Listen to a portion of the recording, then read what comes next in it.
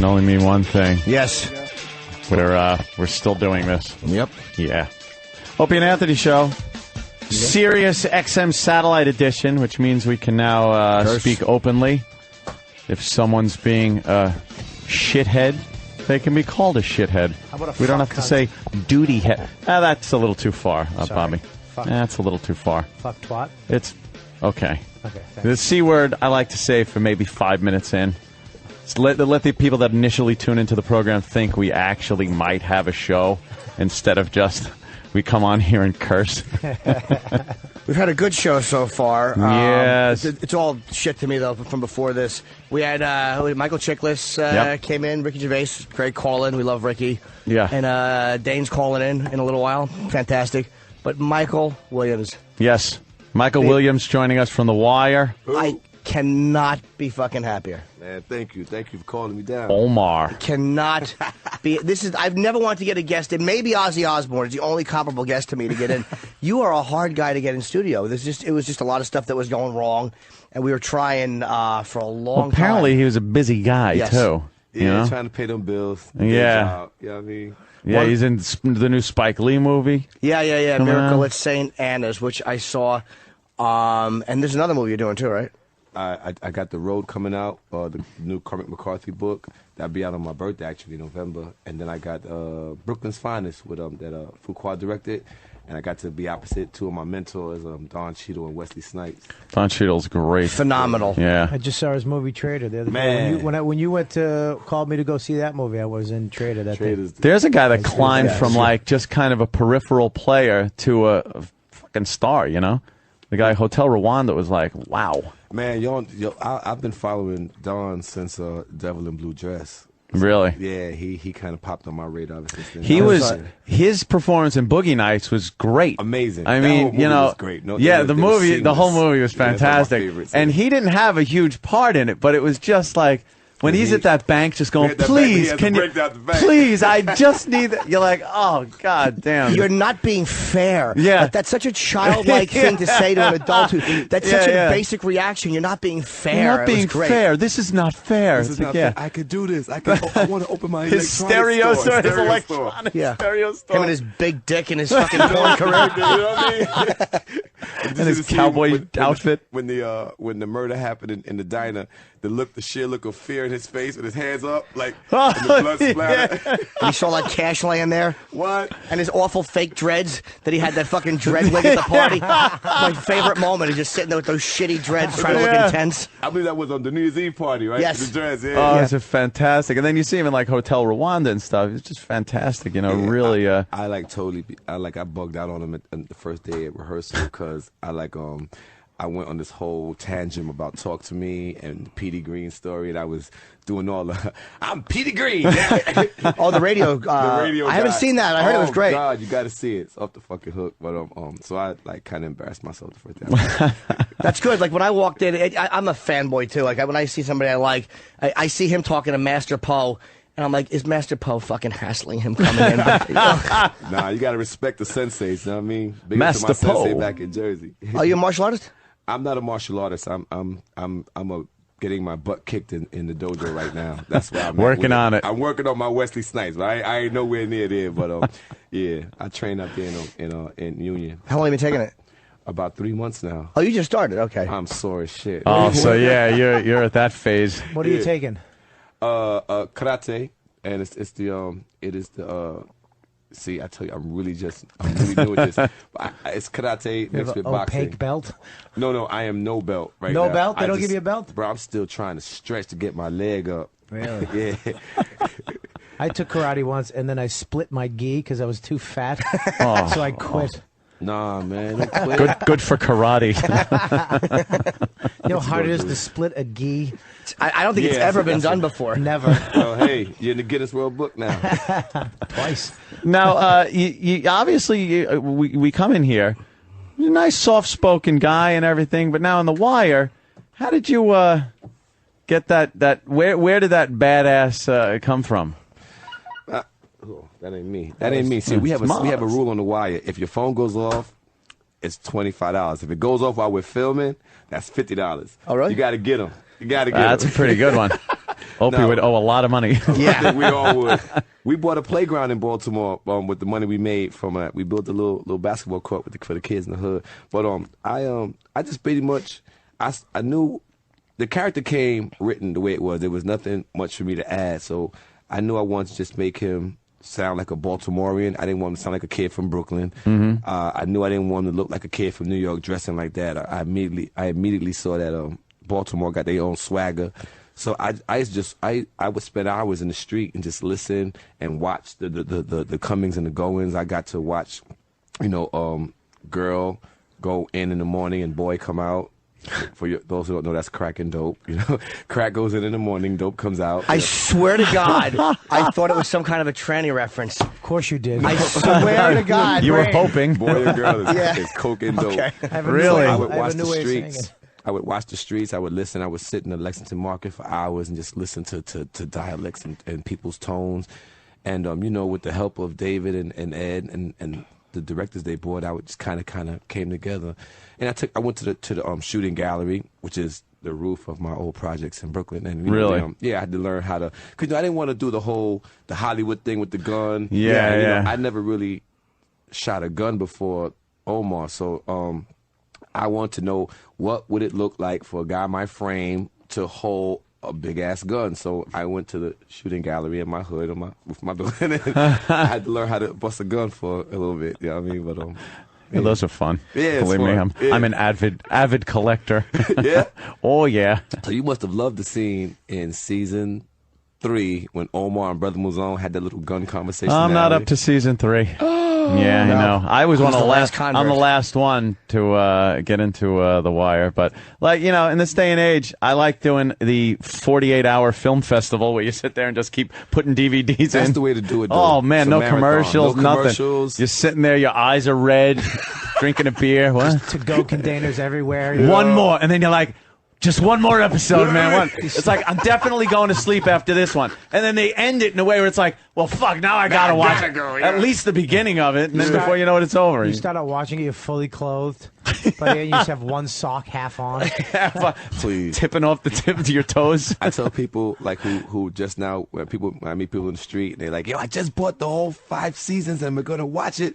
I'm like, okay, you have to get some survival tactics. And say, you need water, you need food, you need something by the couch because your bucket to relieve yourself. Yeah, you'll you are just sit not there. moving. Yeah. So just understand that. Donuts, water, and something to sit on and shit at the same time. Exactly. That scene, by the way, in season 3 with Brother Muzon is a great scene because you shot him in a great moment where you call 911 for him after you shot him. It's just, and they're discussing their weapons.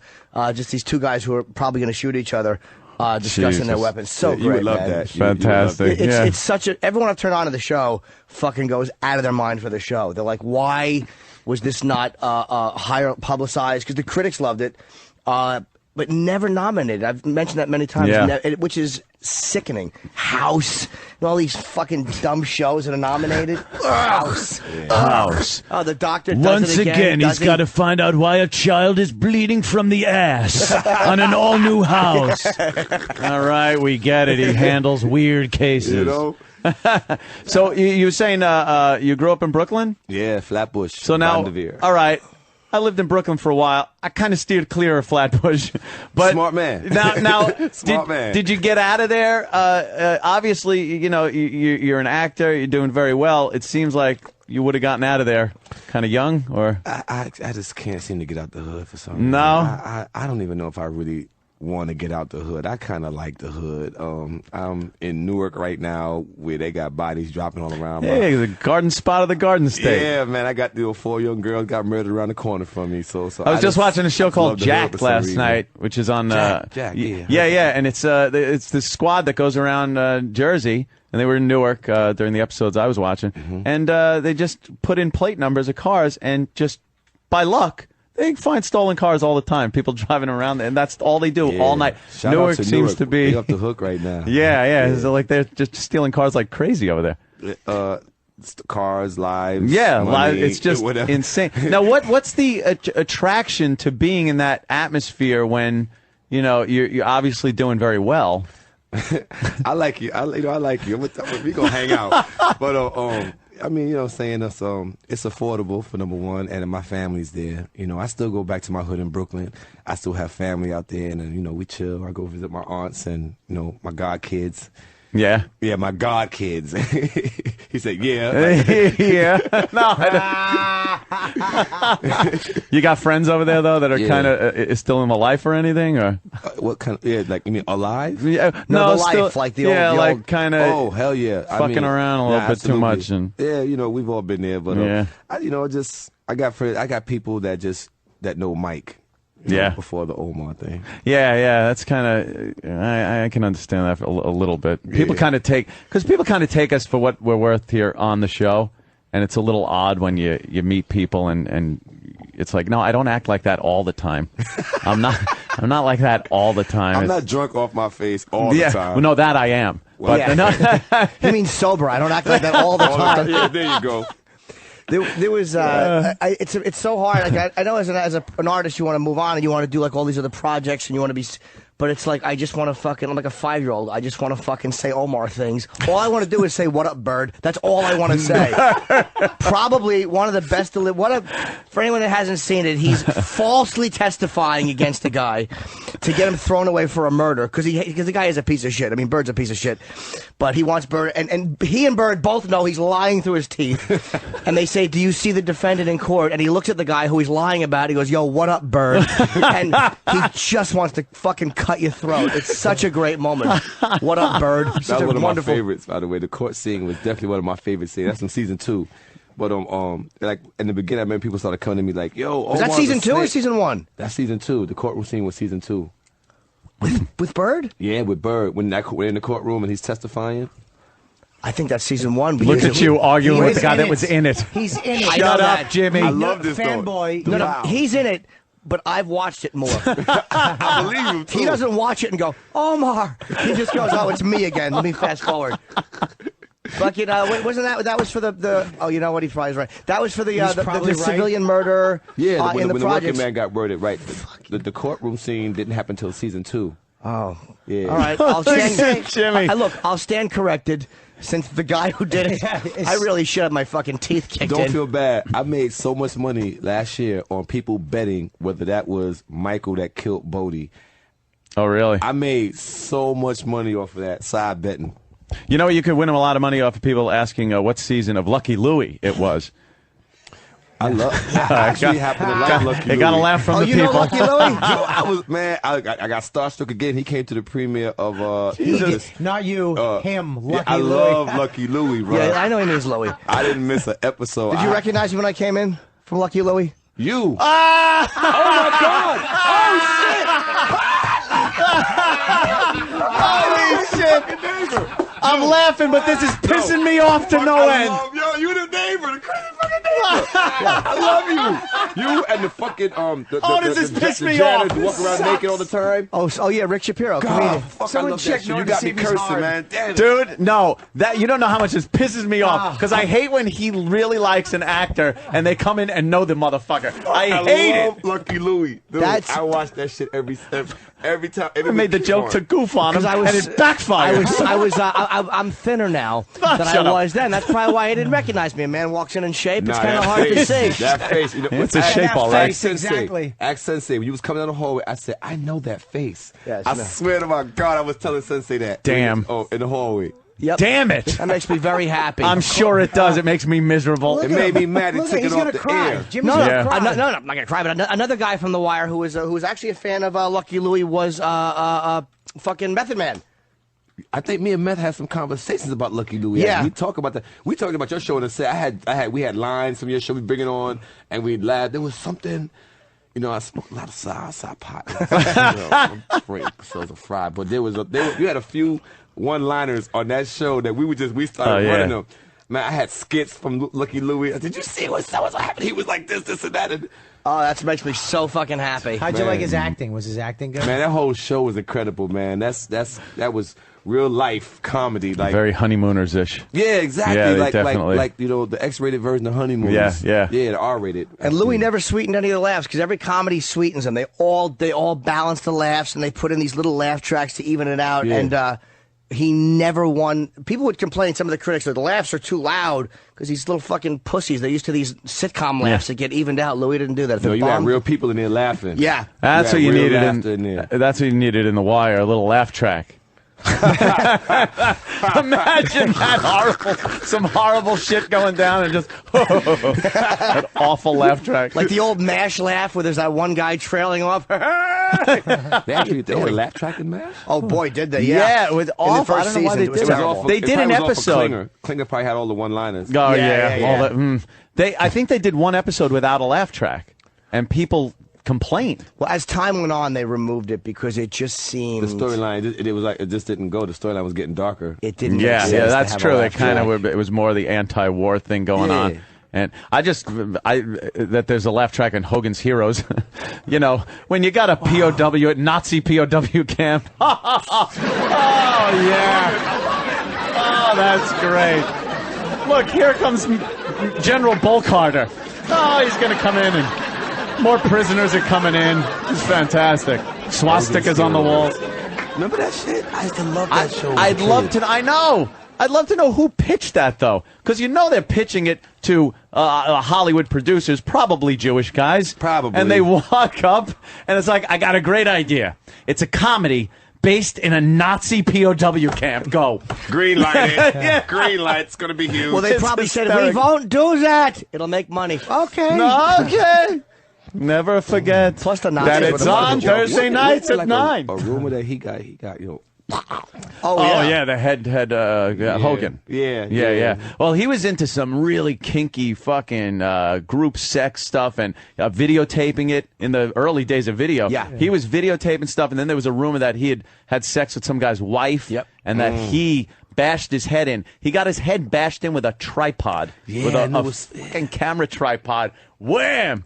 Bob caved his head in. Bob Crane. Bob Crane, yeah. Yeah. With his fucking, I hate to keep He's doing a penis dirty references, boy. but apparently Bob Crane was packing like 10. Had a nice one. Yeah. And he gave it to a Wow. lot of different girls, and some husband probably. His son came in to promote something a few years ago. Remember Yeah, that? they should release those films because he videotaped himself just fucking Bob Crane fucking. Just call it that. Bob Crane fucking. Yeah. Fucking Bob Crane. Fucking Bob Crane. There Bob he is. fucking Crane. You get all 3 domain names, so no one can fucking steal it. And when he, Now when he's he really comes, my you just kind of hear hero for real, though. Hogan. Yeah, his helmet looked like fucking Schultz's. Hendrix, there's a fucking videotape of Hendrix. Yeah. Fucking that. Which I almost went in a porn store and bought. I think Red Light District, who gets all that How stuff. long has that been out, though? I don't know. It's just odd that things have come out. Like, it's very hard to keep anything secret anymore, especially films, pictures, things that have been buried in secrecy for years. Coming now out. with YouTube and stuff like that. Yeah. It's out there, you know. See, I guess what I'm saying is, watch what you do on film, people. How about just do nothing on film? You know what? The only thing I've ever done is set up a video camera with a TV and no videotape in there. So you can kind of monitor what you're doing. Yeah, no. So there's no nothing's being videotape. taped. You're just kind of looking, and then you just feel silly. Yeah. You just look and go, what is that? Oh, my God. No, that's me from the back. Safe. You feel silly and safe. Yeah, so because there's no record of it. Yeah, exactly. The first time I ever got a video camera, I actually recorded myself jerking off because I wanted to see what I looked Why like. would you do that? And then I taped over a couple of my sets with it. Why wouldn't you just burn the tape? And then, see, that's how it happens. There was Exactly. 1 second of me Yeah, jerking off. of course. I had a bunch of people over my house. We're watching this tape, and then there's just 1 second of, and the angle was from in between my legs, so you saw my gray nuts. And just me like this. Oh, And shit. for 1 second, there was just like, what the fuck was that? It doesn't butt up hilarious. against each other when And then you cut Wild it. Kingdom showed interest. You showed him the coffee table, huh? Yeah, it was just, I have a gray sack. Like a I know, pink. What? I call it. I call it the coffee table. I don't know if- the coffee table. There was a episode I watched this show on Showtime called Weeds. So one time the brother and the neighbor, the brother and the councilman was talking, and they were discussing what is the part between the asshole and the nuts. What do you call that, right? Right. So they were like, yeah. So the maid walks in. They go, what do you call the space between the asshole and the nuts? she goes to coffee table because that's where they were sitting in between. Oh shit! Oh, That's a funny fucking line. Wow. Coffee table. So you were showing your coffee table. That's funny. It's a that great is line. fucking beautiful. What a great improv line that is. Man, it's classic. And we were talking. I mean, there's again for Wire fans. We were talking. Michael and I were talking off air. You know, as two men from HBO will do, just discuss things off air. Of course. I was on HBO too, stupid, at the same time. You were Doing but what? No, but you weren't talking about it with us. Did you ever see Tourgasm? Dane Cook's Tourgasm? I was getting ready to say you let the dude from Dane Cook's Tourgasm. I swear Holy to God. shit! I No, swear to God. no hugs. Nah, Bobby, he didn't want to hug you. He didn't want to hug you. He did it to Okay, be America, polite. it's official. We HBO family. We jerk each other off, man. We watch each other's Anthony, work, go bro. take a break. Come Look, on. I gave a bow during Jimmy's performance on HBO. then come on I in. stood up and went like this. That is true. I shot a No special, hug. and him and Opie, who's not here today because he's sick, came to, and I acknowledged them in the audience, and Anthony stood up. Yeah, right. I did. I'm on the worst radio. fucking bow. The fuck do I know? I'm not on That's fun, HBO. though. No, that's King a real Arthur. family vibe that we support each other's show. Like, you know, it's the first time we meeting, but I've Yeah. watched both you guys' shows. Like, really. That's I watched yours more hysterical. than yours, but Yeah. I Pointing to Norton and then to Kelly Yes. Can I just say second. something? Make sure you clear Can I that just up. say something? I did too. Hey, Michael, I want to talk about a Spike Lee movie you're in. Yes, sir. Yeah, how is that working with Spike? Because some people say he's a breeze to work with, others not so much.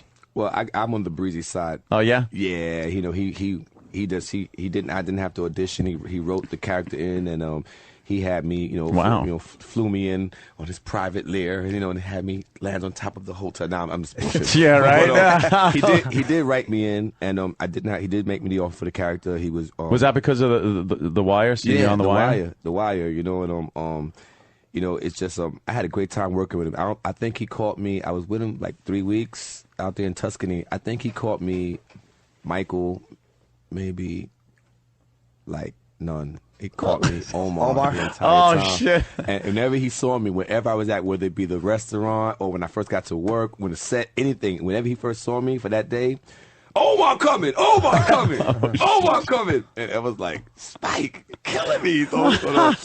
He's phenomenal. He's real quick. He knows direct. He knows what he wants. And like I like to call him the method director because this dude is just really he's a genius with just creating scenarios and these scenarios and putting you in it to live in it even when you're not on the set. Like we went through boot camp.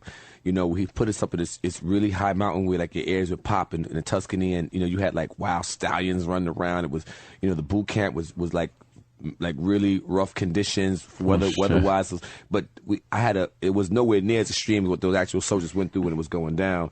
But we got to get a taste of that. We shot in the actual space where the massacre happened, which is the Churchill River in Tuscany. So it's like a lot of history. You could feel the eeriness. Wait, was that a true story? I didn't know if it was a true story. Yeah, true story. Okay, it was. Well, I mean, not about the miracle with the whole head thing. Yeah, no, but I mean, I'm like talking about the war. I learned.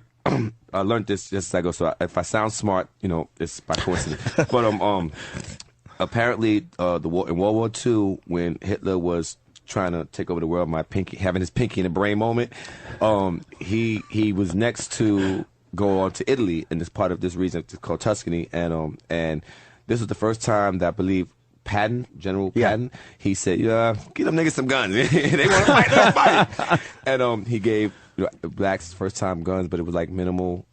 We had muskets. yeah, the bare minimals. And we went out there, and in this river, we got massacred. And it was Wow. And it was because and they got massacred, and there was he was calling in and saying, "This is where we are. Bomb the position." And the white commander didn't believe that they had actually advanced across the river and was Exactly. bombing behind them like a fucking dope and not hitting the enemy. Yeah. So that's why they're stuck here, and they wind up in this little Italian village. And there's one guy, he taps into every fear a man has. Who was the guy? Bishop. A guy with a real slick dude who just wanted to fuck the Italian women, and the one guy's fallen in love with the Italian girl, and Oh, and then Bishop just keeps going over. He's pretty much talking about how black Americans have huge dicks. You know, he's trying to hint that to the little dumb guinea broad. And there's a scene where... Do you know your great-great-great-great-grandpa? Oh, I love this guy. Yeah. And walking so angry, he licks his lips and he mouths... He can't get the gun fast enough. That was hysterical. But, it was a fucking... Spike Lee's actually very funny, too. He's a kind of fucking... He's got great comic timing when he's in his own films and he does funny shit, man. I love Spike. Man, he's a genius, you know. Was he in the movie at all? No, not in this one. Not in this one, yeah. I don't think he's put himself in one of his kind of takes you out of a period piece, since, if you since X. He hasn't been in one of his projects, in one of his joints since X. Yeah. Yeah. He should be. He's always funny. It's like a Hitchcock thing. Maybe he got compared to Hitchcock too much. He didn't like it because he would always... I'm really talking quickly. And he would always do... I drank a lot of caffeine today. Wow, you are going... Yeah. You're on. What are you, boy or girl? That's what is that? That's a girl. That's a girl. Girl is up, boy is down. I've made that mistake, as we all are well aware. But we were talking. You know what? Hey, look, some of them sometimes, especially it's Fry High Day. What the hell? Some of them are so passable. You know, a lot of the Asians are too. But when you get to the Spanish, a lot of times, forget about it. Hi, Poppy. You got to touch the Adam's apple. Yeah, that's right. And if they have one, you hand them the money. Yeah, you mean. Boom, boom, boom. And for you guys, we do a studio audience here. They're not mic'd today, which is hi guys. Are you enjoying yourselves? Thank God. Yeah. Shit, I almost went on TRL. Yeah, it's kind of cool. Total retards line. And it's funny. I didn't realize that, Michael. I don't realize when you're on a series, you watch it the same sometimes as the fans. But there was a scene where a guy named Bodie, who's up at the end of season 4, he became a huge character. You sure? Season 4? Yeah, it was yes. Well, the fact is, I'm quite sure that Michael was right about season 2, that scene, and the fact that I debated him. Yes. On not only a show he was in, but a scene he did. Like he wouldn't remember when he did it. Of course. Man, but I love it though. It's just that's what we're here to do. You know what I mean? But he said he was very sad when this guy got killed. Like I was surprised that you can get head. It's a satellite. I didn't say sad. I said I fucking cried.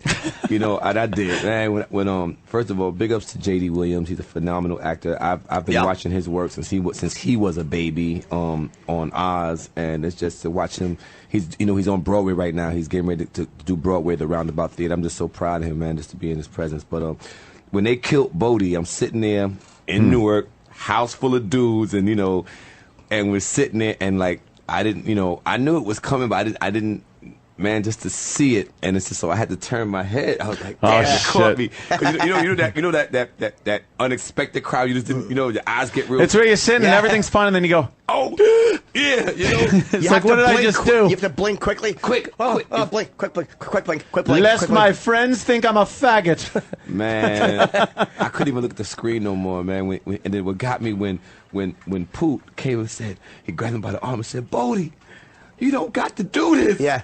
Man, and then he just pulled him off and said, man, this is my corner, and I'm a rock out with my cock out. And it broke my heart. You know what I mean?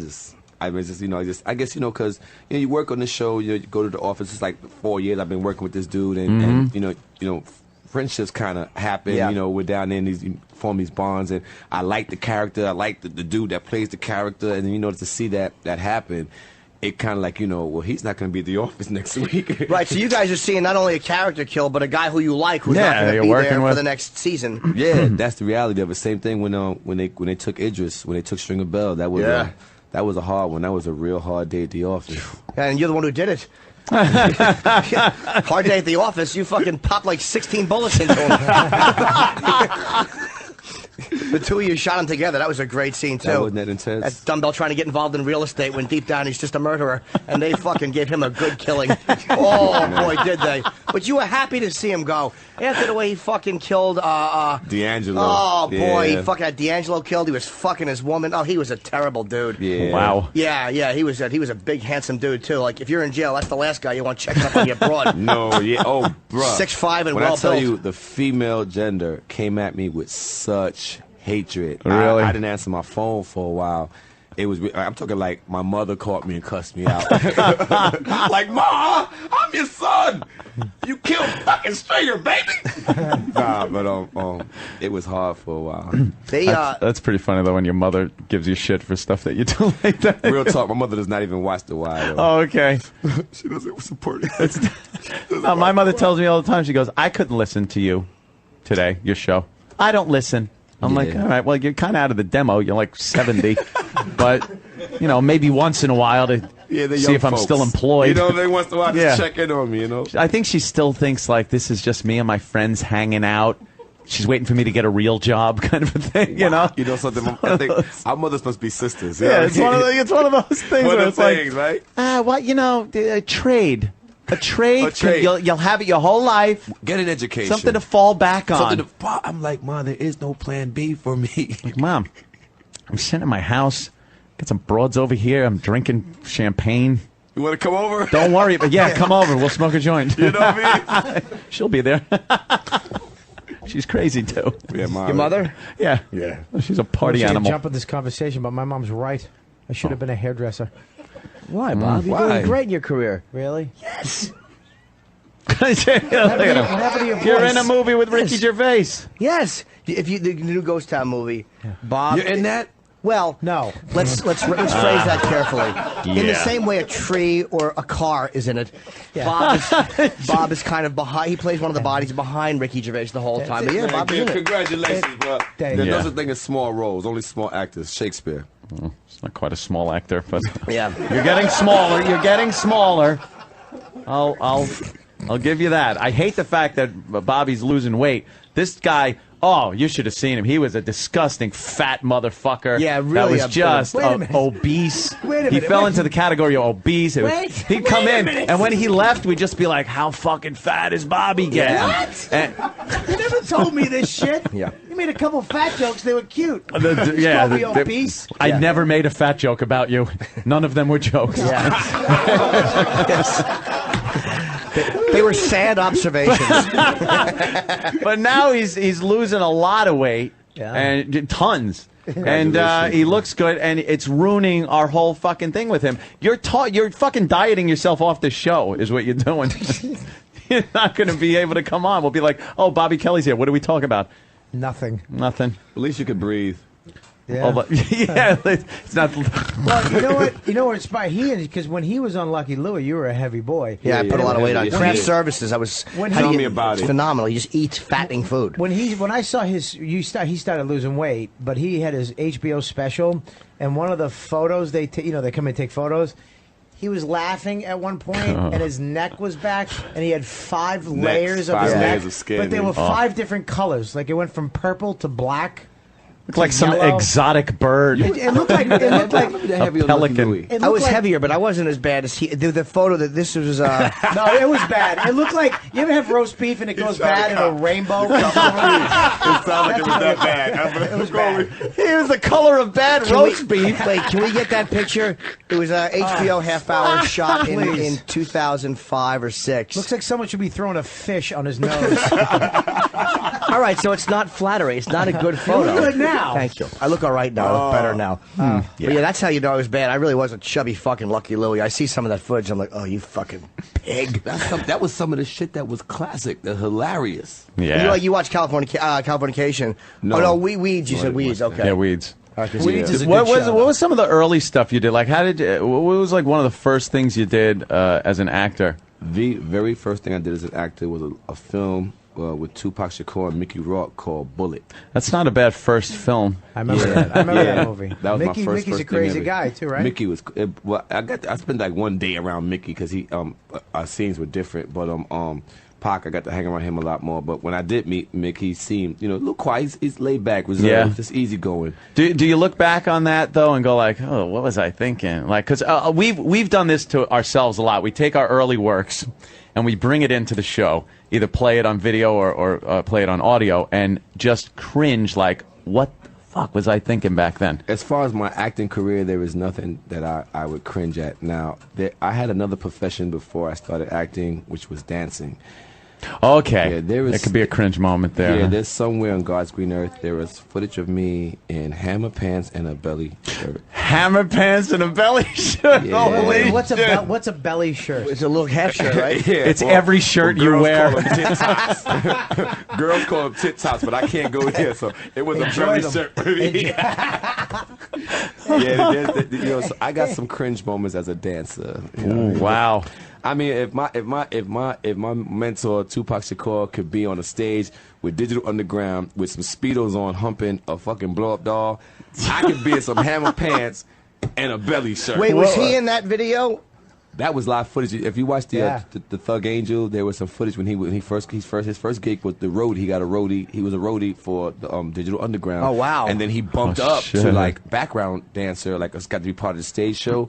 And they would get in these like really colorful Speedos type thing, underwear, and hump on blow up dolls on the stage. So when I saw that, I was like, you know what? We all got a pass, and we all come from somewhere. Damn it! Yeah, yeah. You get back like, oh. You ain't born as sexy as you is. You gotta get morphed into that. Work on it. Yeah. Damn, that's rough. That's a rough one. Hey, Footage out there somewhere, though. man, listen, I wouldn't trade a thing. No. Got me where I'm at today. When did you find out? Because I was shocked That's not it. when. If you Google Jim Norton and then just look up images, I think you'll find it's one of the first images. It's a fucking disgrace. When did you find out that they were going to? Spoiler alert! Wait, you. Derek, is that No, No, go that's down, me go down, from go Lucky down. Louie. Go down. No, it's none of those. Go down. Go Go down. down. It's his book cover. No, none down. of those. it? You got a book, dude? Go to the next. Yeah. Oh, yeah, he wrote a book. Yeah, it's all about my experience with prostitutes and stuff like that. Oh man, It's true. I'll give you a copy. It's give me a copy. Shit, I should have been in some of them. It's called Happy Endings. Oh, do you love the hookers? Yeah. You got to. Yeah. a little weed, some hookers. Oh, I'd love to pull a train with him.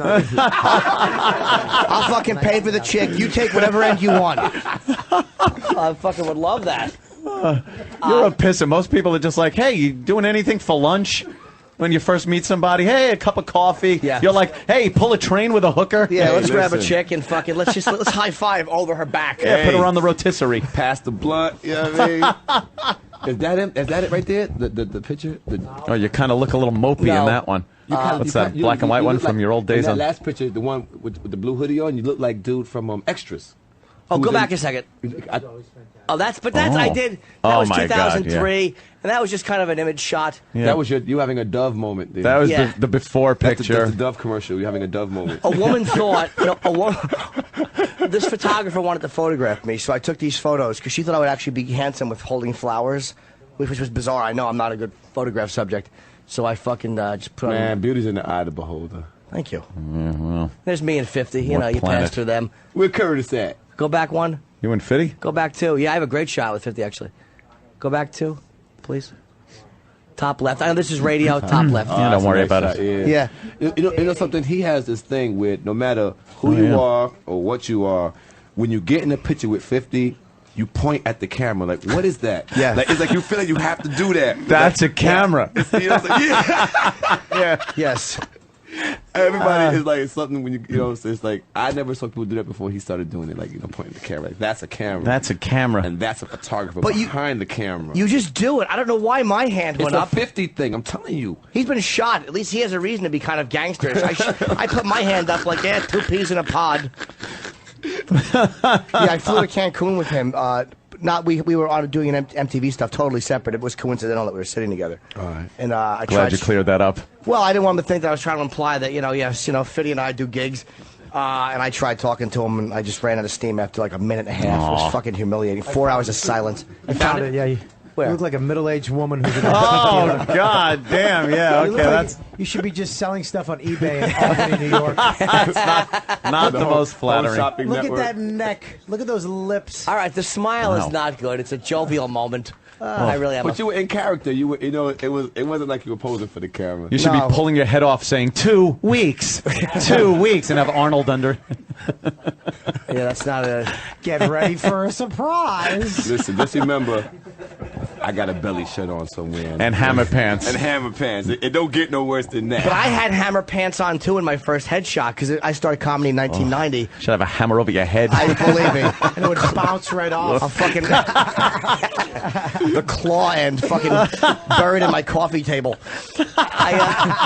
There's a photo of me with hammer pants. I used to wear those workout pants. I didn't wear the belly shirt, but I thought that was like a really cool hip look. From Wow. 1991. Yeah, remember that? It was, you know something? It was hammer time. For a time, it was for like 10 minutes. I actually bought a pair. There's a window. At Pier 1 Imports. Oof. I bought. They weren't real hammer pants. They were sales for a ship. I wish. You know what? I really wish I was fat again right now. I know. Because you're on fire today. I can't. These are just God. great. Just ones. annoys me. Dude, you can't do that when I got liquid in my mouth. Fucking hilarious. Because as soon as you say that, we're all thinking of, all right, fabric big, fabric big. Smartasses. Wow, that was One's a a fucking goddamn that smartass. was That a was a good fucking one. gem. You say, you know, working with Tupac. Is it surprise you or upset you or anything that nothing's been really solved in his murder? It's a little upsetting, not too much surprising. But, Yeah. it is a little upsetting. I mean, no one's talked. Disappointing, right, I No should one's say. talked. I mean, everybody has their theories and maybe more than theories as to what happened. Do you have? And I'm not even saying to say what it is, but do you have your theories of what happened? Yeah, I do. Tupac Shakur was murdered. All right. You know, I'm going to go along with you on that one. There you go. I know. All that right. for- I Now know the that big for one. Sure. Who do you think did it? I got the answer for that one too. Yeah. I am absolutely positively. I mean, I know for a fact it was not me. All right. All right, it was.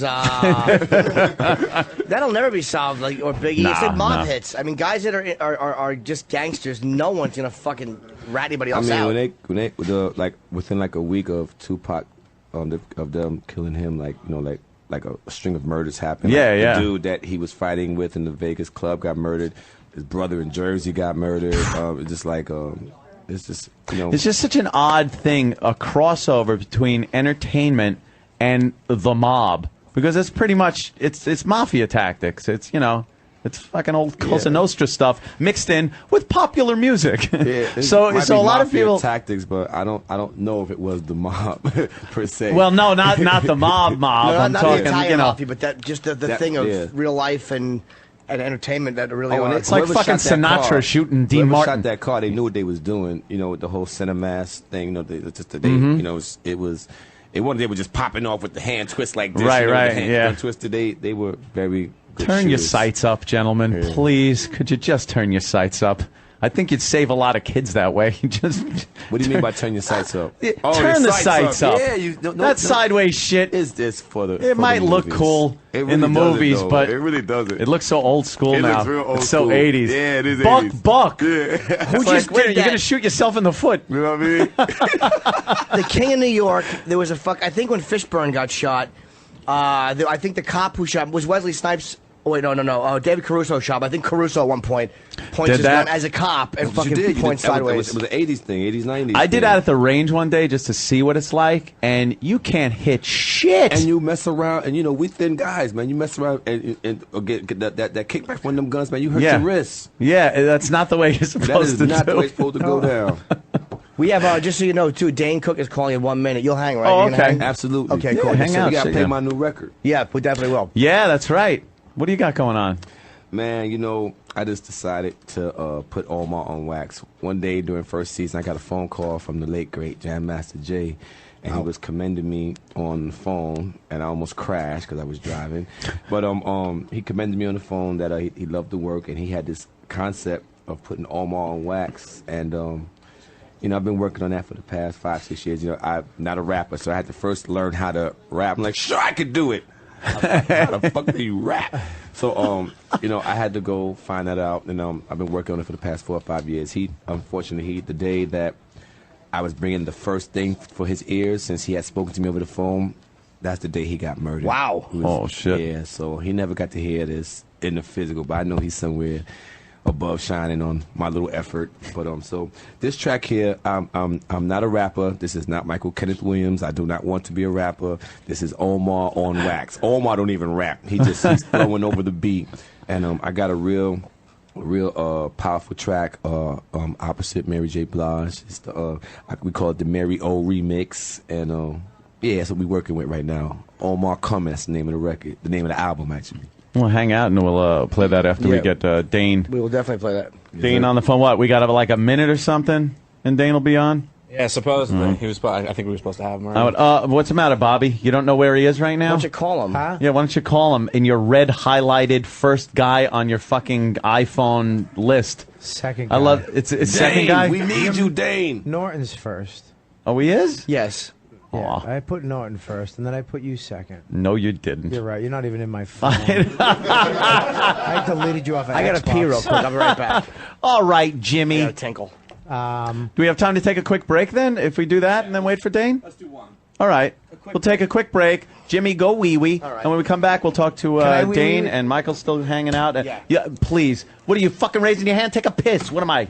Your go dad? wee-wee? Get out of here. Just don't break touch balls? each other's weenies. Bathroom break balls? Shaking it off, boss. He's actually. We got him right now. Actually, if you Well, want tell him to go. fucking wait. Guys are taking a piss. We'll take a quick break. We'll be right back. Okay. Every knee must bend, every head must bow, every tongue must confess, thou art the greatest of all time. Ella, A. Yeah, we suck. Opie and Anthony, y'all. Kidding. of Hi, course. Patty. Hi. By the way, she's a 50. How old are you now? 53. 53-year-old virgin. She's never. What's up, Patty? Yeah, that's stalker Patty. She's nothing never wrong. How you been, doing? never been with a man. And well, I'd love to talk to you about it again, but actually, I wouldn't. We have. I lead a good, honest, clean life. Oh, shut up! We got Dane on the phone. Jesus Christ. Let's go to Dane Cook, who's been waiting patiently on the phone. Dane, Hey, man. Dane, congrats for being in Bob Kelly's new movie. Look at him. He's got a good laugh there. No, I was in Ghost Town. Ooh. Because I'm not in yours. Yeah, what? Dad, we had to cut Bobby out. Bobby's on the. Bobby will be a featured DVD extra. Oh, God. What happened? He just didn't bring it. All right. At least you're honest. Hey, that's not what you told me. He didn't bring it. Bobby just didn't bring the high caliber haha that he usually does. He was lackluster on that day. You know what? Can I just say something? I think he's being really truthful. I think he is. There's not one fucking. And hurtful. And Bobby will try. The scene was hilarious, but that's the whole thing with these damn movies. You do it, and your favorite stuff always ends up, But that was telling right there. Bobby's scene was hilarious. It's like one scene. Yeah. Hey, look, it's one scene more than I had on the cutting room floor. I know, you chatty Cathy on any fucking I talk mean, show you're on. Don't feel bad because I went around bragging to everybody. I think I told the world that I was in the new Incredible Hulk movie, and I ended up on the editing room floor. Actually, I made it to the deleted scenes. I found out. So I guess Ed Norton felt about me the way Dave feels about it. I was lackluster that day. You didn't bring it. I didn't bring it. Well, Dane, Jesus Christ, you're pumping out a few movies. yes, indeed. Really Yeah. funny ones, actually. I When love does your work, bro. when does Satan have to come back and take the soul, though? This is it. Is this it? The This last is the one? last one, and then part of the Satan deal is I would be relegated to like off cable. What do you have two movies out? No. All right, it's just one. Okay, I just see him on all the time. Yeah. You're on my television constantly. I know, Jesus, sorry. get off. Don't be sorry. You bring laughter to my life. That's Yeah. Michael K. Williams, and the fact that he's like a fan of yours, it's kind of hurting my heart because he likes you more than he likes me. Well, he's good looking, man. He really is a handsome dude. Damn. He doesn't have the chin neck thing going. Multicolored pelican neck. It doesn't look like he Cool of you to gets say something you thank get you. at the bottom of the ocean. There's a little light on it. Hovering around the Titanic. So what is this movie now that you're in now? This week. Yeah, I mean, the thing about this, I've done a few movies up till now that I think, they're there's been some nice highlight moments. I've made some comedies that I think have highlight moments, but this is the first one that my company actually produced, and so I really got to, I get to get my stink in there. I get to get my comedy urine is all over this movie, which is great. And so you marked it. To do a movie that really kind of took the essence of my comedy and put it in there in a fashion that was much more presentable. Instead of just being a leading man, hey, I'm in the middle of the movie and Andy Dick's over here being a nutbag. Yeah. It was like, let me get in there and actually do my funny my way. So this is one that's kind of like, this is one that you're happy with as far as like from beginning to end. You're like, this is the way I wanted it to come out.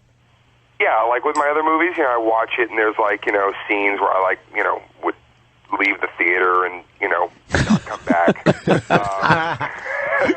But this one, I watched it with the crowd the other night in the premiere, and I was just, stoked because I knew, okay, great, when this scene comes around, let's see if that worked. Let's see if that gets the big yucks. And it's got to be a lot of pressure. I get to play like a villain. This is like this is like playing Darth Vader, but he uses his powers for good because Tank Turner is a hired gun. This is the guy you bring in. Let's say you cheat on your girl or you do some dastardly deed. You can hire me to come in, date your ex, get to know her, drive her absolutely bat-ass crazy. You can say shit. Be this maniacal douchebag to her so that she comes back to you. Oh, wow. Okay. That's kind of interesting. Yeah. Dan, can I ask you a question? All that, and I got that's kind of interesting. No, because it had to sink in for a minute. It was sinking in like I was getting a grasp on the whole thing going, I was thinking it through. Like with that. No, I'm going to use that in the marketing campaign. I get to see the commercial now. Opie and Anthony say kind of interesting. Hey, thanks for blowing up my spot. Yeah, I'm a dick. Okay, you're right. I'm trying to get persnickety here, but it sucks. So kind of interesting. I'm a tool. Michael wants to ask you a question. Do you the films that you're in, you write them? You write those stories? Or do you write I know you write your comedy. Do you write your lines, or have you written a script? Like, how much in the writing are you involved with? Yeah, this is the first film that this guy Jordan Cahan, who I've known for a bit. I wrote it with him. I mean, he wrote it, and then I came in and we adjusted it for my comedy. Other movies I did, I came in after it was like, okay, it's greenlit and it's going, and there wasn't much maneuvering. But with this, it was like all the way down to location scouts and getting it filmed back in Boston and casting.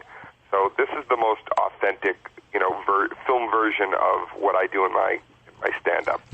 Dane, Bob Kelly. You look great, by the way. Thanks, man. Doesn't he? The Asian tapeworm worked. That's a line from the Big Fat Girls. What's her name? Anyway, that was a scene, Asian tapeworm thing. She was trying to lose weight. Come on, the actress, fat actress. I'm not gonna help you. Oh, the chick from Kirstie Alley. Kirstie Alley. That was she was trying to lose weight. They anyway. Okay. So Jim, nice one. Bobby, you ask me a question. Is Bobby asking me a question? Yes, I believe he is. Bob's got his interview voice going on. Well, Dane. What do you got, Bobby? Yeah. Well, first of all, big fan, and second of all, thank you for all the money you've given me. And third of all, listen to this ass lapping. Third of all, how funny really is Alec Baldwin in this movie? Because he's everything he does, I love when he does comedy. But I mean, how funny is he in this movie? I got to tell you, he's kind of interesting. Dude, Alec Baldwin. Here's the thing about Alec Baldwin. You know how funny he is, just like 30 Rock, and you know how intense he is from Glenn Ross. But you can tell the guy's like he's a titan. I mean, he should be carrying a friggin' lightning bolt in his hand.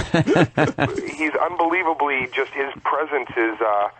I say about Alec, it's like if there was a bull in a china shop and Alec Baldwin walked in, the bull would sit there and patiently wait for Alec to leave. Yeah, he's just he's kind of scary. There was a day on set. I always have what I call like my A-lister ball bust moment, and I did it with Costner, and I did it.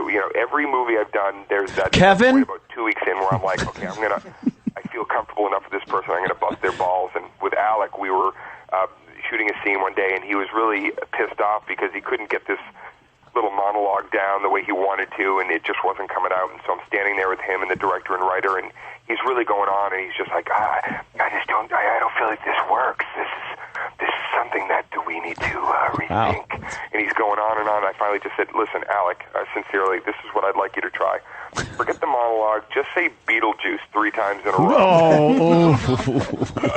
And he just, his eyes become razors, and he stares at me for about 3 seconds, and then he just went, Beetlejuice, which is awesome. Yeah, there was something about. I was just watching The Departed last night again, and he's great in that one too.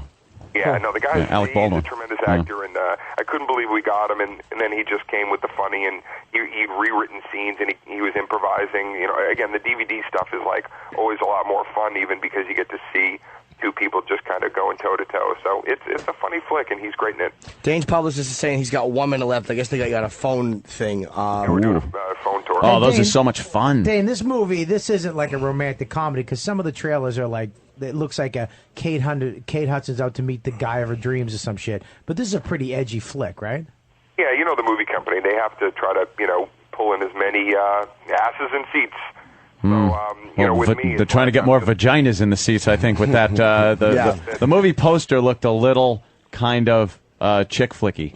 Yeah, no, I had a little fun, roasting the poster there about a month back because I couldn't stand for it. I was like, okay, first of all, I wouldn't. If you look at the poster, I or no man on earth who has any balls at all would crane their neck that far for any woman. Yeah. What's the poster? Can we see the poster? Look over my shoulder that far, like an owl at a woman. Shoot me in the chest.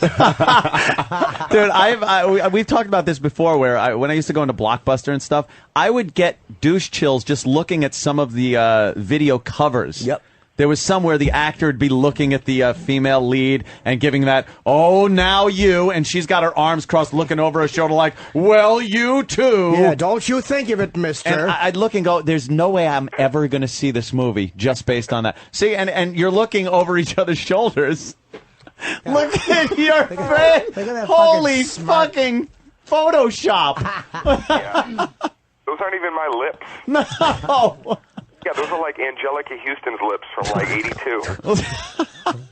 And the guy's standing there kind of watching this whole thing go down like, oh, let's hope. Yeah, and you got the scruffy beard thing going.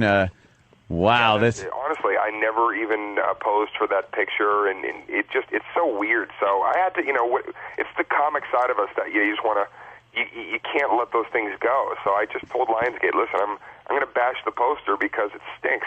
Yeah, you ought to just go around and every time you see one, draw a big cock into Kate Hudson's mouth. Yes. Like just, well, I don't know. You take a Sharpie and just do it. Nothing personal. Just it would make the poster funny. Nothing makes the poster funnier than a real archaic drawing of a cock in someone's mouth. We all laugh at it. We certainly do, endlessly.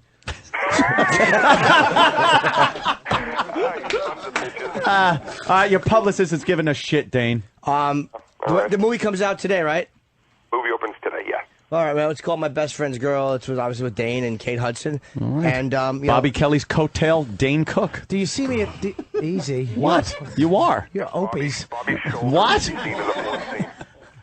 Can you see me at all in the movie? Like even like a cheek? That sounds sad. Fat shoulder. Oh, that's sad. Wow. All right, man. Well, take care, Dane. And good luck, brother. Bobby, I should tell you right now, Bobby, your scenes are still there, but we actually overlapped Orny Adams' voice. A lot of people don't know who Orny is. He was like the comedian that got painted as a dick who was behaving like a dick in the Seinfeld documentary. Yeah, and this is the most press that he'll ever get is us talking about him right now. Yeah. Me and Dane saw him on Runyon Canyon, and he didn't say hi to Dane. Why? And he said hi to me. Yeah. Why? Because he's a fucking dick. He goes, oh, I'll say hi to you. And Dane was like, oh. He goes to Bobby. He goes, yeah, I'll stop and say hi to you. And then he shook my hand, and then he goes to shake Dane's hand, and Dane was like, what? He goes, what, you won't shake my hand? He goes, you just told me you didn't want to fucking shake my hand, you psychopath. Oh, he's nuts. He's an odd guy. That's why I like him, though. Dane Cook. On an up note. My Best Friend's Girl. This weekend, #1 movie. Tonight. Yeah, that's tonight. Right? Yes, tonight. Theater hopping later, checking people out and seeing if people. And also, I have a tradition that I always on opening night sneak into a theater and I masturbate next to a stranger to my own movie. That was you. Holy shit! I nudge them as I'm wearing my hoodie, and I peek out so that they tell their friends, I'm telling you, man, it was him. He was jerking off right next to me. I thought my popcorn was salty. I do the same thing in your movies. Every time you come on screen, I'll just go, I know him. All right, Dane, thanks a lot, man. Right, good luck with the movie. Yeah, It's good luck, kind of Dane. interesting. All right, yeah, enjoy it. All right, man, later. See you, bro. I didn't mean kind of interesting in Yeah, a you bad did. way. I was processing that whole scenario in my right? head, Yeah. and I'm Being like, high to, yeah, like, to that's make good. your girl Yeah, come that's back like to you. interesting. You Yeah. know, all right. Like you always kind of think of a scenario that you could put yourself in, and if that would work and stuff. So I'm like, oh, it's kind of interesting. That's good, all. Anthony. I did. Oh, Jesus. Bob Kelly takes a whole banana in his mouth I know. in one. Dude, a fucking rookie cannot do that. No. You're a pro. He can actually. Really, watch this. He can take a stalk of bananas in his mouth. You gagging fucking lightweight. Oh, and I love to see you in Slap Happy. Exactly. Too many Fucking- Asian dicks, Bob. Fucking bukkake, your eyes all red. Red, dry, jismed eyes. That's what I want to see. Big fucking red eyes on you. Oh, man. Oh, yeah. Well, you know, we always got to acknowledge the audience, especially on a Friday. There's so many people that come in on a Friday. Where are you guys on, like, Monday through Thursday? Working or something? We're from Canada. We came all the way down from Nova Fucking Scotia. Canadians. Canada in the Ugh. Someone has good taste in reading material. Yes. What do you got? Oh, Jimmy's book. What a good man. Thank you, Jimmy. How many loonies did that cost you? Or toonies? well, They're stupid money. 6 months It's worth ago, more it was than ours cheaper now, though. than in the States, but now the dollar's gone the other Yeah, way. dollar's kind of coming back, isn't it? Oh, is it really? You had your day in the sun for a couple of months there. Now, Hey, our About a dollars, month. our dollars more than yours, eh? I'm Yeah. so glad we could throw 10 your minutes. quarters away again. That's it. I hope a moose eats your book. Stupid tin quarters. Yeah, what is that? What do you got? A loony, a toonie, and a 5? You don't even have like a dollar bill? Now it's gone. Yeah, what the fuck? You got to carry change in your pocket. It's terrible. That's stupid. Canadians jangling all over the place. yeah, they probably cuts Getting down rid on of the burglaries. penny, though. The penny is going away. The what? The penny. We're getting rid of the penny. Good. What'd you say, Jim? Good for you. I said that fucking in Canada, there's probably. Let me explain. He thought my joke bombed. No.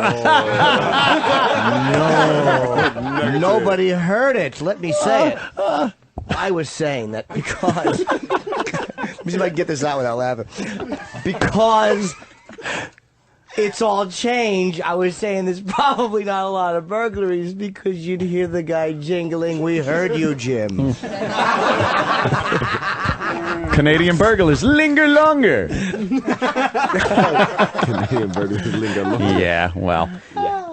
Wow, so Canada. What part of Canada, sir? Halifax, Nova Scotia. Wow, Halifax. Holy shit. I once ate I know the- someone from Halifax. I once ate a chick's ass Yeah. from moose jaw.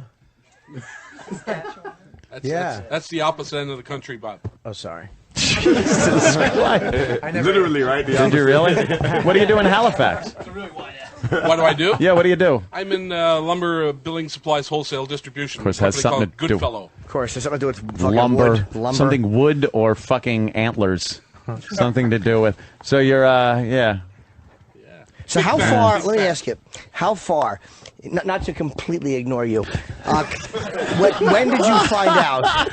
Sorry, I'm I addressing want to Michael hear a again. song. Please. We're going to hear a song. Yes. But I have a selfish question I want to ask. All right, go ahead. When did you? I hate to spoil it for people, but if you haven't seen it, you haven't seen it. When did you find out that your character was going to get popped? In The Wire? Yeah. About I didn't. Well, I always knew when I got hired, they told me Omar was going to die. I just didn't know when. But knew. when it actually was You coming, did? I got the script about a week before, about a couple of days, maybe a little less than a week. Just scratch out the part where you get killed and rewrite something. rewrite Hey, I had an idea. Omar gets elected congressman. No one will believe that. One thing I never do is scratch out anything that David Simon writes on paper. Very diplomatic. Yeah, just leave it alone. That was my worst TV moment. My worst TV moment ever. I couldn't. I was fucking. Mine was Torgasm. I love you, Bobby. You know I do. It was a good one. It just hit me right out of the blue. Yeah, I'm sorry. It's all right. It was fucking. I just sat there with my mouth open, fucking Again? in shock. Anthony's on Sorry, fire. It really is. I gotta shut up. I'm sorry. But we're giving him. I'm giving him the biggest setups, and so I said, "Point to an asshole."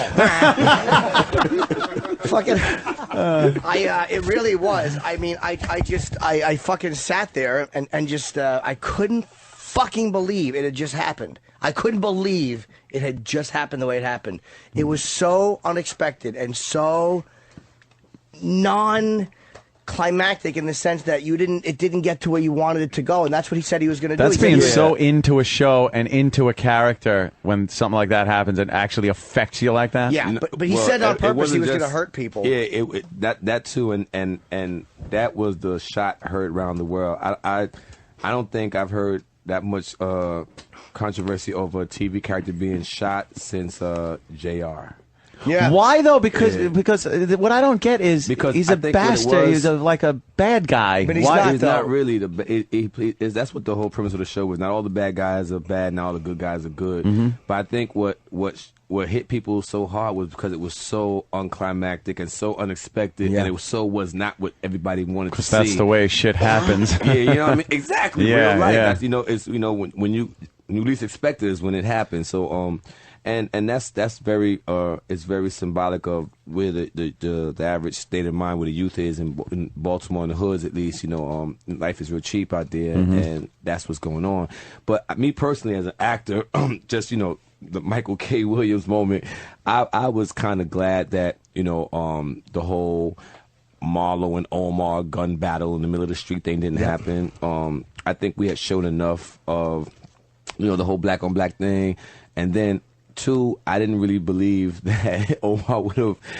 I just didn't want them to like desecrate his body or like to make him torture or to make him suffer in a kind of way. Mm-hmm. So I was kind of glad that a little kid came and just put him at rest as opposed to him having his long dragged out painful thing with Marlo, Chris, and Snoop. I didn't want that. It was leading towards this giant epic thing of these two Titan characters where it would almost become like, oh, that's what TV does. And when they kill him in a deli, it's fucking... I haven't seen it. It doesn't matter. Most of now it you have. happened. It was, you're like, what the fuck? It's not going to happen. It just... and it's done, and the cops are over them, and when they're not looking at it like Omar, like the fans are. The one cop goes, Omar got killed. He goes, Omar, really? And then he goes on with the investigation. Yeah, that's it. And his rival doesn't even freak out. He goes, yeah, I know about that. I thought you were going to come tell me that earlier or something. It's like, shit. It's a matter of fact. And as a fan, you're like, what the fuck are you doing? That's how it's supposed to be. Very matter of fact. And I'll tell you something, Wendell Pierce, who plays Bunk, he had a huge problem with that. He wanted this whole, this moment to go through his, and they were like, absolutely not. It's a matter of fact. That's too TV, right? That's just another day. And this year they did the whole on-demand thing, right? When you could get it the Monday. Mm-hmm. So the phone calls started like that Sunday night, like at 1 o'clock in the morning that Sunday night going into Monday morning. The phone call started, and it went on through the whole week. People just get it on demand. It wasn't until that Sunday when it actually aired, that I had to stop answering my phone for a little bit because it just was because people were coming at me with all the emotion, just the morning emotion, and I was pretty good with it. Man, it's so good. This is a TV show, man. It's so good. Bigger things ahead. But there was one phone call that pierced my armor, and it was from Wendell Pierce, who plays Bunk. He was somewhere, I think in New Mexico filming. I was in Arizona working, and I was actually on my way back to the airport. Car full of dudes, we smoking and going to the airport, getting my little mind ready to take this flight back to New York. And he calls me in the car, and he the conversation that we had and where he was at, as a fan of Omar, as a friend of mine, and as one of my mentors who he knows he helped me to help mold this character and to handle this type of phenomenon. For him to hear him on the phone where he was at mentally and hear the things that he said to me, it took me there. And I was like, yo, Wendell, I cannot go here right now. I'm in a car full of dudes and you taking me there. But it was he definitely pushed your buttons. He pushed my Yeah, button. yeah. Man. He had me Damn it. welling up in the car there. Well, you guys had an amazing scene together where the cop Bunk's a cop, and he's just kind of criticizing the way you handle being in the neighborhood. Now there's no sense of community anymore, and all you do is you sit and listen to the whole thing, and then at the end of it, you stare straight ahead, and he hawks out the greatest wad of spit. I don't know why it works so well.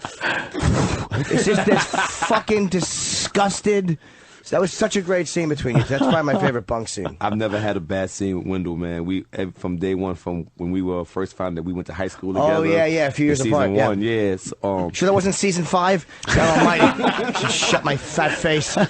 Wait, weren't you Ted? You weren't Omar. Yeah. Ted. I got some trivia for you. Oh, who was who when and where and who said for the first time a man's got to have a code? I'll say it was Bunk at that first meeting. Yes, absolutely. Wow, Absolutely. Jimmy Norton. Yeah. God damn. Absolutely. And then when was the second time you heard it? Shit. Man, Shemale, your apartment. No. The shemale said, "I'm a man," and then something with code. I didn't have enough time to think about that one. I'm a man, now bend over. Yeah, exactly. I'm a man, now give me my money. Fucker. Before I cut you with a box cutter soaked in garlic. Gets right into the bloodstream that way. Yeah, We've all heard the I know about tranny that. stories. Oh yeah, right in the bloodstream, the garlic, and Yeah. it won't heal. You'll bleed out. Yeah, it's very bad, very bad Yeah, news. Oh, you shit. grind your knife in garlic, and then you stick and you turn. Oh, problems. Yeah. But when was the second time you heard man gotta have? It a code? was a man's gotta have a code. I'm gonna guess it was. I don't remember. Master it. Poe. Man's got to have a code, Jim. Code. I think it was an Omar callback. I just don't remember when it was. You got it. It was a jit when he got arrested, and he had used that the get out of free jail card he got from season 2, and he was, because they remember they framed him for the murder in the candy store, Marlo and them, and Bunk would say that ain't Omar's style. And Bunk came to see and they was talking, and Bunk was like, man, even if you didn't kill this one, you killed some of the other. That's why shouldn't I let you rot? He said, because you could sit me in here, but then the man who really killed that lady is still out there. And he gives him back the card. The man got to have a code. Oh shit! Fuck! I would not have gotten that one. The first one I did. You didn't. I'm amazed. No, you're right, I didn't. I'm amazed you got the first one. Well, when you're a fan, you fucking remember these things. No, I got to hear a little of your rap song here. Absolutely. What is the? What is the gist of this? Now, like I said, this all started. This is just Omar on wax. Omar spitting. So the name of the album is Omar's Coming, right? But this track here, I was in Chicago working on my campaign with Obama. Named Gary, Indiana. Big up to my Chicago. Where can I volunteer for that? I got you. If you're serious, I got you. No, he's not. No, I'm not. He's a gun nut. He's a gun nut that I'm makes a gun millions nut. of dollars. Yes, he wants Wayne LaPierre, and if he's not around, fucking. No. I want my taxes cut and All right. bullets. That's pretty much what I want in life. I think that's pretty much the American. Yeah, taxes cut to my bullet. Believe me, McCain's. I have no love for McCain or the broad that he's running with. But I got some love for the broad. She has a juicy little rump. Isn't she though? Yeah. My What if goodness. Bill You Maher- know she fucks too. She's got 5 kids. Man, so you know she yeah. likes a dick. Yeah, you Wow. look at her, she get pregnant. Yeah, she's a. 4.5. Or whatever. Yeah, the last one. Something a little bad. The last one, the husband jerked off on her thighs and her feet happened to be up. Fucking leaked in. Jesus, what's wrong with Oh damn. It's just fucking terrible, dude. Well, that's she's got one of those right to life stances, so it's one of those. Sometimes abortion ain't a bad thing. Yeah. That's all I'm saying. Would you, if you had a fucking baby with? If I found If he had a out, scientist, he'd abort it. I don't give a shit. I don't want any kids. Fuck that noise. It's a future president, yeah? Well, it's got That's a hanger it. in it. Fucking beat There it. it is. Your first exam is going to be from Doc Martin. Right in the fucking belly, you bitch. I don't need any of that shit. God. Oh, I just can't wait till the end of this when I suggest to Michael that he and I like trade numbers or something, and he's like, "Oh, my agent's email." Nah, negative. I don't like the way you just set that up on air. So I know, so now it can be done. Hold on. You are a fucking chick. You're a fucking chick. Hold on, I know that, but don't deconstruct it until later, stupid. Hold on, let me interview my friend like he's not my friend. So, Dane, tell us about this motion picture. Oh. Ooh. That had to hurt, that was Bobby. totally different. It wasn't. You wanted his phone number. Yes, I did. Legitimately. I was kidding. You really want his number. You weren't kidding. Hey, Mike. You weren't what's up, kidding. Jim. You said he'll pay for hookers for you and stuff. My kind of You need him? friend. I know. Hey, we'll get My kind of friend. Yeah. You were like, Dane, this is kind of like an edgy comment, which was fine to ask, but it was the way you asked. You talked to him like you were interviewing him. I know what I did. It was different. No, it wasn't. Yeah, it was. Jimmy will be smoking weed. Oh, no, I won't. No. I don't go there. Oh, no. I quit many years ago. That's your problem, my friend. One demerit. You don't smoke. One demerit. One demerit. I can live with that. Why, you smoke weed, Tony? I get a contact high. What does that mean? Off the whores? Apparently Canadians only smoke pot. Whores you have at your house, all 18 of them Canadians smoke a lot of pot, don't they, What? sir? Some of the best pot come from Canada. Almost legal. Some of the Yeah, best pot it's almost in the world legal. comes from Canada. Yeah, that's where all the good shit is, The apparently. good shit is out there, bro. I hear everyone in Halifax is stoned all the time. What? Pretty much. Yeah. All the money they should be It's a great spending. state of mind to be in. That's why what I they're so hear. relaxed over there. Yeah. No stress. The place is clean. Canada, They relax. they know they got us down south protecting their ass. That is true. They create nothing. They don't even check terrorists. They're like, you got No. something strapped to you. Go right through the buffalo. Fuckers. Yeah, all right. getting back to my record. Yes. This is called Omar. It's called the Mario Remix. What happened was I was in Chi-Town and I was this track came to me. I heard it. It's actually the original is with She and Big Boy from Outkast, right? It's the same same vibe song, but I heard it and so we remixed it and it's called the Mary O Remix. All right, we'll give it a listen, man.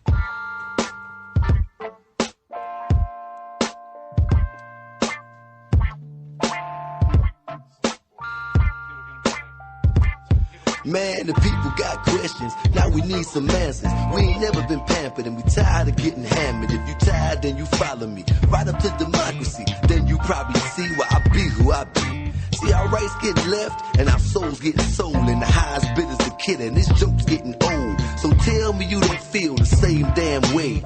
Day after day, like you in long run delay. You got something to accomplish, but you're stuck in the nonsense. The forecast is plain ass. You gotta respect the rain check. Nah, folks, America spilled a yoke a while ago. Breakfast was supposed to be local, instead it's just logo. You know so-and-so with the resources, the big bosses that flaws electric college courses. But you missed the lecture thinking it was for suburbia. And now you feel the pain. America says she never heard of you. Trying to tell us to stay strong, but every day we're losing jobs. College Park got to Beverly Hills. Yeah. Something's gonna have to give. No, that's right. Across the world they live in fear. But it's the same thing over here. If you can hear me on Capitol Hill, I hear you, Mary. something's gonna have to give. Now crime is way up courtesy of me and my Dillinger. Cause they never lent large percentage. They fudged them figures in the schools. They empty courtesy of political juggling. Administrators right back cause they BS the budgeted. Now we all out here struggling and some of us stumbling. Man, you gotta do quite a bit cause the inner city be crumbling. The advocates is frauds, man. We need more bras. Ladies protect their kids. It's their peers. They leave in tears. No longer is it cool to call a white person cute and black. Look who they turn crook. Look where they put Martha Stewart at. When tsunami hit, America came quick. But when New Orleans got drowned, FEMA couldn't be found. How profound they clown when the poet rests. The backbone of this country seems to always slip a diss. If Asia got help 3,000 miles away, why couldn't Ray Nagin get it the next damn day, huh? Single mother and a struggle and it's no fun. But you don't really understand until you're all one. A child is sick and he's losing his endurance. She wanna fix him but she ain't got no insurance. And we don't even wanna talk about the man's plight. I don't parole with the promise that I'll do right. But a felon has no chance for a new start. So it's back to doing hand to hand on his own block. Black and white, we're all the same. Yeah. And I know you feel my pain. And the only hope I have to help me deal with the drama is that maybe in November I'll be cheering for Obama. They're trying to tell us to stay strong. Yeah.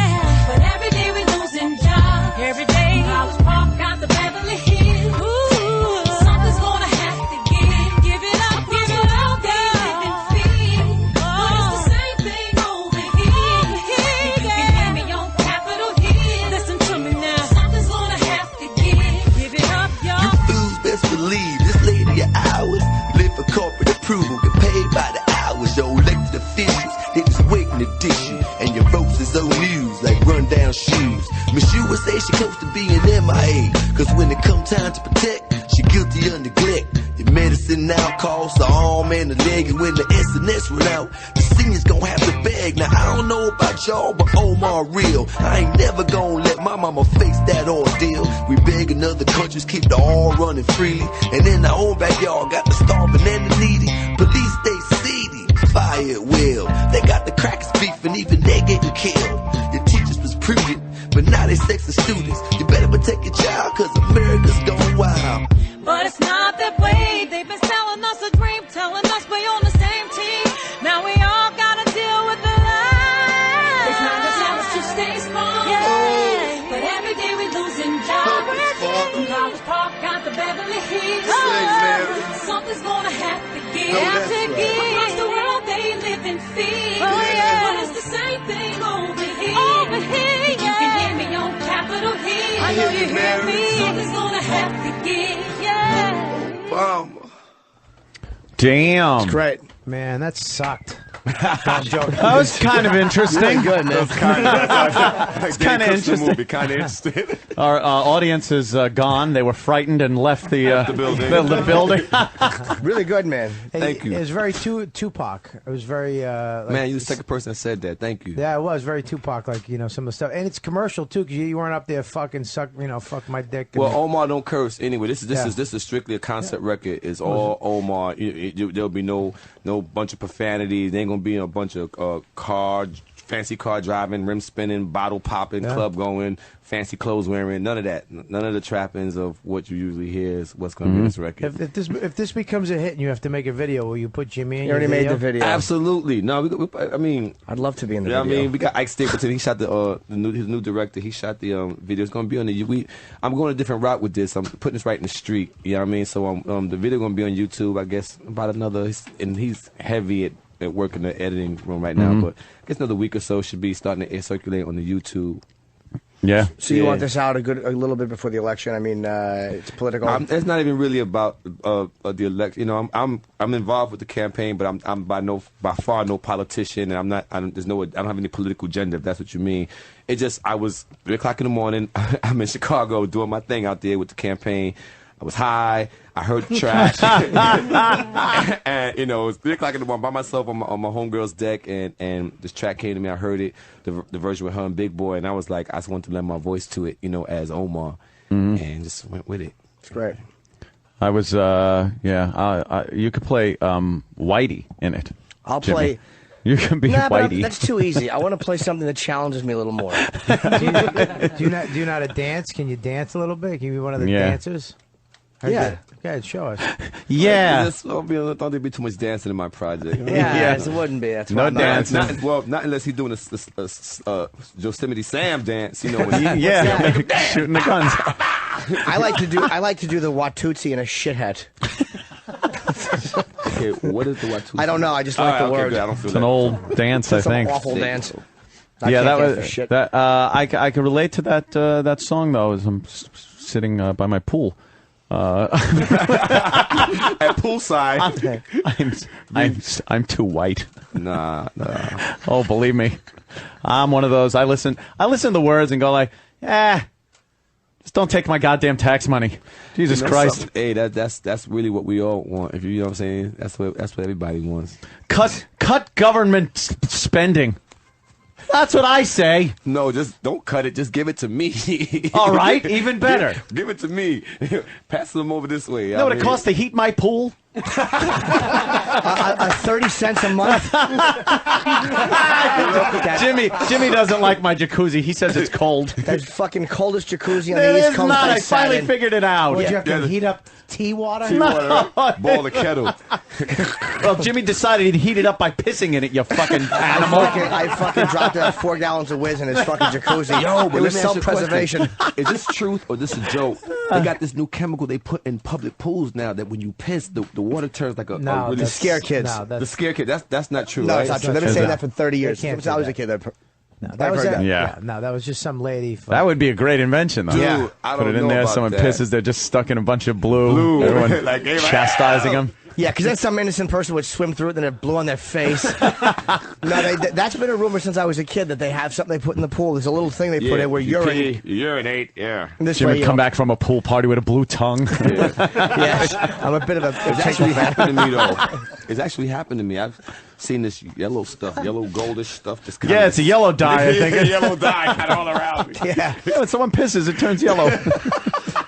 What's better than the naughtiness of holding a conversation while your dick is floating straight up because it's water and tinkle is just flowing out of it? Oh, There's God. no better feeling than pissing in a pool. That is a good I one. swear to God, in water, period, that feels good. But talking about the pool, except when you know, saying the dick is, you know, the water has it floating up and you just let it go.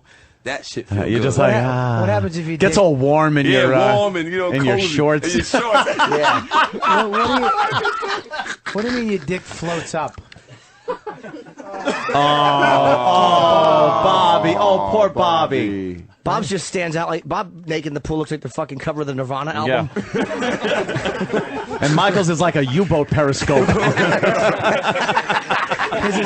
They call him Nessie.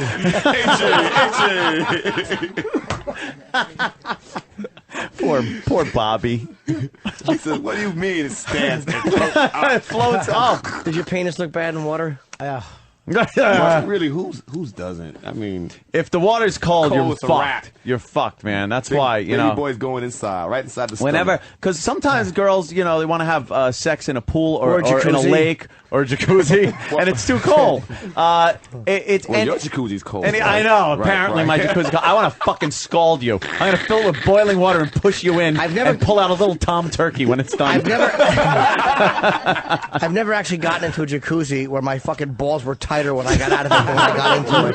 Come on. Usually you gotta steep your scrotum in there very slowly. Not his. It works fine now. Trust me. But girls, sometimes you know you want to have sex in a pool, and it's probably the worst fucking place to have sex. First, if it's cold, you're gonna have an issue. Yeah. The second you pull your fucking shit down, and then just there's no lube in a pool. It gives that. It's like sliding on a gym floor It's with not your really, knee. yeah, It's kinda, people think because it's wet, it's automatic lubrication. No! But that's not really the fact. Plus, if you don't skim the pool, you're jamming fucking mosquitoes in her fucking a leaf comes out of her pussy. Well, she'd rather that than sand. I know that much. the fucking guy that comes to clean your pool goes in the skimmer and comes out looking like Spunkmeyer from Aliens 2. Spunkmeyer, what's that on your hand? Remember? Fuck. There we go. I like that one. Yeah. I was hoping for a good, rare Aliens reference. All right. I could hope. I like it. It was funny, but it was just like a really fucking obscure one. It's still good. Yeah. Went with the fucking cum in the skimmer. There's so much there. Yeah, there is. We can always bring No, it I mean back there's up. so much there right now. A fucking load sticks to you like rubber cement, though. I thought it was the fucking worst. No. What happens when you stick cum in water? It's like that's the last thing you want to do is wash it off. And then that turns to crazy cum. Like, then you're like, "Mommy, my head is stuck together." So the hairs on your legs and pulling shit. little wads off of your fucking leg hair. It's like you're being attacked by your own semen. You know? A friend of mine used to jerk off in the shower. He used to call it making eggs. He goes, I was making eggs in the shower. I never jerked off in the shower because of that same reason. It's just I'm like I got to shower after the shower. I just redid my shower, and if you tile or a bathtub, the load just goes right down the drain. Does it? But slate.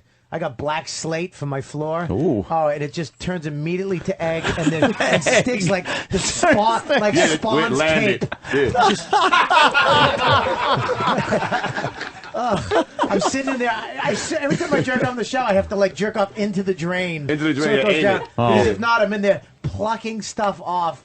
One by one, little nuggets of fucking my baby Hate to be a eggs. fucking plumber that's got to undo the trap on your fucking. That happened to me once. Oh, great! I used to jerk off into the toilet and just flush it, but I do my ears too, and I throw the. You jerk off in your what? Wait a minute. What are you doing? I clean my What makes you ears. feel sexy when you're going to the toilet? Yeah, how do you Yeah, jerk what off? I'm so not in the mood when I'm I don't shitting feel and pissing. sexy. I feel fucking Horny. But I mean, horny. Desperate and alone. fucking desperate. Yeah, exactly. It's Lonely, just desperate, and Rub alone. one Hi, out. Patty. I do that in your house or other people's house. Have you ever jerked with someone else's bathroom or that's in your house? Yes. I think I've jerked off in this bathroom. Oh God, it smells like a fucking come on, monkey who hasn't cage in jerked off there. in the work bathroom? That doesn't count. Everybody jerked off Work at bathroom. Oh, Yeah, man, yeah. that's I did when I worked at a lunchtime, funeral home. Just get a good look at those dead tits. Have you ever mounted any of them? Of course I have. Oh shit! Yeah. What is there's that term when you screw dead people? What is that? Hot. Necrophilia. Yeah, necrophilia, right? Necrophilia, that's what it is. Yeah. Some people into that. There are some guys that won't go the distance with fucking a dead chick, but they like girls to bathe in ice water or my jacuzzi, and they get out and they're just completely cold and frigid. and they just want them to lay on the bed and fuck them that way. Really? So they feel really cold. Yeah. That's so bizarre. Yeah, like That's it's the a first step necrophilia to fetish. it's the Yeah, first and then step. after that, you get the You shovel. You fucking go down to the cemetery, find something hot. Get Hope your I got a wife. good one. I mean, if you want to fuck someone who's not moving, just date a Jewish girl. Oh, no, sorry. All Jews? Oh, jeez. Sorry. Sorry, Hollywood. I actually I think you're right about that. Not I did Israeli, and it They're was different. it made me- Israelis and American Jewish girls are completely different. Israeli chicks are fucking insane, crazy. Dude, They're in the she was army at the 8 years worst. old. The They're worst fucking- sex ever. You ever been Really? fucking a girl and you want to punch her in the face? She sucks so The question bad. is, have you ever not? Of course you do. Oh, explode in me like Tel Aviv bus. Yeah, the sexy talk can't be all that hot. Oh, sneak into my asshole like the Mossad in the 72 Olympics.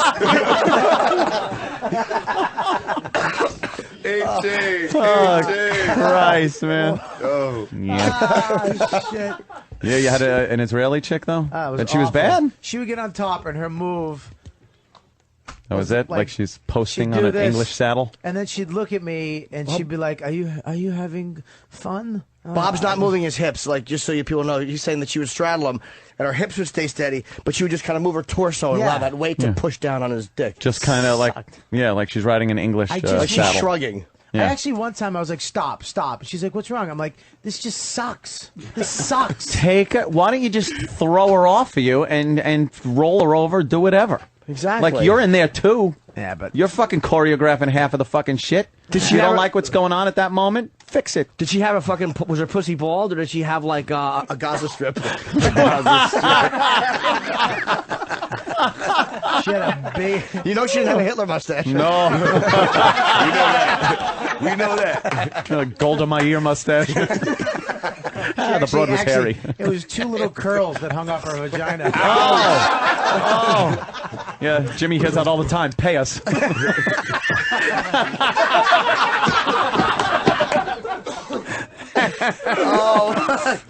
Oh my God! A Jewish hooker pun. Nice. Jesus Christ. All right. Well, we're wrapping up real soon. Yeah, like 5 minutes. Any interesting stories in the Observations? crowd? Oh, sir?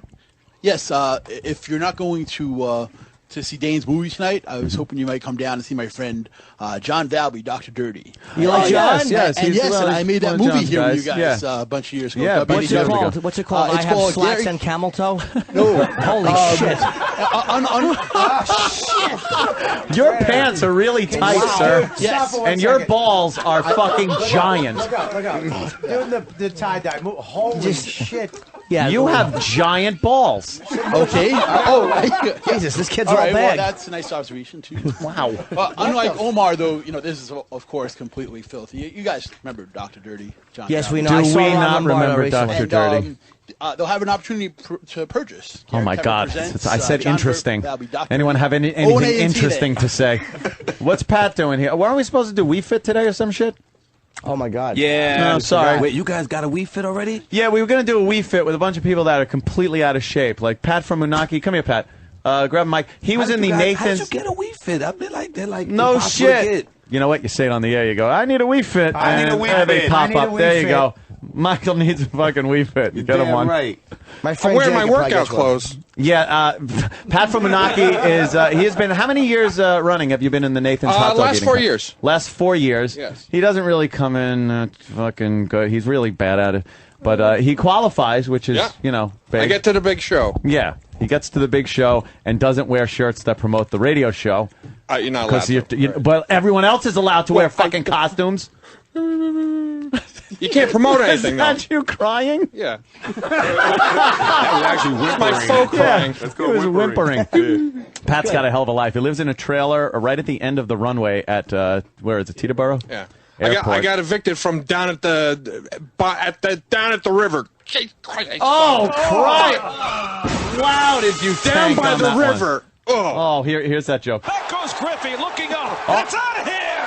Or is it? No, it's off the wall. Oh, shit, I thought it was going to be a... Damn. And then it... Yeah. I was thinking Neil Young song and Chris Farley, and I just Pat's screwed up. skinny fat. Isn't that funny? Like, look at his legs. Pat is just he's sexy fat. Like he's happy with his body weight. But did you see him? I tip over a lot. But you were dropping. You were a pretty good dancer. He was dropping it. Oh, like it was yeah, fun. yeah. Well, that's what they know him for, dancing and vomiting eggnog. Yeah. Oh, you were supposed to do Wii Fit, though. Yeah, it was all right. I was going to get a headband, wristbands. Oh, I was look really get a lap band. Wow, are you bombing? You are tanking. And so you're all set up for it and everything with the let's get physical wear. Yeah. Only you have two breasts. Hey. All right, it was really inappropriate. What's wrong with you, dude? Yeah. Cruel if not accurate. I know. That's all right. Nothing wrong with a little man tit every now and then. Yeah. All right. All right, enough of you, Pat. What about Big A, quickly? Big A, what were you here for? The same thing? You're going to do He can't do the Wii Fit. It's too big. What? Yeah, I was here to do the Wii Fit. Yeah? You tell me I'm so fit. What the fuck are you saying? What did you say? Come up, Andrew. Come up. You're way back there. Yeah, you're wearing, I see you wearing stripes to make yourself look thinner. That's good. You look like a beach ball trying to bust out of jail. That's kind of, I don't know. Yeah, but you were here for the Wii Fit. Okay. And are you gonna hang out for? Are you hanging out for Ronfest? Absolutely. Yeah. Oh. I can compete, sort of, man. Dude, you need to lose the sweater. That shirt, that Hawaiian shirt is crazy. Yeah, that's nuts. That's Wow. a nice shirt. Yeah, now you sport. No, you don't. There you go. There you go. Hide your balls. That's right. It's my Jimmy Buffett shirt. It's 5 o'clock. More like, no, I almost said Jimmy Buffet. I backed out. All right, that's pretty good. I'd love Holy to do fit. Would you? Absolutely. Is that what the construction crew said? We fit his balls in these pants?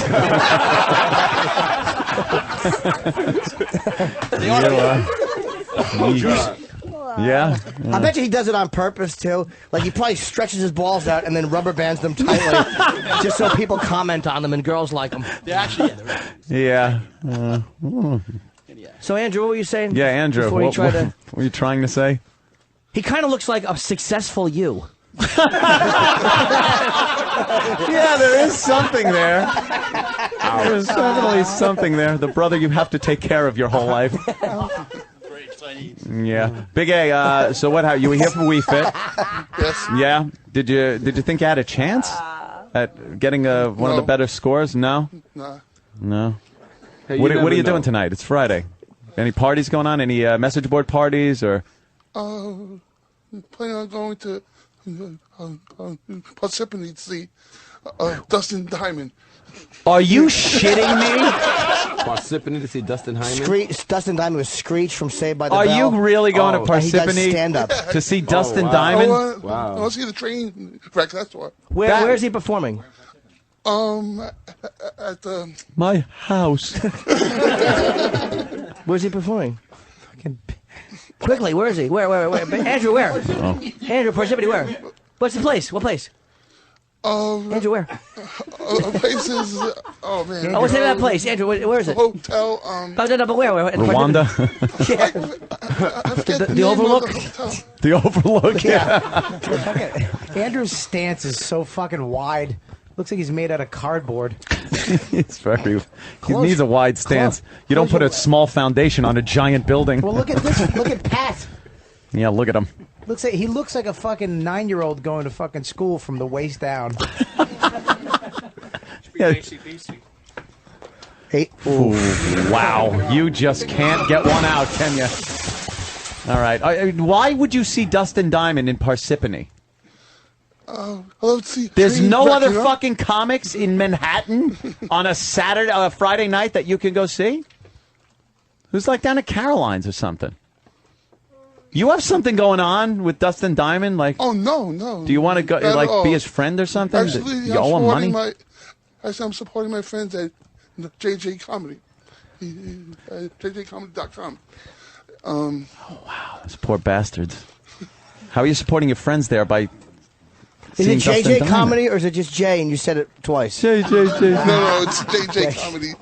JJ Comedy. All I can right. find it. You going to hang out for Ron and Fez? Or, Yeah, probably. Yeah, okay. You kind of been outshined by fucking Weirdo there, who does his little Yeah, exactly. bad fucking rapping. What's his name? Yeah, Crazed. Who? Oh, you don't acknowledge him? I heard he was talking bad about you, Anthony. He always I talks would a little never do smack that. about me. I would never do that. That's good. Yeah, okay. Someone talking smack about you? At least you're not googly-eyed like him. No, I'm not. He is quite the weirdo. You see him he comes on Pal Talk every so often and just gets lambasted. Yeah. Until he's got to leave. Yeah, he's a kook. Yeah, get out of there. Attractive girls are the only thing that should ever be on Pal Talk. For me and Jim, it's like eBay. That's right. Pal Talk. Pull your cock out and see who bites. You wave it in the camera. Pal Talk. All right, enough rambling. Yeah, I'm not going to go to a quarter after. Fuck you, people. It's Hang Friday. on. He's I'm got going to some- party. Hot day. Oh, what do you got there, Halifax? I want to thank Jimmy for turning me on to The Wire. So I think it's a fantastic series. I loved it. I just finished season 5. Oh, good. But I got a question for Michael. Did you keep your jacket from the show? Yes, I did actually. Oh, yeah, I great did. And the producers they put it in this airtight frame box kind of thing, and they put on the years that Omar lived with the Omar Devon Little 2002, Oh, shit. 2005 or 8, whatever. Yeah. And it's funny because we were very similar.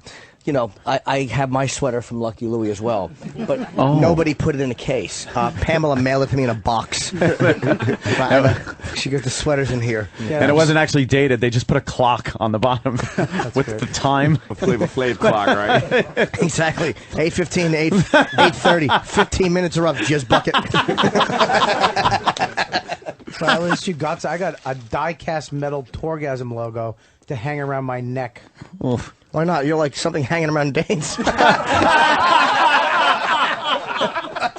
I like that. He goes, yeah, I have a 300-pound albatross. I don't like that. He's just as much as a coattail jumper. Dice, O&A, fucking Colin, back to O&A, over to Louis. Back Jimmy's to a O&A. success hopscotch player. Hey, I'm a bullfrog on a bunch of lily pad coattails. I'll fucking hop from one to the other forever. What do I care? That's right. Exactly. But I would say, how about a nice hand for our guest, the great Yes. Michael K. Williams. I like when a guest can hang out and just have fun with us for the whole show. You got Fantastic, man. It's the greatest, one of the greatest radio stations I've ever been in, man. Just I've never seen with the audience. It's fun, right? Yeah, it's just hanging out. Fun. You Yeah, know, hanging out, just bullshit, and that's pretty much what this show is. We don't know what we're doing on a daily basis. And that's what it should be. Well, as long as the bosses think we prepare, Yeah. we're okay. Well, you know, you called to wish me a happy birthday. Yeah. That was fucking. We got you on the phone. That was great. Yeah. And it was supposed to be a big surprise, but then Roland. Where's Roland? Yeah, Roland Before we wrap this up, blew the whole thing. there he is. Here he comes. Roland. There's Roland. You said that Michael was a difficult guy to interview. No, I did not say that. No, he did say. But he said like the day when Michael. Lying. I am lying. But the day Michael called in for my birthday, it was a big surprise. And Roland goes, "Well, Michael can't call in until after 9." I'm like, "Good." Oh, great. Thanks. Yeah, blew the surprise. Do you think if Al-Qaeda cut his head off, they'd play volleyball with it? It's They'd just probably eat out of it. Or like it would be one of those comedy clips where they'd cut it off and it would roll away and they'd be going, ah, look, it's rolled. It's a scary movie. It's so round. I'm not saying it's bad looking. They'd probably I'm just saying it's very round. They'd wear it on holidays. That was a damn good one. Roland didn't think so. I think Roland's about to choke Bob. Yeah. Roland would never do that. Roland's got a very violent side. Yeah, he's a psychopath. He's our sweet, mild-mannered booker and a psychopath. It's the quiet ones that'll get you. Always. He's crazed. Yep. He's insane. What up, Bird? Look, we're bailing on line of the day. I could give a shit. You know, I think everybody shared in line of the day. But we must thank, of course, Carbonite.com. You want to back up your hard drive? Go to Carbonite.com. You can't just have your computer and not back up your hard drive and be like Anthony and lose a bunch of pictures when your hard drive takes a shit. And you want to get hard. Carbonite. You need your pictures to yeah. the hard drive so you can get hard. You know. Lots of hard. Nice. Yeah. You don't want to lose those pictures. You fucking... broke the law to get. Exactly, because they grow up and you can't photograph them anymore. Nice photos, nice footage of your coffee table there. Right, the coffee table. Those are nice family memories, Yeah, family. My gray coffee table. I don't even want to think of your gray balls. Like dead skin. And two quick plugs. I'll be at the Wilbur Theater for the third show Friday, November 15th. I'm only doing one show that night. Tickets are on sale now. The Saturday shows are sold out. And, of course, Michael K. Williams is in Spike Lee's new movie. The Miracle in St. Anna comes out in theaters everywhere September 26th. Be there. Get that history. A week from tonight. And, and of course, The Wire is on DVD. I think it's the greatest series I've ever seen. Got to thank Michael Chiklis and Dane Cook also. Yes. And Michael for coming in, Dane for calling. Good show. Your song can be found on YouTube. What's it called? It's called the Mary O Remix. Mary O Remix. It's not on YouTube yet, though. I think so. I'm not sure, but we'll how about iTunes? You can check. I think iTunes, yeah. Okay, go to iTunes and look for it. Just Google Omar. You'll find it. Bobby, any plugs? Yeah, Plugs? go to my MySpace, MySpace/Robert Kelly Live, and I get the October 24th Wilbur Theater. I have one show. Okay. And maybe not even that. Yes, you'll have a show. Bobby's very funny. Well, I didn't want to do three, but the first two were sold out. What am I going to do? Not do a third one? Oh, just rub that in. Oh, Jesus. Can't help it. Also, too, if it's okay if I can leave my website, MichaelKennethWilliams.com. MichaelKennethWilliams.com. Holla at your boy. Check it out. All right. Thanks, man. And audience, thank you so much. Always a pleasure to have you in the building. It's Friday. Let's start drinking. Bye. It's Opie and Anthony. Busy morning. Geraldo Rivera was great. We could have done at least another hour with him. We got to get him back on the show sooner than later. He was defending points I wasn't making. I didn't think Jimmy would be such a instigator. But I was just disagreeing. Oh, shut up. You were just being nasty to our guest. I was telling Jimmy before Geraldo came in, I'm like, you're a little quiet today. He goes, I'm just enjoying you and Ant going back and forth, and then boom, he becomes the star of the show today. Chimes in. Him and Geraldo like going at it. Maniac. I thought he was going to bust a chair across your nose. It was very interesting radio, absolutely. Jimmy, who do we got in? We got. I'm very psyched. We have Isaiah Whitlock from the Wire, of course. You prefer the Junior, or should I leave it off? You can put it on. Okay, Isaiah Whitlock Jr. Thank you. I'm going to attempt Benga. How do you say the last name? Akinabe. How do you say it? Akinabe. I actually just tried to do an impression of him saying his own name, and I screwed it up. Yeah. Who play Clay Davis and Chris the Assassin from The Wire. And man, I am really a tremendous fan of this show. Yeah, can I say something really fast? Because you got two different fans here. Jimmy's up to date, and he's going to be watching the series finale on Sunday on HBO. I'm on season 2. Wow. Now I know you. I don't know you, and I met him, and I have a feeling I know exactly what role he's going to play. Yeah, I have no doubt about it that you're a badass mother effer. I don't know what season, but I have no doubt in my mind. Season 3 is when I start. Yeah, Jimmy says you're just huge, and I can't wait to get to your part. What he just did right now, I've never seen. It's a smile. Yeah, okay. I've never seen you smile before. That's funny. When Tristan was in yesterday, we were talking. One of my favorite scenes in the entire series is when you beat down his stepfather. He's one that was beating the stepfather to death physically. Right. This kid's stepfather. And you're beating him, and it's a savage beating. And as you're beating him, you watch this and you realize this happened to him, to you. Like this abuse, this assassin. Right. There's some kind of sexual abuse thing, storyline. It never gets said. Yeah. It never gets said. It's done in a look and then in the beating. The writing the passion on in the so beating. subtle. Exactly. I mean, it's unlike any other killing that Chris does before. You know, he's very cold, methodical, and here he just snaps. And it's just the writing's so good, they don't spoon feed it to you. It's like very subtle, and they don't mention it again. Either you get it or you don't, and they move on. Yeah, they really do. Just they skate right by it. And of course, the only person I think who's probably like a swarthier on the show than you has to be the senator. Yeah. Which I felt sort of slighted when he said, I can look at you and see you're a badass, and I thought, well, okay, all right. Like, You're a smooth ass. Yeah, right. Very smooth, very good. Still an ass. Yeah. Shady smooth ass. We had I don't know. I wish we had more time because we had Jamie was supposed to be in today, and he wound up doing another interview. But I had clips of him, and we had a great clip of you just talking to the mayor, describing how you will accept money. Hey, I got that. Why don't we play? I think we have time. You mind if we hear that? This is Senator. It shows you exactly who Clay Davis is in the show. Yeah, Senator Davis, of course, played by Isaiah Whitlock Jr. Here you go. Money laundering? They gonna come talk to me about money laundering in West Baltimore? Where do y'all think I'm gonna raise cash for the whole damn ticket? From laundromats and from some tiny-ass Korean groceries? You think I have time to ask a man why he giving me money or where he gets his money from? I'll take any money if he giving it away. I don't want to know. I know you don't want to know, but I'm scratching and clawing to get it done for you, Clarence. For you and me and the rest of the team. And who comes through my door but a Baltimore City police looking to get up into my about it? Man, you didn't know about that. I'm sorry, I got to leave up out of here before I lose my damn mind. Nobody know about that. You want to run a campaign with my money pillowed under your ass? You need your people to back the up, Clarence. Wow. Oh, man. You just are fantastic. This is drug dealer money he's talking about. Do you think I have time to ask where it comes from? There's bushels of cash being carried out of the projects with bodies piling up. Yeah, it's got cocaine over every dollar bill. Just a casual conversation with the mayor of Baltimore. You're acting like it was a slightly misappropriated fund. He's the dirtiest son of a bitch in the entire show. Yeah.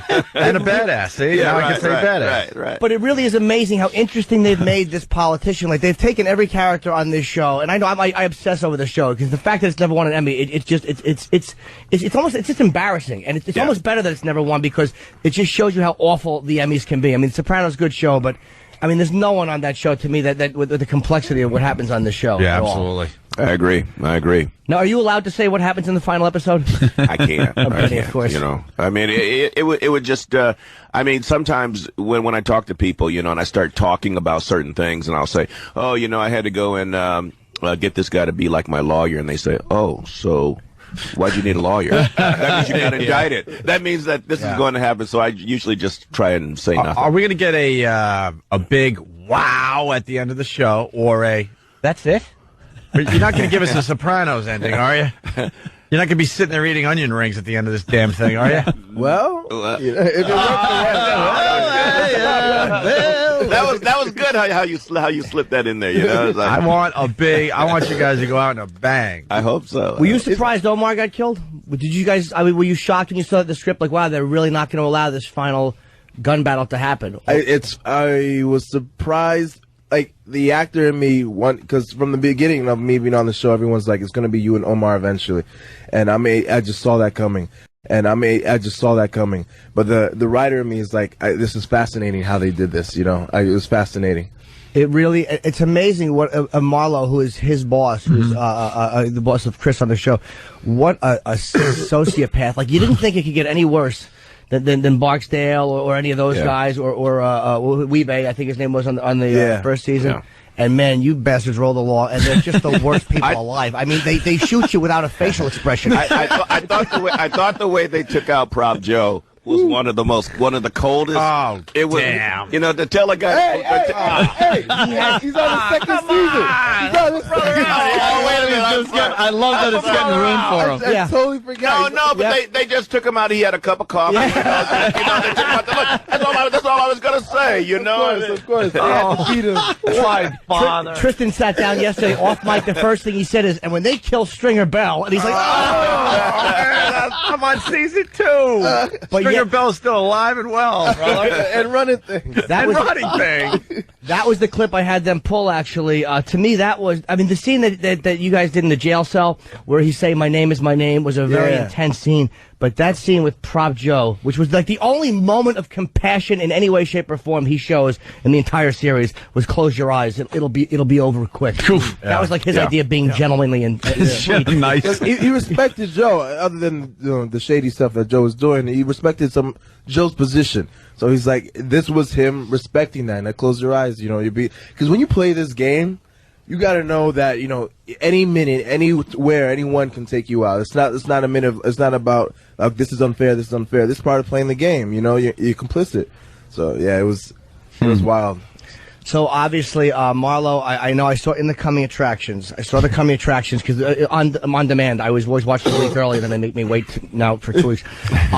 They show that he's out of jail. So I mean, I'm hoping something kind of goes down with him. I mean, I know you can't say exactly what happens. Marlo ends up running for mayor. You know what? Look, Barry and Barry won. That wouldn't actually. That's true. That wouldn't actually be too big of a stretch. I'm working on an Obama Davis ticket. Obama Clay Davis ticket. I can't tell you how this show has roped me in, and every angle they cover, it's almost like your storyline as this dirty senator is as interesting to me as the drug storyline. The newspaper one I like, but I much prefer you guys because you have been watching since day one, and you for the last it's what with the seasons. politics and what's going on in the police department. A lot of it's the same stuff that's going on in the streets. Yeah. They just happen to have badges and positions and City Hall. I mean, same conversations, a lot of the same back dealing. It's crazy. We're talking about it off the air. How he said some of the same things in dealing with the mayor, and that excerpt that. Some of the kids, when offered drug money, ended up saying, just taking this money and moving it around, this and that. It's crazy. Yeah. You guys, 5 seasons? Yeah, this is the 5th season. Yeah, 5th season ending. How do you feel about that? Yeah, I mean, I'm sure you'd like to keep working on it, but, I sort of feel like, you reach that point where, it's time to move on, I mean, sure, you love doing the show, you want to do the show, but when all things come to an end and when it's time to go, you got to go. I'm glad we're sort of going out what I feel is on top, where people didn't get tired of the show and say, went on 2 seasons too long. But the big difference to me was that we didn't get canceled. I mean, the show came to an end, so it wasn't like you walked in and it was like, oh my God, I don't have a job. You had a whole season to say goodbye to everybody. Don't say that too loudly. Because that happened to someone in this room. Ooh. On the same channel that you guys are on too. Okay. All right. Lucky Louie, but I watched the show. Oh, thank you. I watched it. Okay, we'll leave it at that. I've seen you. Period. I thought it was a semicolon. Yeah, Jimmy was hoping and. But you know what? I don't even watch comedians, but I stayed up and I watched your special. Oh wow, man! Thank you. No problem. It's funny. It was and still waiting for the end. No, that's okay. Just the fact that this ruthless psychopath knows who I am. Which anyway, we we're sorry to make you guys wait. It was just Geraldo was there. We were running a little bit late, but we have the Wire series finale, by far the best show on television. I mean, it's by far the Emmys are just a completely irrelevant award. Completely agree with Jimmy. Not being nominated. It's just revolting that that's not being nominated. That's on them, It just stinks. It's on them. They're 24. You think he didn't save the day? Little drunk driving twerp. The Wire, best show on television, series finale. The whole season is on demand. You can get it on demand. It's 9 o'clock on HBO. Just go get the box sets because it really will. You cannot stop watching the show once you start watching it. We thank you guys so much for coming. Thanks for having us. Yeah, that's great. And we're off and running. Very good news. The guys made the walk. Yes. The guys from The Wire made the walk, which we're very happy about because now we're done with that bullshit radio show. Now we can get into some shit. I was talking to Benga after the show, and I'm like, come on, he's a nice guy. I could tell. And I'm only 2 seasons into The Wire. I'm like, how could this guy be a be a badass. Look at him smiling. You're making me laugh. He probably likes going and seeing chick flicks. Yeah, right. Yes. He bought 2 FIC, the director's cut. That's what's gonna be fun for me though, because like I said, Jimmy told me about The Wire, and I'm like, yeah, I'll get to it. I finally got the box set, and I'm hooked, and to the point where my girl is really frustrated because I'm like, it's Wire time. Sorry, I'll be in this other room for the next hour and a half to 2 hours. I got to get at least 3 episodes in tonight because I'm trying to catch up fast. And I obviously know him because he's in the earlier, seasons, but I don't know you at all. So when he pops up on the screen and he's gonna be this badass, he's gonna be like, wow. There's just something really, really detached and frightening about his character. It's like the new crop of guys that they bring up, whether it's him and it's Marlo and it's Snoop, it's really, really, they're murderous people. I mean, whereas with Barksdale, you feel like, well, he's got some kind of a code, he's a warrior, and these guys are just cold-blooded, ruthless murderers. Which, look, that's the reality. I've heard the suburban idiot. Pontificate like I ran. Look with at you on the street. That's how it is on the street. Well, like Jimmy knows. I said it yesterday when they filmed these scenes on the streets of Baltimore and the projects and stuff. I'm like, there's no way these guys are actors. It's just way too real. And I even asked that yesterday if they're using some extras and stuff, and for the most part, no, right? It's funny you say that. No, they do use extras and people from Baltimore, but oftentimes I'll get stopped in L.A. or New York, and people will say to me, "What are you doing here?" Like they expect me to be on a corner in Baltimore. I'm like, I'm an actor. And like, yeah. I mean, it's wild. People don't realize that, but I think it's credit to the show. Oh yeah. You know, it may also be why this show doesn't get nominated because they don't think they're actors on it. But, well, no, I think that's right. Is they say, well, they're just like people, and they're not actors, and so there's just people that got off the street. Yeah, and they just got some people on the show. It was just true. They went out and got 40 people to do a show on HBO. I am one of those guys. I told a story. I got to tell it in front of you guys too. The lawyer, Maury Levy, or is that his name on the show? Yeah. That's getting all you guys off in court and stuff. He's just a dirty lawyer.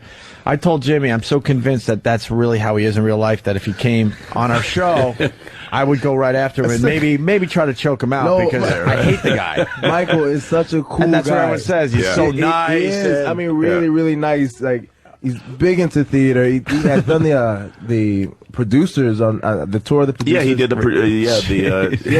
hysterical. And wait till you see this guy. He's like, oh God, you just hate him instantly. He's just instantly a shady, shiesty dude. Smooth too as he's doing it. He's a great lawyer and just the epitome of a scumbag. Yeah. Who knows his clients are filthy and guilty and he doesn't care. One of the first which is the guy you want. Oh yeah. One of the first scenes I saw on The Wire. It's the white Jewish lawyer, and he's in court, and he's slapping one of these badass gangsters, drug dealer guys, going, "Shut up!"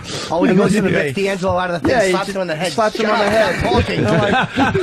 And these guys are evil people on the streets of Baltimore. But this guy, they all know that this is the guy that is like, he's the badass. He controls if they come or go. Sure. They got this. The D'Angelo was a drug dealer with a conscience, and there was a guy killed. So the cops said, "Why don't you write a letter to this guy's family?"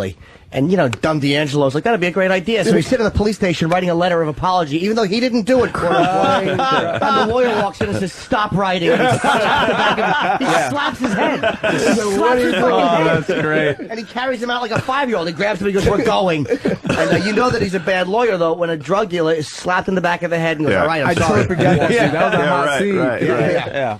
By the way, we couldn't say this on the other side of the show, but it's coming in a lot that you say shit better than anyone on TV. Can you give us one? Never in my wildest dreams. I mean, it was just one of those things, that you do, and next thing you know, it's like I'm walking down the street and everybody's, "Can you just do that for me? Can you do it?" It's like, look, man, I gotta go, man. I'm late for an appointment. Just one time. Yeah. Shit.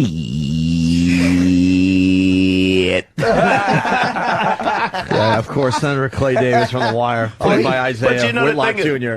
It's when you do it, because I had an uncle who used to do that like 20 times a day. Yeah. It was comical. I mean, it was like you get up in the morning and say, Hey, Uncle Leon, did you sleep well? Shit, man, my head hit that pillow. How'd you like dinner? Oh, man, shit. Them pork chops were good, man. You know, it's like, okay, You yeah. know what I'm doing around my place? My fiance, it's driving her nuts, but she asked me a question. I go, "Faux show." Driving her nuts with my Omar impression. Faux show. She's like, "You're just a white douche. You're a white douche. Why are you saying that?" And we're obsessed over the line in court when he's throwing Bird under the bus. And do you see the defendant in court? Yo, what up, Bird? I can't. I went on YouTube again and just watched it. His little nod to him. And Bird is the most frightening looking guy they got in the series. Unfortunately, he went away in the first season because there's never been a more awful looking fucking guy ready to shoot you than that guy. Weebay was the scariest for me so far. Yeah, he's not a pleasant guy. Weebay's scary. Oh yeah, he took a lot of bodies at the end just for some fucking for an extra sandwich. Yeah. The season 1. Oh, explain it to Anthony. Yeah. He's just taking credit for all these because he knows he's going. So he's trying to wrap up a little drug dealer. He's just taking credit for all these hits, just to, I think, take the heat off of other people, just to take the credit and to for help the murders. police department. He don't give a shit. But he was negotiating before he gave up more murders. Yeah, he was like, well, what did he want? Like another pork sandwich? He goes, you give me. He didn't care at that point. Yeah. He wanted a sandwich and a soda to continue signing murder confessions. These guys are great. You can't not fucking like these dudes, man. It's like, and by the way, Isaiah and they're both in plays too. So I want to Isaiah's in a play called Unconditioned. It's on Lafayette and Astor. It's called The Public is the name of the theater. And the guy that plays Rawls is also in the play. He's also in the too. play, yeah. Yeah, it's very good. Very good. What is it about? It deals with a lot of racial issues, interracial marriage, loneliness, all the dark things about living in the city of New York. Okay, great. Yeah. And Vegas in a play called Lower Ninth? Yes. And it's the Flea Theater on 41 White Street. Where's that? That's right, Lower Manhattan, between Broadway and Church Street.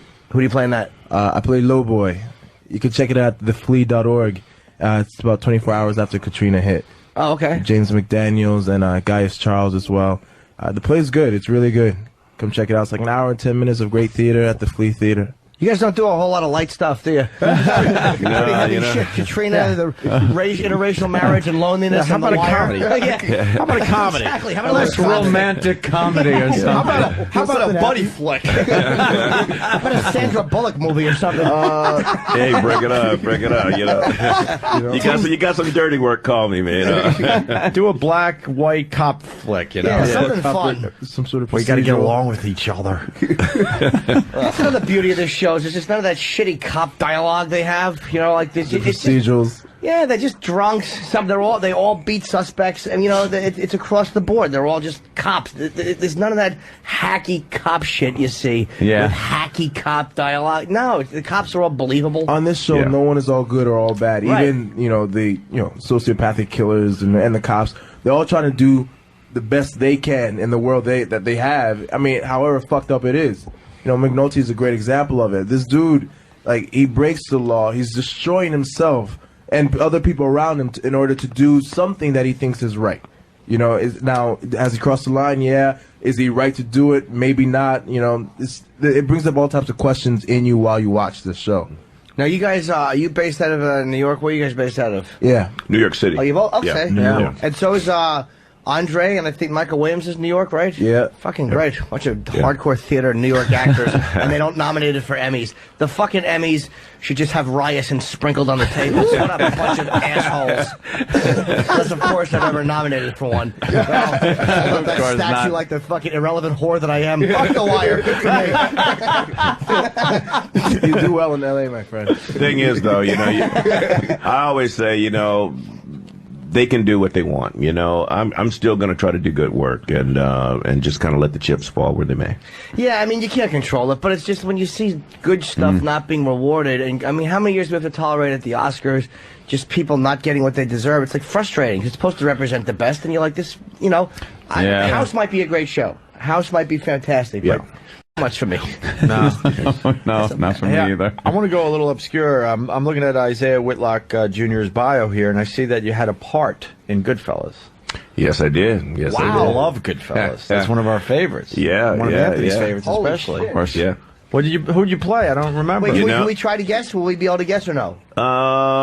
If you didn't blink, is it one of those? Well, yeah, it might be, but it's interesting because there's a scene right at the end of the movie where he goes to pick up his brother at the hospital. Yeah. Oh yes. And so you might do 2 blinks there, Yeah. But he goes to pick up his brother at the hospital, and he's been strung out on coke. Paranoid with the and he's very, helicopter very following paranoid. him. And the only guy in that one particular moment that he trusts is this doctor at the hospital. And I check him out, and I give him more Valium and everything like that. Oh, shit. I send him on his way. I remember that. And what's interesting about that is I'll never forget, I went into audition, and I had done the reading for The Color of Money at Paul Newman's apartment. And there was Tom Cruise and Martin Scorsese, and we were all sitting around on the couch reading the script. And of course, I was hoping, God, I just got to get in this movie, Well, I never did. I was so disappointed. But when I went in to audition for Goodfellas, Martin Scorsese kind of looked at me and he said, I know you from somewhere. I say, yeah, I did those readings for you at Paul Newman's apartment. He says, oh, yeah, right. I thought you were wonderful. He says, well, look, don't have to read or anything like that. I like your work, and I'll just see you on a set. Oh, and I thought, and the casting director, I can't remember her name, but she was such a bitch, and she was saying, now look, when you go in and you see Marty, make sure that you do this and you do that. And then when I walked in to see Marty, and Marty and I were like best of buds, she walked out and said, well, you never told me you knew Marty. I said, I'm going to go back in there and tell Marty what a bitch you are, and I'm going to have your ass fired. What did you audition? Wouldn't it be funny if you came in and all we wanted to talk about was Goodfellas? The Wire's good, but tell us about Ray Liotta. How tall is he? That's a great film, though.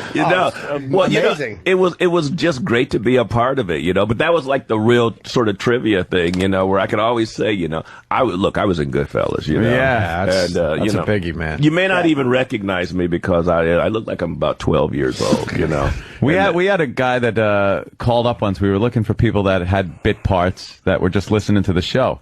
And some guy called up, and he was the guy that was standing in the driveway when his buddy got his nose caved in by the gun. Oh, yeah. He was the guy that went, don't shoot. Don't shoot. That's like, wow, you had a line to it and everything. That guy's a fan of our show. And to us, that's kind of cool. Because I'm just like, you were Goodfellas, dude. I don't care if it was 2 seconds ago. Don't shoot. You remember that part, though, too. Yeah. Don't shoot. Oh, he beat that motherfucker down, man. Oh, well, don't you ever do a good pistol whipping to the bridge of the nose. Straighten you right out. Oh, my goodness. That's what you get for touching Karen. Yeah, really. And Benga, you got into acting because you had a 9-to-5 job or something like that, and you just said, I used to work for the federal government, and I dug it. What I was doing, worked for the Corporation for National Service, and it's the headquarters of AmeriCorps and Vista Social Service Programs, and I worked in the Congressional Affairs Department. Wow. And I just got curious about acting. I didn't even really want to pursue it. I just got curious about it. Started researching it online, bought some books, and I saw what actors did. I started going on auditions just because the information was there. I still wasn't trying to leave my job. Wow. And then I got called. I got called from the Shakespeare Theater, and they offered me a role. And I kind of freaked out, and I hung up the phone real quick, and I'm like, I'll call you back. And I hung up, and then like 5 seconds later, my uncle called and told me my father died. And that was just like, I went into my supervisor's office and resigned. It was just like a sign that I had to go. And I've been acting since. How many years now? Ooh, what's this? 2008? So 7 years? It was 2001. Wow, damn. Wow. I wonder if they resent the fact at the Emmys that so many, because a couple of you guys have been not around for many years. Like Tristan's very new, and you're doing such a great work, and not having been through 25 years of awful projects like so many of them have been before. Not that, you know what I mean? Maybe that's kind of a resentment from Hollywood too. That's there in the industry. If you're I'm not saying the Emmys are, just saying in general, if you're bitter or if you had to do all kinds of things, you put that resentment out subconsciously or however, you know, it goes out there. You know, you're in this industry. You see how people, you're experiencing a lot of success. And there's a lot of comedians who aren't experiencing your success who have been out there a lot longer than you have. Yeah. You know, and you feel it in the way they greet you. You know, that's right. The like way they when say I put my hand out congratulations. for the ring to be kissed, that kind of bothers them a little bit. You're changing, man. Not me, man. I always say, "Fuck it, I got mine." You know, you know, that's all I'm gonna wear. I got my part. You know, I don't care how many. I don't care if you've been here 2 days. I got mine. You know, and that's all I'm gonna be concerned about. You know, Wade, holy shit! I knew you, and like I said, I'm fresh to the wire. I'm only 2 seasons in, so I'm gonna be introduced to you in season 3. You were in The Savages, I just read. Yeah, did you see the movie? I actually saw that movie. No, but that movie, no one really saw it. I mean, let's be honest. Movie. The critics loved it. Yeah, the critics loved it, and it was nominated for a bunch of Oscars. Me and my girl, we were looking for a movie, and we went to the Artsy Theater, and we saw it, and it was downright fucking depressing, man. It was a good story, and you played like an orderly or something at the home, right? Yeah. Looked up for Philip Bosco. Shit, yeah. And with this thing you were with Laura smoking. Linney. You were like Jamaican or something in the movie, No, right? she thought Laura thought I was Jamaican, and we had the whole scene at the end. I'm like, I'm actually Nigerian. And she's like, oh. Were you guys smoking pot together or something? No, we were smoking cigarettes. Cigarettes, right? Okay. And it's funny because I don't smoke. And Philip on set, Philip Hoffman had to teach me how to smoke. Had to teach me how to look like I was smoking. Yeah. And like Laura and I have a lot of great scenes together, and where she kind of misconstrues it and, you know, kind of goes for it. Yeah. And I had to reluctantly let her down, you know, which was great, of course. I don't know if I can recommend the movie. It was definitely a good movie. Depressing as hell. It's based on like some adult kids having to put their father into a home in Buffalo, of all places, and every scene was pretty much gray. But Laura Linney, right? Yeah, he had scenes with Laura Linney, who's pretty damn huge. Fucking. Please tell me you got to shoot at least one person in the home. That should be his thing. I have to kill one person. That's what I do. Gotta rewrite. Well, they're old anyway. Come on. Well, Chris was not his first character on The Wire. We all remember the cameo, which I learned from watching that Wire Odyssey special. Yeah. He played. You didn't have a line, I don't think. He was an extra. He was a cop. In where? In one of the earlier. Oh, wow. Extra. That's so odd when that happens. You know, I was actually twice. I was an extra in the pilot background. You don't even see me. Like way background. I was way background in the pilot episode, and then like you said, I was an extra in a courtroom, and I'm bald. My face is all clean, and you don't even recognize. It's wild. It's wild. Yeah, they circled it. There's a special on demand called like The Wire Odyssey, or whatever it is, about like all the seasons, and they kind of focus on that and stop. You're like, how funny would it be if like when you were on there, all the message boards explode? That's the cop from season 1. I don't believe that. Yeah, well, you know, when I first auditioned, I auditioned for Lester Freeman. Did you really? Yeah, I can see that. You know, and then I think I went in for somebody else. I think it was just Lester Freeman that I went in for. Do you guys, if you audition for a part and then you don't get it, and then somebody else gets it and you get another part, do you kind of watch them doing something and go, that's not the way I would have done it? Or do you always looking at Lester's dialogue, how would I say this? No, I don't do that. No, what's meant to be yours will be. Yeah. Like, I was originally cast as Slim Charles. Like they offered me the role. Okay, as Slim Charles. He was underused in season 4. You know, and did they really? Yeah, I was originally Slim Charles, and I ended up turning that down because it conflicted with something else. And then later on, I was like, man, maybe I shouldn't, because I didn't have anything better going on. I was like, maybe I shouldn't have turned down that role on HBO. And I didn't have anything at that point, you know. And then some time passed, and they called me up, and they offered me Chris. They said, the writers, they really like you. They want to offer you this role, and I took it. And so and I'm very glad that I took Chris. You know, things happen for a reason. And when other people get roles, you definitely can't kick yourself because that wasn't supposed to be yours. You know, yours is something else. The way I feel right now, I don't want to play anybody else but Clay Davis. I mean, Clay should have his own movie. I'd steal all the money. Where do you come up with the anger that it takes to like the description of that beatdown is just amazing. Like because you're a nice enough guy sitting here and stuff. Where do you get that? It's not hard for a black man to find Rage. You want to see Rage come down to the public theater? Unconditional. Unconditional. I'm hanging people in the show, you know? Really? Yeah, I am, you know? Oh, nice. Like I said, it's not hard for a black man to find Rage in America. Well, now that he opened the door a little bit, I was a little too scared to ask, but it's down on the sheet that he got in a lot of trouble as a youth, so. Oh, yeah. And you changed your life around. I was in and out of schools, homeschooling, I mean, all kinds of stuff. Like, it was an interesting time growing up. Interesting. You grew up where in New York? No, I grew up in Maryland, like 40 minutes south of Baltimore. Okay. And we were in and out of schools, in and out of different homes. I mean, it was, I got in a lot of trouble. And it wasn't until I started wrestling my junior year, I had to earn my way into a regular high school first. And then when I started wrestling my junior year, that I was able to stay in that high school. And I got a wrestling scholarship the next year. I was fortunate that I took to it and I was very good at it. I still wrestle, actually, when I can. I did a tournament. I did a tournament for Vince McMahon? For Vince McMahon. No, not for Vince. How great would that would be a great new character where you pull a pistol and murder every opponent in the ring. And after like 3 weeks, people are like, we don't want to see this guy anymore. No. But you can't wrestle here. You can't wrestle here. Well, the beauty of a Vince storyline, no one really figures it out. He's still on the wrestling card every week. Of course. We do a Wire WrestleMania, you know. Yeah. All the characters on the Wire will be taking on some of these guys. The abandoned cars, top rope. I want to go see these plays, man. I don't go to see a lot of theater. Come check it out, the Flea Theater, Lower 9th. It's running right now. The show is really good. It's got James McDaniels, who was Lieutenant Fancy from NYPD Blue, Gaius Charles, who's Smash Williams on Friday Night Lights, and of course myself, Bengai Kinabe. It's at 41 White Street, south of Canal. The Flea Theater, theflea.org. It's not one where Jimmy would be sitting there and at the end of the show everyone goes, "There's one of the motherfuckers!"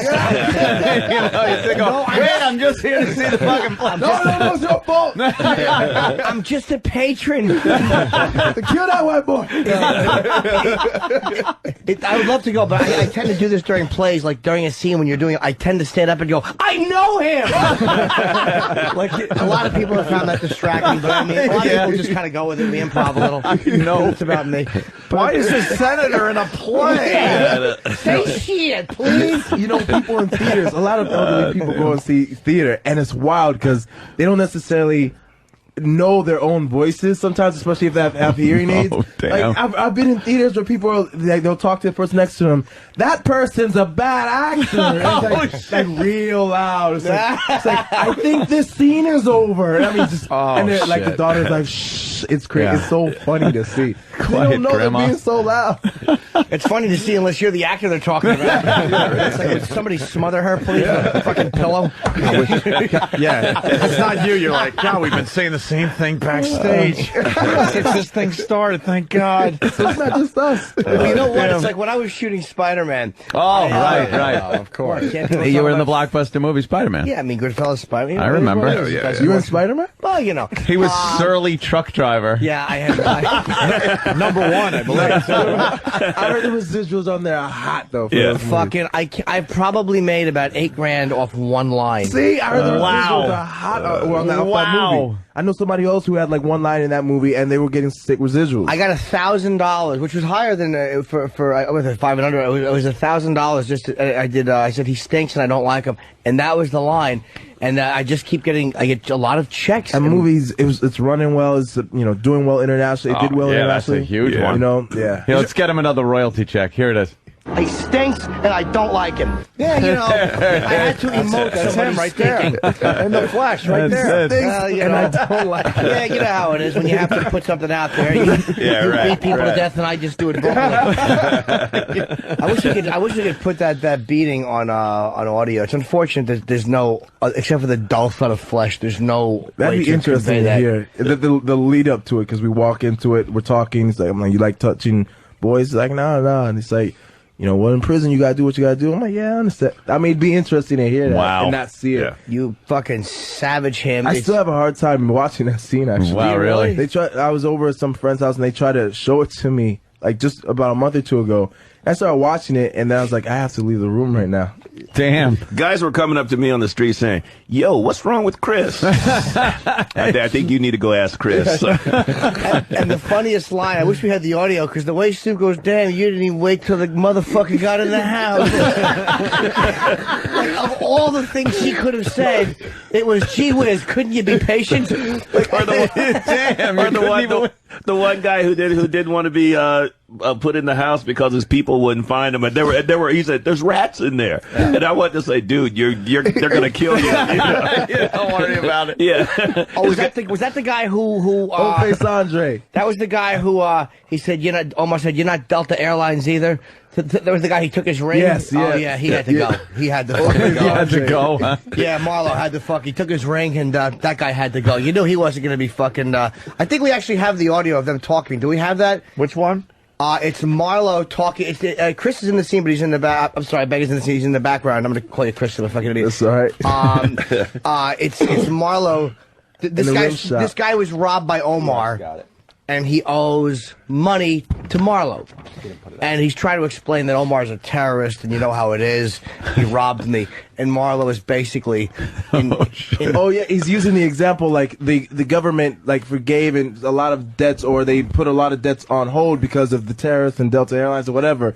So he's trying to say, that's what's going on. I was robbed and everything, even the government... Yeah. Oh, shit. You ain't Delta Airlines. Yes, it's not in there, is it? Oh, man. Yeah, he went there. That's a great line. No, these are all Omar. This is a Marlo. Yeah, we're trying to find it. We'll find it. Yeah, it's just a really cool clip, and that guy wound up in the house. I wish there was a way to play that dull thud. It's such. On a break, I'll show one of you. Any one of you guys want to watch it? I know you don't want to get to that point yet, but you got no. I'm just waiting for one of these guys to show emotion on this show. Just one time. Show emotion for the horrific crap that's going on. With the kids, man. Yeah. Like, the kids. That'll bleed you emotionally. It's right on. It's so good. And it was wild is that as horrific as things are on the show, as far as the grittiness of it, it's not near the reality. It's even worse than reality. I've been in these schools in Baltimore. I've talked to these teachers and these kids, and like it's worse in real life. Some of the stories. They couldn't show it on HBO, some of the things that they did in these schools. There's a great face slashing in season 4 too with the students. One girl, like an ugly girl, who's getting teased. No, it's okay. Just a quick scene. La la la la. She's got some sort of problem. Yeah, and she's getting teased by a prettier girl, and boy, she gives her a face slashing. It's just. I mean, look. After being in some of these public schools, you could see it coming. When the minute they put that camera on, I said, "Look, don't fuck with her. Please. Oh God, please don't." I've seen this before. I know what happens when you deal with a person like that. Like, can't you see she's a fucking problem? Yeah. She's not. She's sitting there twitching silently. Leave her alone. Leave her alone. Yeah. Anybody twitching, you don't fuck with. This as best she can right now. She's a broke, ugly, fat girl. Don't fuck with her. She's only gonna slice your face. Which she does. She's got Vaseline on her face and stuff like that. Like you don't want to mess with her. She's got cold cream on. And she's in middle school. Oh, shit. I just recognized Isaiah. Where? From something else. What? Oh, no. Dad got hosed. That commercial. Isaiah's in a lot of commercials. I know, man. Dad got hosed. Verizon, right? Yeah, I try to sneak in and sneak out, but it just doesn't seem to happen. Oh, got a lot of what was really bad was I was walking down the street one day, and I started at one block. It was like, she. And by the time I got to the end, it was like, Dad got hosed, and then oh God, I'm just gonna lose my fucking mind. We're all about catchphrases on this show. Damn. Yeah. So wait, I'm gonna be afraid to talk after a while. That was this guy who has the campaign now? Was he the? Can you hear me now? Can you hear me now? Was this during this campaign? Yeah. Oh, yeah. Okay. Yeah. But what's really interesting is when you actually meet him, because you see him everywhere. Yeah. And then all of a sudden you meet him, and it's like, I'm here with the tech man. I mean, he's the guy. You're the most famous guy in the world. Yeah. Does he have an attitude about him, or is he down to earth? No, he's really down to earth. I hope he's well compensated because his image is everywhere and he can't do anything else. He's a really nice guy, and he came up to me, in the tech thing with the glasses, and he says, Isaiah, right? I said, yeah, man. He says, we've got some mutual friends. We do. We do? Oh, my God. You know, my heart started beating, you know. Who do I know in the tech world? But no. But it turned out that he's an actor, and he knows a lot of people that I know. How much money is he making? That fucking Verizon, how much money is he pulling? I've never gotten a commercial. It's going to be a couple G's. Perhaps more than that. See, there's one of our catchphrases. Oh, years. How much do you think he is pulling? Because I've never landed a commercial in my I'm life. not quite sure. He's got like a Learjet that we took down to. No, I'm teasing. I'll tell you an interesting story about that I heard. I cannot verify that it's true. Let me just say that out there. And I probably shouldn't tell this story, but I am. Yeah, tell it. So why not? I heard I'm the new that, tech guy. Like, when, I'm the new tech guy. So he's in Taiwan with children. And he kept his glasses on. No, I'm kidding. No. I heard when he signed the deal, like Verizon, like his agent calls up, like they're making their deal, whatever. And I don't know who his agent is, and I don't know. And he calls up and says he's not taking any less than this amount. And Verizon's like, okay. And they signed the deal and so on. Apparently, they agreed to it so quick because they were willing to offer him so much more. Like he got. Oh, yeah, right. But I don't know if it's true. And if it's not true, I apologize. I just heard, and that's an interesting story to spread anyway. So So now it's out there and it's fact. Oh, that's funny. So dumbbell agent tried to play hardball and cost their client about $4 million. His agent's Ralph Cramden. He doesn't take any less than $500 a week. Don't worry, I got a good deal for you, Norton. I went back to HBO and tried to get a signing bonus. My agent slapped me over the head like Levy did. What are you, crazy? Yeah, right. I want a signing bonus. Are you in the NFL now? Yeah, right. I want a $50,000 signing bonus. It's like, whack. Yeah. Let's go. You're out of here now. They'd only give me 20. We should get these guys out of here. That's correct. We really appreciate you guys coming over to XM with us. Oh, hell yeah. Thank you. It's been a lot of fun. I think you can figure out that we're pretty big fans of the show. Thanks for watching the show and supporting us, having us out on Season finale is Sunday night, 9 o'clock. Hour and a half HBO, or so, right? 90 minutes. So if you're taping in DVR, and make sure you. Oh well, no, it'll just. What am I saying? What do you think it is? An old VCR? I know. I pushed record, but I only had an hour. What a dummy. Cut the end off. And we're gonna. You guys want to plug the place too? Give one more plug, just so people know they want to come see you live doing real theater here in New York City. Come see Unconditional with the Labyrinth Theater performing at the Public. I'll be there, Isaiah Whitlock Jr., with John Doman, who plays Rawls on The Wire. It's a great show. Come and check it out. We run until Sunday. We close on Sunday, so, so come you fast. better get down there early. Yeah, come down to the Flea Theater. You can check it out, theflea.org, as in the insect. And come watch me, Ben Guy Keenabed, James McDaniels, and Gaius Charles in Lower Ninth. We run till April 5th. It's a great play. Running time about 1 hour, 15 minutes. Check it out. Oh, that's good. That's a good time for in and perfect. Out. I like that. I like a little over an hour. I'm good. Yeah. Whenever there's an intermission, I've never seen the second half of a play. I just can't go back in. But this one you like. It's like no intermission. Just hit it. We knock it out. Let's just get it done. Exactly. It's not a play when the fucking little sliding thing comes over the glass and you see a naked girl on the other side, Jimmy. And you gotta keep putting in quarters. Yeah, well, that's not a play. It's not theater. We do have an intermission, but still come. Yeah. Sorry. That explains a lot, though.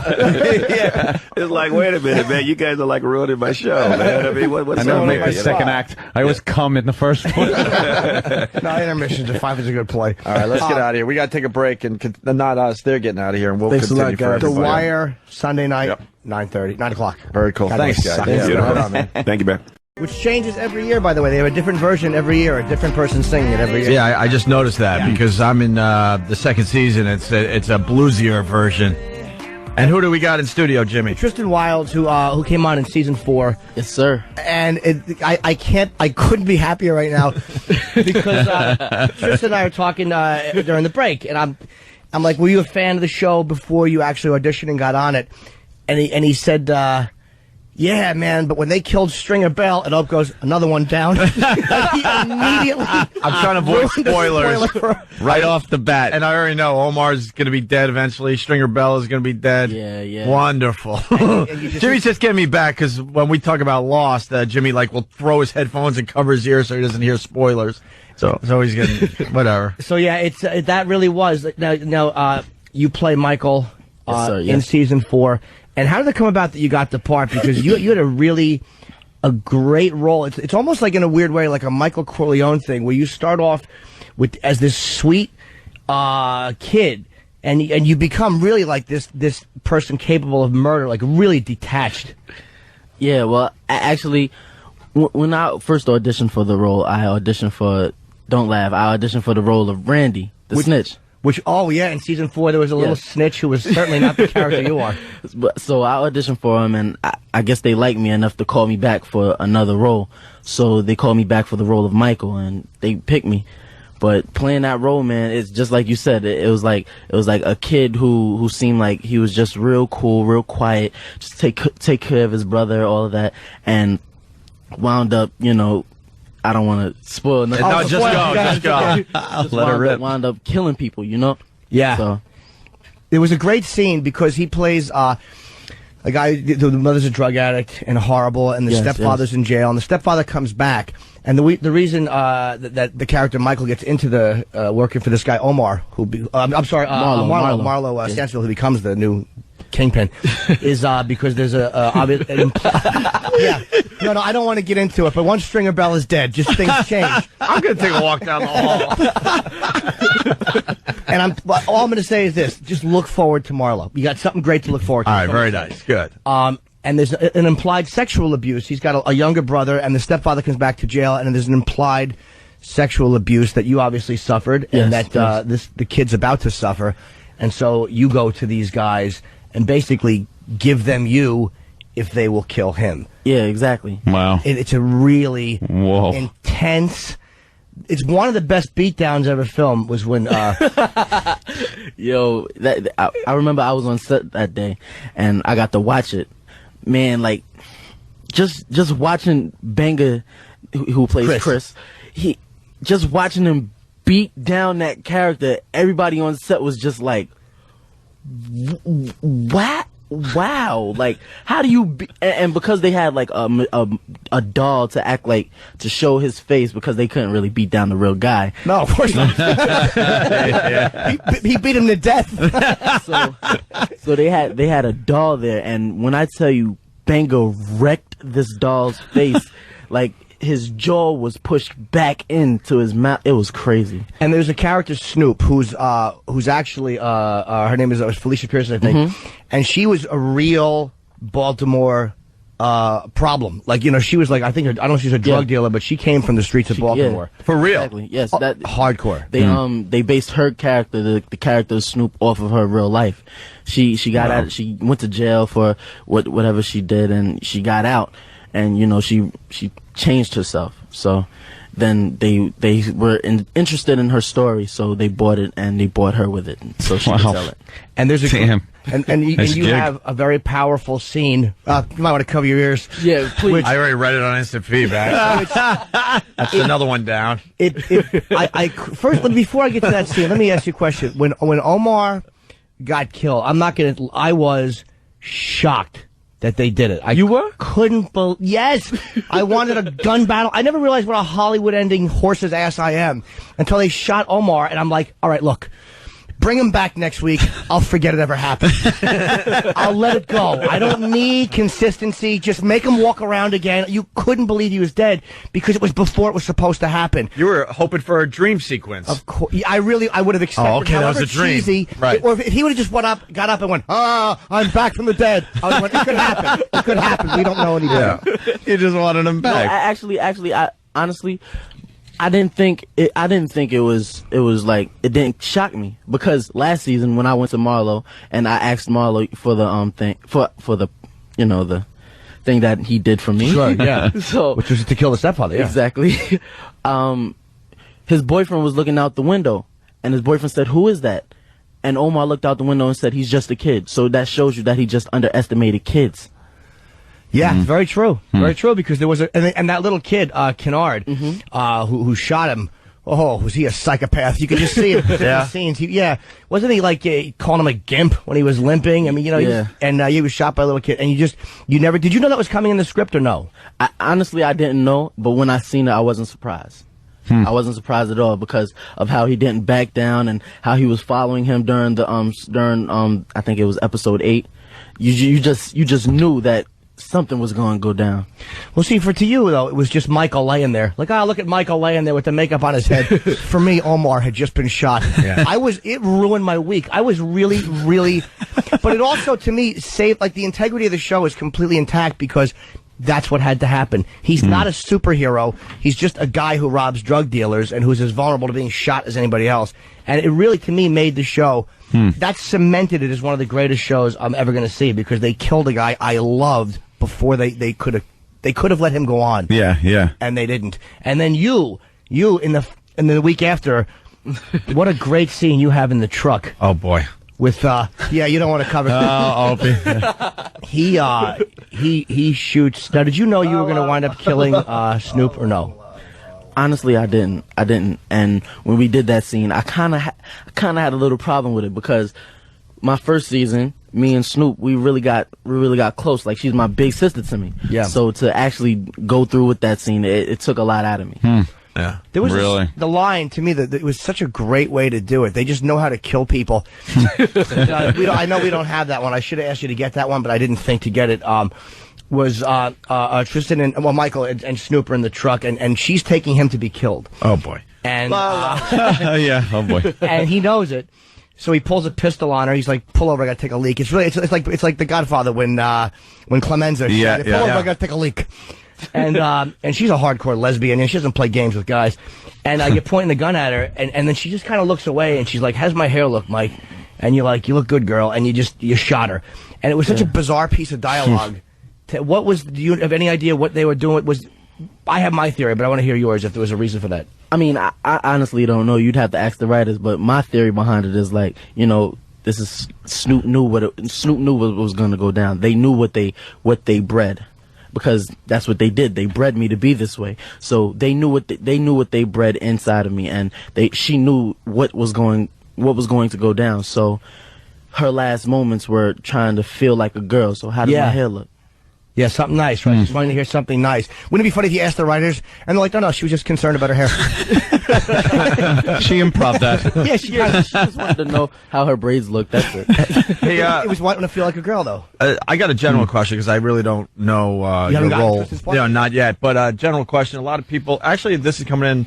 A lot of the actors don't seem like actors, like they're real street thugs. What's the deal with that? Did they get a lot of guys from the hood, or maybe saying the hood is pretty white to me. I don't know, but from the streets, there are a couple. I can't say that they don't, but there are a couple people that are from the streets, and there are a couple people who are actually actors who are just tremendous actors, like people who you would think like Wood Harris or the guy who plays Stringer Bell, Idris Elba. You would think those dudes, oh my God, these dudes are actually killers. Oh my God, Omar's really a killer. When really you meet these guys in the street and they're real actors. They're like professional actors. They do this. So you're acting since 2003. I was reading in your bio. Yes, sir. And what do you got going on now? I know you got other projects. You're gonna get a lot of work out of that.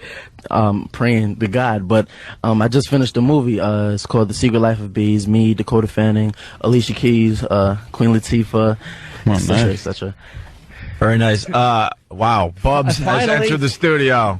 Andre Royo has. No, it's Bubs, bro.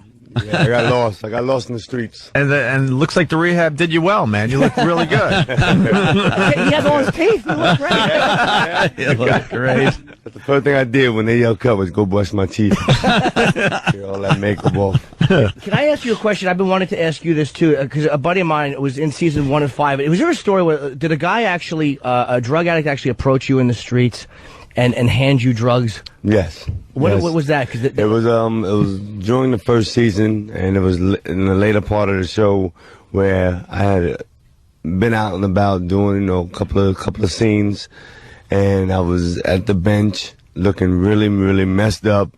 Just found out that Keem McGregor's got shot and wasn't going to be there. And I guess my emotions, or I emoted it. I was walking back to my trailer, and some fellow junkie just came up to me and was like, "Yo, you look like you need a hit," and handed me a tester.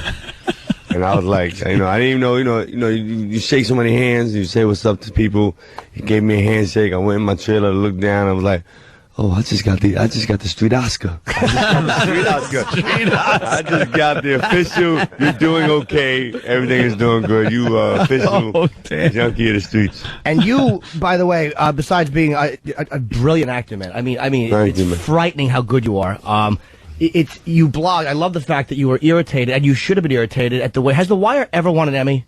No, we never been nominated. That's not. It's not even about the winning. Like we just want to go to the table, get some free champagne, swag bag, and just a little acknowledgement that you're doing something pretty cool. It was just from the first season to the fourth season, it was just weird. We really loved the fans and the audience that's out there. Really are true dedicated fans of the show. But it was just a little weird that from every paper, from the Village Voice to the Times, was like, we're the best show on television, or we're one of the best shows on television. But from the SAG to the Golden Globe to the Emmys, sometimes even the NAACP, never been nominated for like best ensemble, best drama, nothing. I wonder if it's That's because so weird. What is that about? You think? We could talk all day. Yeah. No, so many reasons, so many ideas. Conspiracy theories, or just reality of it's. We're talking. Our topic is too real, or too in your face and abusive, or is more than 4 black people on the screen and they don't know whether they're watching HBO or BET. They get a little confused. We don't. If you don't shoot in New York or LA, you're considered outside the margin. Like if you shoot in Baltimore, it don't really count. Like when it's just so many. Maybe the judges are just a little too old for the show. They don't really get it. I mean, there's so many different. It's mind-boggling to me. I mean, I can't believe with the work that's been done on the show. I mean, it's sickening to me. I'm not saying that. I'm sure Kiefer Sutherland is great, but it's terrific. He saves the world. There's no way. There's no way that sissy is better than you. There's no way. It's an impossibility that he pulls off more than Michael Williams. I know the cop's my favorite cop is Bunk. I'd have to say he's my favorite. Wendell Pierce. Yes. What's your favorite? What's your favorite scene that you've done in the series? That I've done? Yeah. That's a hard one, man, because Bubbles. I don't even remember just being so into it. If I think back to favorite scene that really bugged me out, where I knew this character was crazy and the writers was wild, would probably be when I was on the roof and I really fished down with the little fishing line. I grabbed a bag of drugs from a tire and I fished it back. And I did it, and I felt real Little Rascals. I felt real like yo, this is crazy. And then to talk to one of the creators, Ed Burns, and everything I've done on the show, the real, Bubbles was a real character, and he said that this is how desperate or how fiend out they were. They were geniuses on how to get high again. The scene is you're on a roof, Bubbles on a roof, and the drug dealers don't hold the dope. It's always like in a tire or somewhere, so they can't get possession. So he fishes down with a take it easy. I like pictures too, but it's like flash. No, like he chased Diana to her death a few years ago. Is Bubbles on the roof and he lowers this fishing wire into? It's a great scene. Oh, you saw that one? Yeah, absolutely. He picks the dope up. Yeah. And it's just, and then and they see it. They see it, and I run downstairs in the high, and I see these other cats getting beat up, horribly beaten. And it's just they thought it was him. Yeah, right? I'm just like, I'm like, oh, that's really messed up. I'm out. So it was just deep on understanding that you look at these people and you're very dismissive about their mentality because you just think they're junkies, but.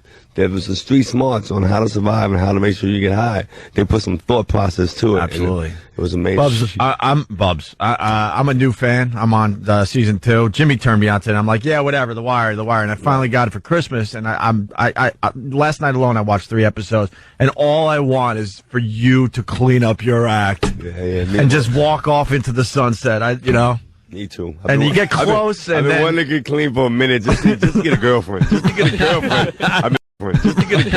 I've been trying to get clean. Because you're so lovable as this character. Like, oh, you just want good things to happen for Bubs, and I just know it's not going to happen. I'm not dumb. Well, let me just say that Bubs has a few really bad things happen to him. It doesn't go well for Bubs. I understand that. I go through it a little bit. Just a little bit. Yeah. But let's just say that things may look up at one point. I don't want to blow it for you or anybody else that hasn't seen it, but I've been watching it, so let me say I'm really happy with the way things are working out for you in season 5. Thank you. Well, now I know it lasts till season 5. That's good. Well, you have to think, though, would they have Andre out to impress if he didn't? They would never, like, there's no way they're going to bring out, like, no dead guys do press. Yeah, you can't.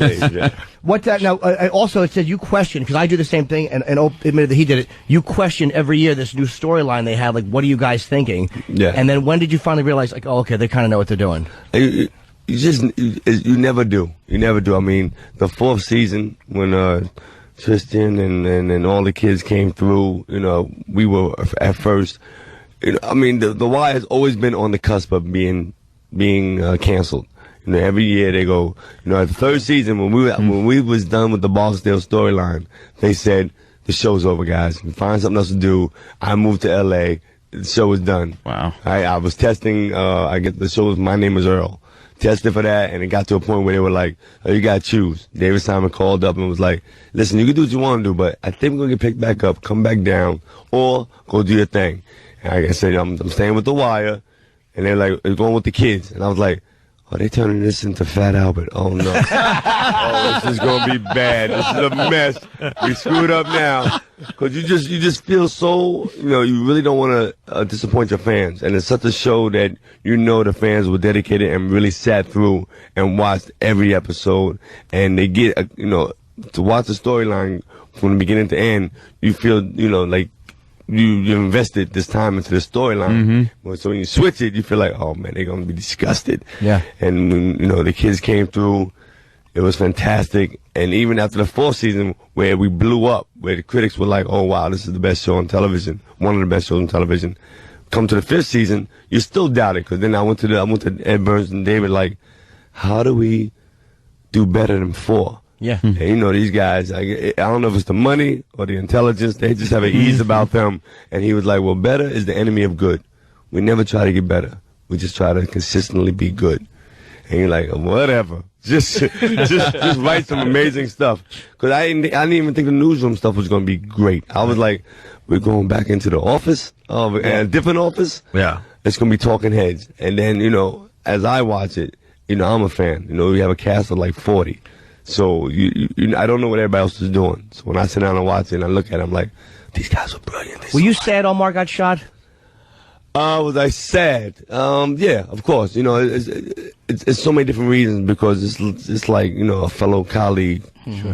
First of all, it's an actor who just lost a paycheck. Only 2 episodes, though. He didn't miss a lot. Yeah, you just feel it. You just feel like, oh wow, man. Somebody else got shot. And Omar, me and him have a connection, because me and him were both like on the cusp of our own storyline. It was like the bad guys, the cops.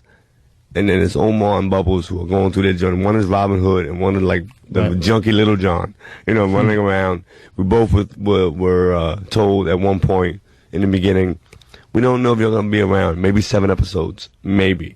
And 5 years later, still be working. So when he got shot, it was just like, oh, they got you too. Nah, yeah, you got done in by the Wire. So yeah, it was sad. We have to wrap because unfortunately we get shut off at 9:00 here. The season finale, the series finale, which I hate the fact they're ending it, and I respect the fact they are, because they're going out with still a brilliant, powerful show. Well, you got to think movie now. With who, though? They're all dead. Bring them all back. What happens? This is going to be like a bunch of 3 guys left in the Wire. Yeah. I hope you make it through the final. I certainly hope you do. Thank you very much, man. It is this Sunday night at what time? At 9 o'clock. Oh, 9 o'clock. I was up by 90 minutes. 10:30. What's that? And if you miss it at 10:30. And it's an extended. Yeah. It's longer than the hour. Is it really? It's an hour and a half. I'll be watching episode 5 of season 2, so, All right, no doubt. Well, you got the newbies out there, too, getting the box sets and getting turned on. As long as they're watching. Yeah, right on. And we also got to promote The Wire and All the Pieces Matter, right? Features 5 years of music from HBO's acclaimed drama, The Wire. The CD includes 35 tracks featuring local Baltimore artists, 4 versions of the opening theme song, including the Tom Waits original, and dialogue from the show, available from Non-Such Records. So the series finale this Sunday, 9 o'clock on, of course, HBO. Tristan, Andre, I'm a tremendous fan. Yo, thank you very much. I'm a fan of you too. Don't sleep. Lucky Louie was a hot show. Yes, no Damn. doubt. Thank Me you. and my You wife get watched that like, that is us all the way. Look at this show. Thank you. The critics ignored us, too. They did, man. They did. You had a hot show, man. Thank you very much. They should have got a second season. They Don't you definitely think? should have got a second season. No Hey, doubt. you just made his not My even year. day, his year. Because no one You I have love idea. ever recognizes me. It's always like, all right, you'll sign this for you, stupid. So thank you guys for coming in, man. No, thank you for having us, man. Thanks. Absolute pleasure. All right, guys, we're off to XM. See you tomorrow. Yeah, that's what we say.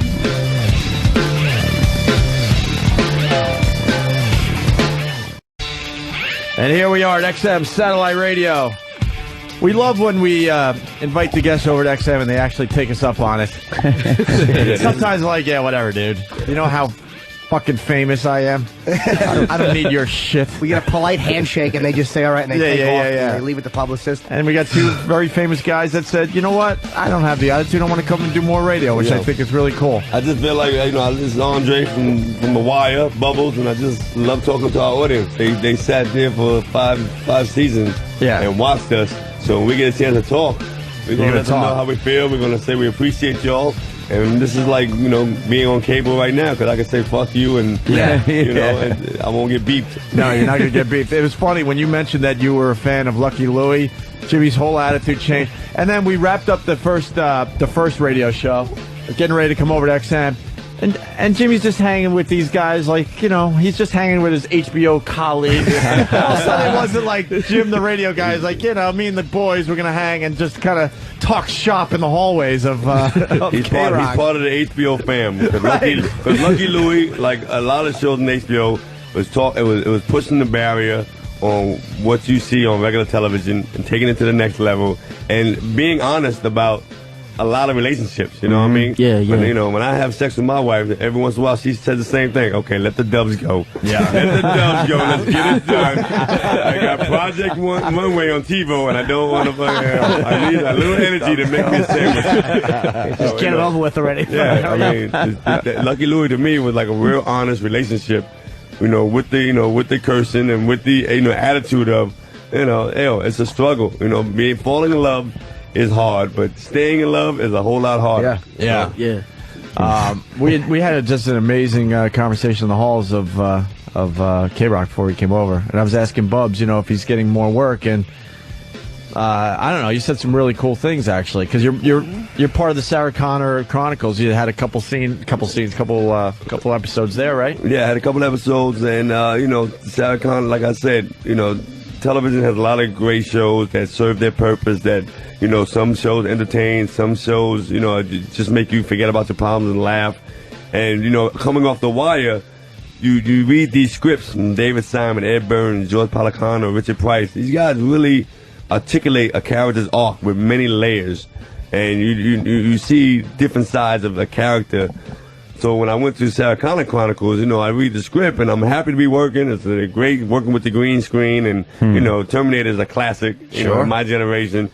But you know, I can't for the life of me understand why my character keeps shooting at the Terminator with a 9mm. I know it doesn't work. I know it doesn't stop the robot from coming. And every scene, we just start popping them with a 9mm. Like, one day it's going to change. And, you know, you're like, oh shit, this would never happen in The Wire. You know, they change it up. They would do something that would explain why he's shooting it. Maybe he's a little stupid, and you realize that. And you know, 2 seasons before, you find out he didn't go to school. And, you know, in The Wire, Omar would fuck him and then take his dope and fucking shoot him. Teach him how to whistle. You know. And then you mentioned Law and Order and said, you know, it would be played out different in the Law and Order. Well. You know, Law and Order has been the staple for any, you know, East Coast actor on the come up.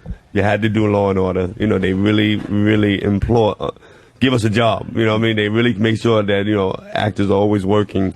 But doing it, You know, there was a scene where the cops come in. It was law and order, criminal intent. I'll put you on blast. It was a scene where the cops come into my house, and I have a loaded gun, and I have a murder weapon in my house. And when they come in, I see the hallways clear, so I ran out. You know, and they yelled cut, and they were like, "Look, we're not as smart as The Wire." Okay, when our cops show up. Just put your hands up and get the handcuffs on. Forget about a chase scene. Forget about the rights and all that. Just get arrested. But I can get out of here. Yeah. Unless you put a patrolman right outside, I'm gonna run. And they were like, "Yeah, but no, we're not doing it. Just move on. We have to get to the lawyer part of the show." Yeah. But yeah, people are bitching because we started this show late. But the reason is we forgot we had another show to do. We're just hanging out with these guys in the hall. Yeah, just rapping and chit chatting. We have a job to do. Chit chatting like, oh yeah, we have somewhere to go. Shit. Yeah, we got people that pay for subscriptions, and we're just like, fucking put them in replay for a few minutes. Yeah, we're chatting. We're chatting with like guys we admire. It's actually going to be hard for you because, like Tristan, like you played a guy who just became bad and started shooting people. Yeah, It's got to probably be harder. You won't be as typecast, I think, because you were so defined as like a drug addict, man. It's like. It's gonna be hard. Are you be typecasted? I'll tell you why he's not, because like he looks completely different. You know what I mean? Like he's all cleaned up and has a different look than what you're used to from The Wire. I do, but I mean, the rule of thumb in the movie and television entertainment is you're only as good as your last role. Exactly. And the weird part is, I like to take credit and really understand that yes, I played this character that was very, very difficult, very hard, but we all did. Tristan is not a killer. Snoop is, everybody are not doing things that they used to do, and they're acting. And, for people outside, when they see me, the first thing they're excited to have my teeth. They're like, you got your own teeth, and your skin looks so good. I mean, it's a compliment to my job as Bubbles, but yes. After the first season, the first fucking scripts I got was cocaine, methane, ecstasy.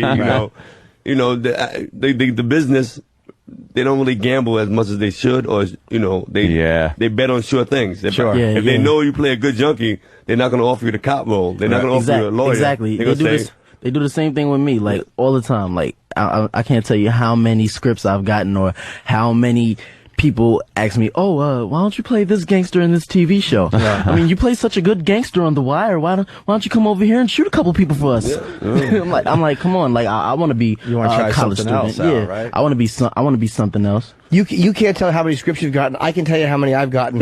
None. I've gotten none. Could you play a fucking anything? I've gotten none. It's audition like the rest of them, shithead. I get basically nothing. What Jimmy's saying. He'll play a pervert for 100 different people.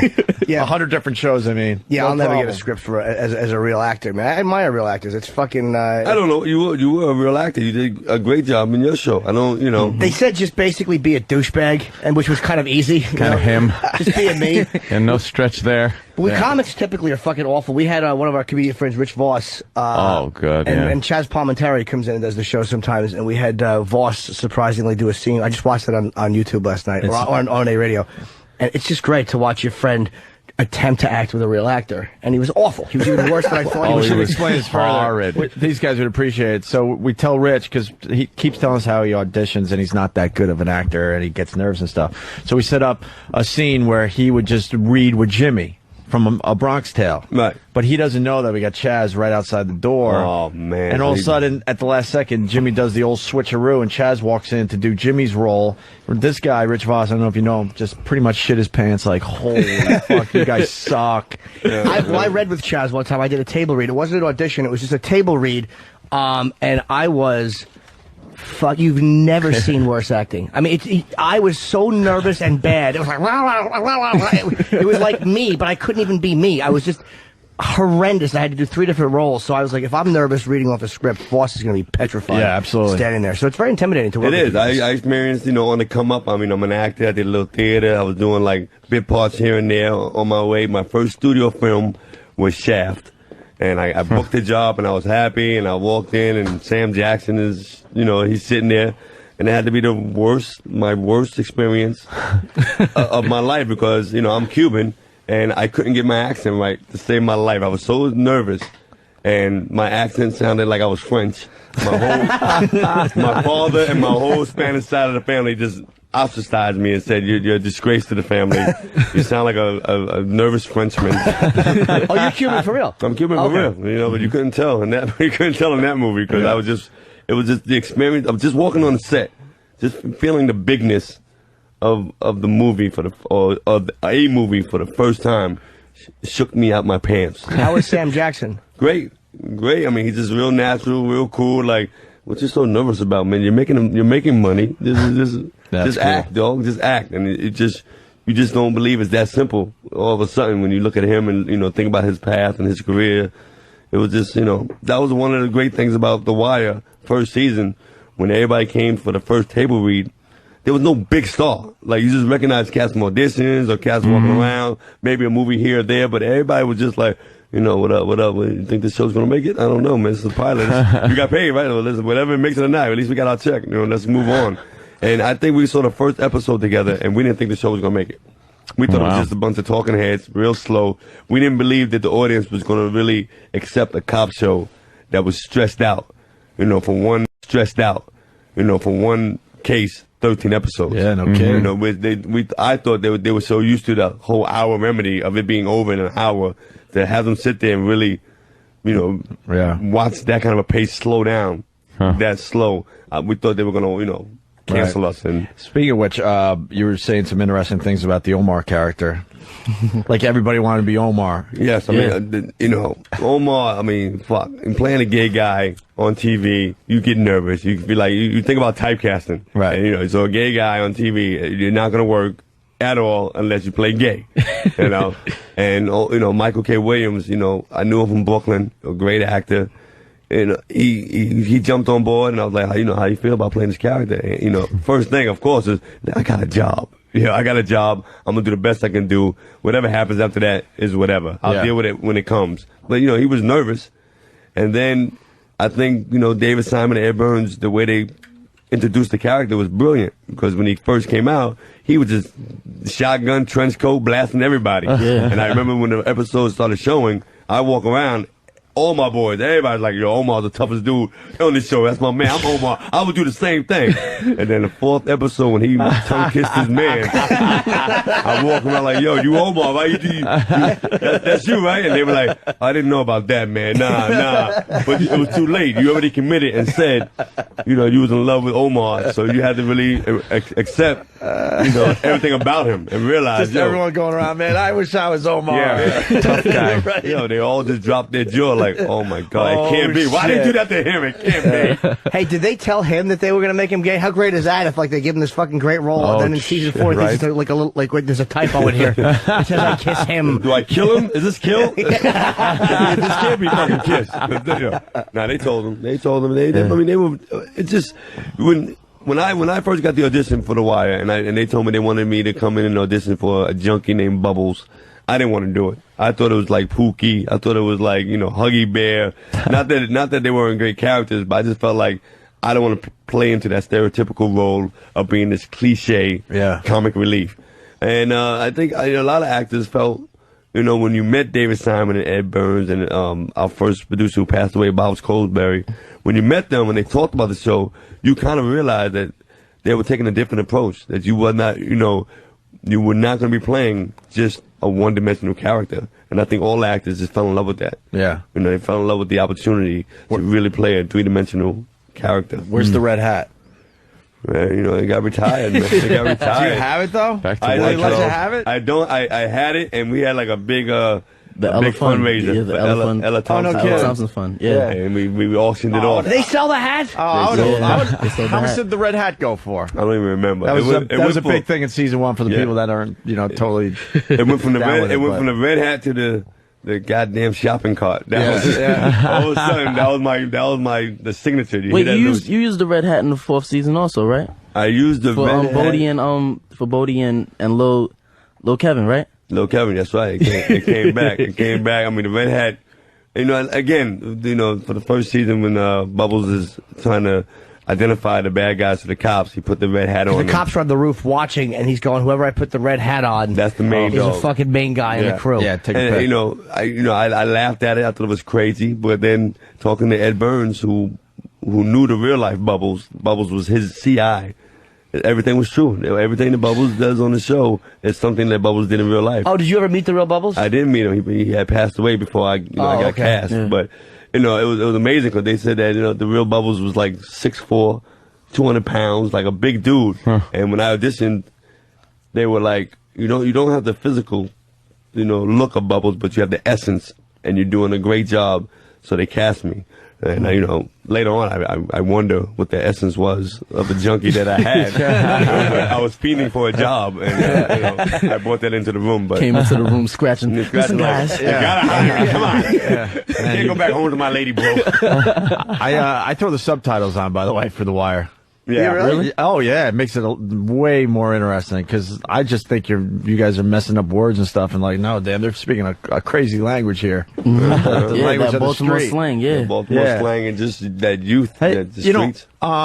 We take the Amtrak down to Washington D.C. every once in a while, and it goes right through the heart of like that area of Baltimore. And wow, have you guys walked around there? Yeah, I mean we shoot right on location. Like when we say we shoot right on location, like people actually invite us in their house to have chicken and potato salad with them. Yeah. Like, we're right on location. Like, everything you see on the show is everywhere we're at. Yeah, we drive on the train. You just pray that they don't stop and those doors open. I'm not even joking because it's like, wow. It looks like it's just abandoned streets, but you see you see the satellite dishes and a car here and there, and you're like, people are really living this life. Living in this area. The first time I heard about the Wire being in Baltimore, I've been down there to do the improv, and which is no longer there, and it's in the Inner Harbor. So you think, it's this nice little Inner Harbor area, and then you're like, oh yeah, there's more to Baltimore. And a little friendly Inner Harbor with a little seafood. Have a crab salad, would you?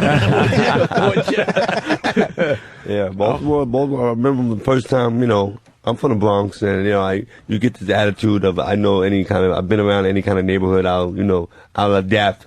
I'm cool with it.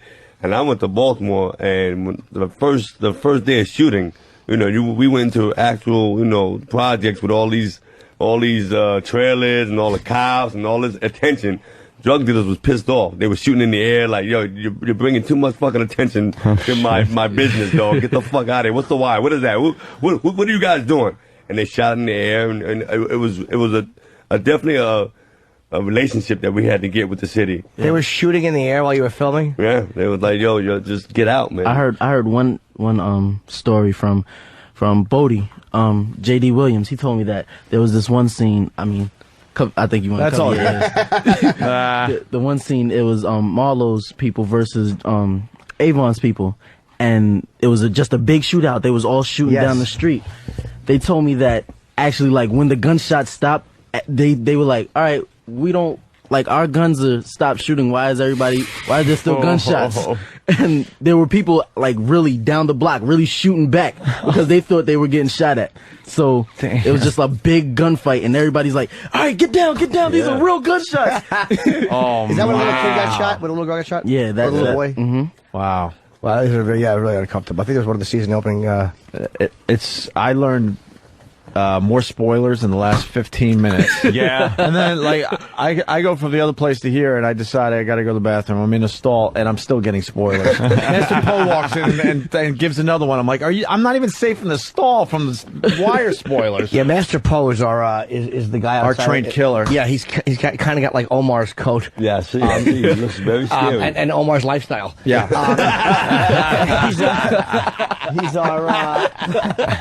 He's our security guy. He's a major problem. He's a really murderous guy if he fights. Yeah. And he was like a little kid when I walked in. Wire's my favorite show. And then he starts talking to me about a scene that I discussed with Tristan. I'm like, well, you're listening to the interview? We covered that. You fucking lunatic. Yeah. So I'm surprised he didn't. Did he hassle you guys on the way in for pictures or any of that stuff? No. He gets too excited to actually listen. He gets excited that we have certain people on our show, but he doesn't. The excitement is at a level where he doesn't actually listen to the people he's excited about being on our show, if that makes sense. ADD. Yeah. Tristan, are you related to Jay-Z? What's up with that? I know you're in a... Well, I got to bring it up. I know you're in a Jay-Z. Yeah. I'm in Jay-Z's video, Rock Boys, but nah, I'm not really related to Jay. He's like an uncle to me, but it's coming in really a related. lot, so I just had to ask. You just know him pretty well. Yeah, it's not a bad guy to know, right? Yeah. How much Not a ass? bad guy at all. How much ass? I have to ask. Since the fucking, I mean, you're a married man. I'm a married man. I'm not even allowed to watch Jay-Z videos. It's just all over. Why hurt myself? I hurt myself. So, he's 19 years old, Tristan, and you'll be 20 in July. I know. No, I'll be 19 in July. Oh, you're only 19? Yes. Oh, well, somebody should be fired for that shitty prep sheet. I'm 18. July 18 what? right now. July 15th. Okay. I'm almost excited because I'm July 19th, so I figure we have something in common. I'm July 17th. Yeah, Kansas in the house. Crazy now. That's very weird. You know how it is. All three actors of similar ilk. Yeah, sure. You know, men of the HBO family. That's right. So do you have a girlfriend, or are you out just anything that fucking walks? No, I'm not boning anything that walks right now, but nah, I don't got a girlfriend. Okay, so let me rephrase that. Anything that's not fat that walks. Now whether you have a bona fide part in a hit show, and especially the Jay-Z video, which would probably get you more ass. Because I imagine like a lot of chicks with big tits are not watching The Wire as much as fucking 40-year-old fucking mediocre men like myself. So the fucking chicks are going to come from the Jay-Z videos. I don't like to discuss politics at the dinner table. There you go. Very Godfather. There you go. Very Godfather of you. Very smart. Very smart. How'd you get into acting? Would you get through school or just like? Yeah, actually, it was through school. You know, I was doing a whole lot of school plays and stuff. I saw my brother. He started acting first. He was on a couple things. You know, a little bit of TV shows. He was on the movie Bullet. Wait, was that with Mickey Rourke? Yes. Okay. Tupac, yeah. Tupac, and actually that was Michael Cage's. That was Michael Cage's first movie. Oh, really? Yep, it was his first movie. Tupac's brother or Yeah. sidekick or whatever. It was his brother. It was his brother. Oh, okay. So after I seen that, I decided I wanted to start getting into it too. So you know, I did everything I had to do. There was a talent search, and right on 42nd Street, and thank God they picked me. He was in a movie that got great reviews. Not a lot of people saw, unfortunately. Half Nelson. Yeah, Half Nelson. That was one of his first major roles, right? Mm-hmm. It was a great movie. Yeah, that was fantastic. Ryan Gosling was no joke. Yeah, Ryan Gosling.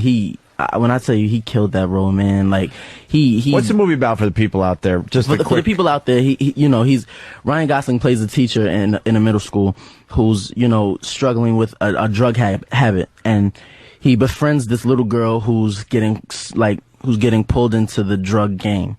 Well, So she catches him getting high. She catches him getting high. Yeah. It's a weird thing how they become friends, but they become real cool at the end. And I don't want to tell too much. An urban take on Miss Crabtree. A different look at a teacher-student relationship. Yeah, he's getting high in the locker room or something. She happened to be in there or whatever and catches him. And now she knows a dirty little secret, and he's like this teacher that everyone just adores. And then she's getting pulled into the drug trade, like he was saying. It's a really good movie, man. And isn't it funny, like when you look at racial differences, like you mentioned Bullet, and I go, does star Mickey Rourke, and they go Tupac. Yeah, right. But I actually I don't even think I've seen the movie. I remember it. I was ready to say Steve McQueen. Oh wow, that's true. Oh, we have black, white, and old. I gotta ask you guys too. Before you came in today, I was talking about Maury Levy, the lawyer. Yeah, Is Maury his first name? I think so, right? Or Levy? I know Levy, the white lawyer, Jewish lawyer there that's getting all the guys. Maurice off. Levy. Yes. Is he like that in real life? Because I was telling Jimmy, if he actually came in for an interview, I would probably jump up and try to strangle him. I don't like him. No. I hate that real guy. Sweet dude. Really? Sweet, just soft spoken and just like that's funny. When they yell cut, he'll be like, I don't know, was that a good scene? Yeah. Was it alright? Did I do okay? And like, really? Yeah. He Wow. plays such a prick, man. Isn't he Nina's? He's one of the producers' brother. He's close. He's real close to the family, but he's a great dude, man. Great. Man, just great. His character's great because I hate him more than anyone on TV right now. Yeah, he really is a fucking swarthy. Oh, that's a great scene too. In that Omar scene in court, when Omar calls him out because he's also profiting on the drug trade. And that's a great scene in that court scene. We're talking about that a lot. I got a shotgun, you got a briefcase. Yeah. We're doing the same thing. Yeah. What is the worst tie ever put on television?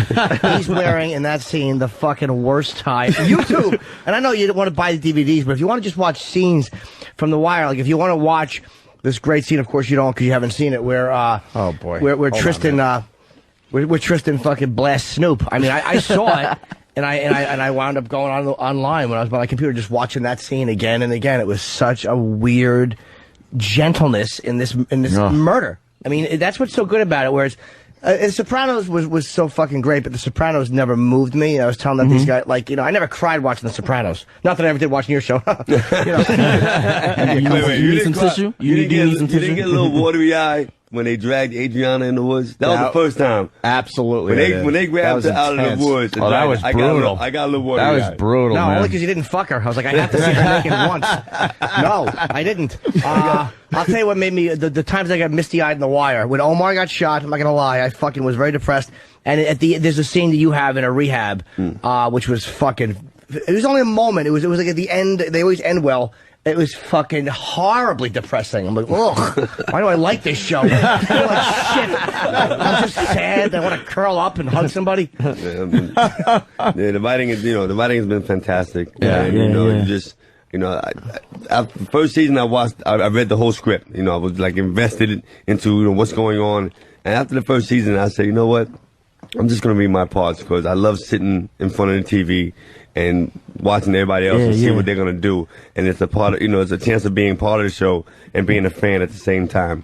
And there's just certain scenes where I just was like, when Kima Greggs got shot, and saw how everybody else reacted. Yeah. I almost broke down in tears. I mean, there's so many moments where Randy, when he's yelling at Seth, you're going to look out for me? Detective, you're going to stand up for me? And just seeing his, I mean, it was just, there's certain moments that you just, you look at it and you just get dragged into the reality that there are people out there who live this life. Yeah. Who this is the choices that they were given, and it turned out badly. You want to go to the creator and go, come on, a couple more years. What the hell are you doing here? Come on, we're doing good. Man, we got it nice here. Come on, help me out. I don't, because 5 years of a junkie is enough. I'm ready to get cleaned up. I'm ready to stay clean. But David Simon he's a novel writer, man, and from day one they saw it in a 5-season arc. Yeah, and he's very happy that everybody started catching on. But to him, it loses its potent if he drags it on. If he just says, okay, I'm just doing it for, because the audience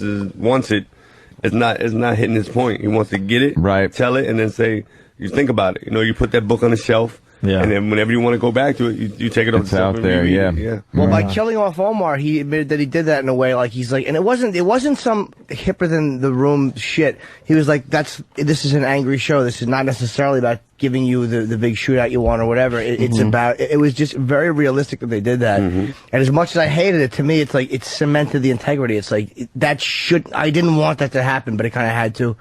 There's no chance. It's like killing Henry Blake after fucking, first season. Fuck him. Well, we got to take a break, and we should get you guys out of here. We really appreciate you coming over for another segment. Yeah, hell yeah, Thank you very, very much, man. Anytime. Are both of you guys in the finale? You gotta watch. I'll spoil if they are, because they were both in the one before the finale. So if all of a sudden they weren't there, it would just seem really weird. Yeah. So like, what happened to Mike and Bubs? How they just went on vacation together? Contractual issues. They're in fucking St. Bart's while everybody else gets shot in Baltimore. They're on a gay cruise. Exactly. They felt so bad about Omar. They celebrated. We had a dance. We had a dance. Wait, guys. Whatever. Roger, I said the season I was going to go finale- with the gay cruise a little longer, but the series finale is this Sunday night on HBO at 9 o'clock, and you said it's an extended one. Yes, sir. Hour and a half. Oh, excellent. Nice. Yeah. So, if you're a fan of the show, if you're not a fan of the show, go out and get the DVDs. I know we spoiled every fucking angle I think I'm going to watch Sunday and then just save 30 hours of viewing time. You'll have to watch up to that. When I watched The Sopranos, I knew Big Pussy got killed before I ever saw an episode, and I still love his character. I'm sorry. I haven't seen one episode. No, I think it's better, though, at this point, if you haven't seen any of The Wire. Right.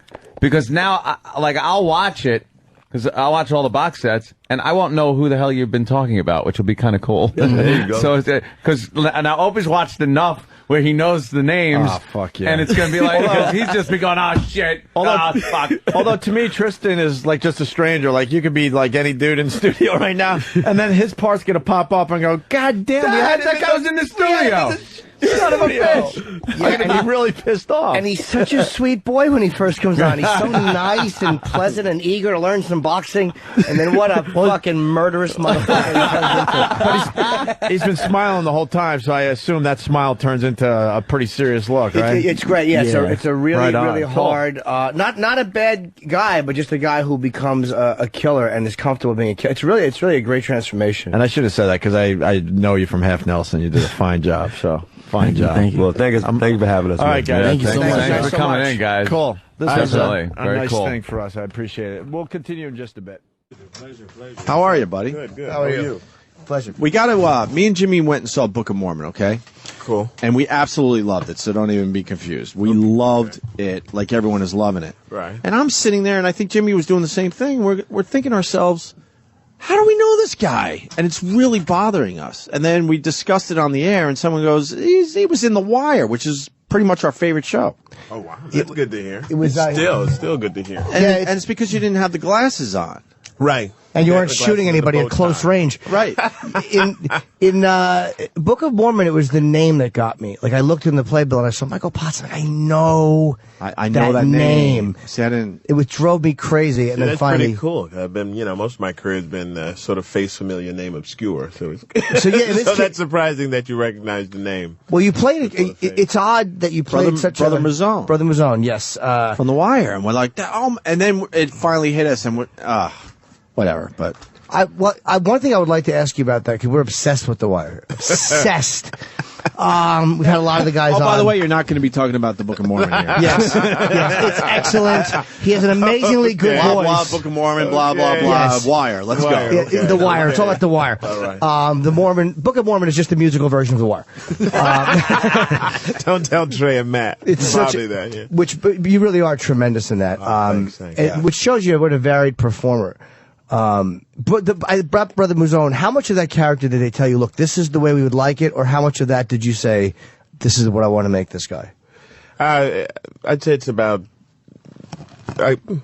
I guess 40 and 60. About 40% they have, all they do, they send you sides. And then in the sides is little stage directions about, Brother Mazzone, barely glances at, or he speaks very, very specifically, very clearly. And then you go from there. So they pretty much let me, do him the way I saw him as I read him. I thought you were it was one of the most interesting characters on the show. I kind of wish that they had him on more, or had you on more, because it's not at all like anybody else on the show. Well, that's the reason I'm glad they didn't, because I know a lot of people would have thought, the character sort of jumped the shark because he was so different from everyone else in the show. He's something totally new and out of left field.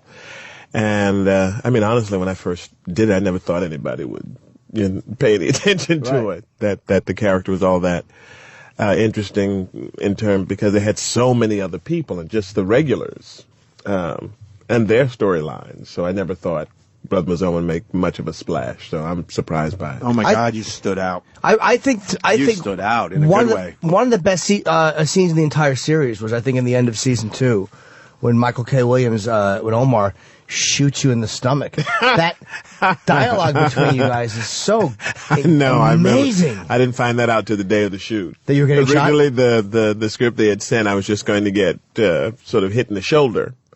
And then I walked in and read the script for the day, and it said shot in the gut. And I went up to one of the producers. I said, "Oh, come on, guys. I'm done already. You're killing me now." And they were like, no. We need to have a reason for you to be gone for a little bit and come back. Because as they had written him, honestly, in the beginning, he was only supposed to be in one scene, one episode, period. And I guess they dug what I was doing a little bit, and so they decided to write more for him. So they needed a reason for him to have to come back the following season. And I've heard it's very emotional when they kill off a character too. The whole cast gets really bummed out, and yeah, when The Wire, you lost a lot of guys, obviously, right? But when it was your turn, to go, around the set, there was a lot of emotions going on. Oh yeah, it was a big deal. I mean, the shooting of Stringer Bell, that day was really, really tense. There was something in the script I don't think Idris was really happy about. He was not happy about the way he was going to go out. Oh, really? Yeah, there was something that Omar was supposed to do to him that Idris was not pleased with, and it was really, really tense. Did he not do it? A little bit. No, he didn't do it. They took it out. They took out. Was he supposed to piss on him? Or? Pretty much. Oh, yeah. okay. That's so that I could get. Yeah. Wow, why wasn't he? That to me, Omar, because Omar hated him for having Brandon killed in. Right. What he blamed you for, right? And we're talking like he's the real guy, like he's the character. But I didn't. Now, did he just not want to get shot, or did he just not want him to do? Oh that? no, he was cool with getting shot, and of course he was sad about not being on the show anymore. But he knew he had that run, and that was the right way for the character. He just didn't want to be pissed on. He didn't think that would be cool. Wow, that was the way for Stringer Bell to go out.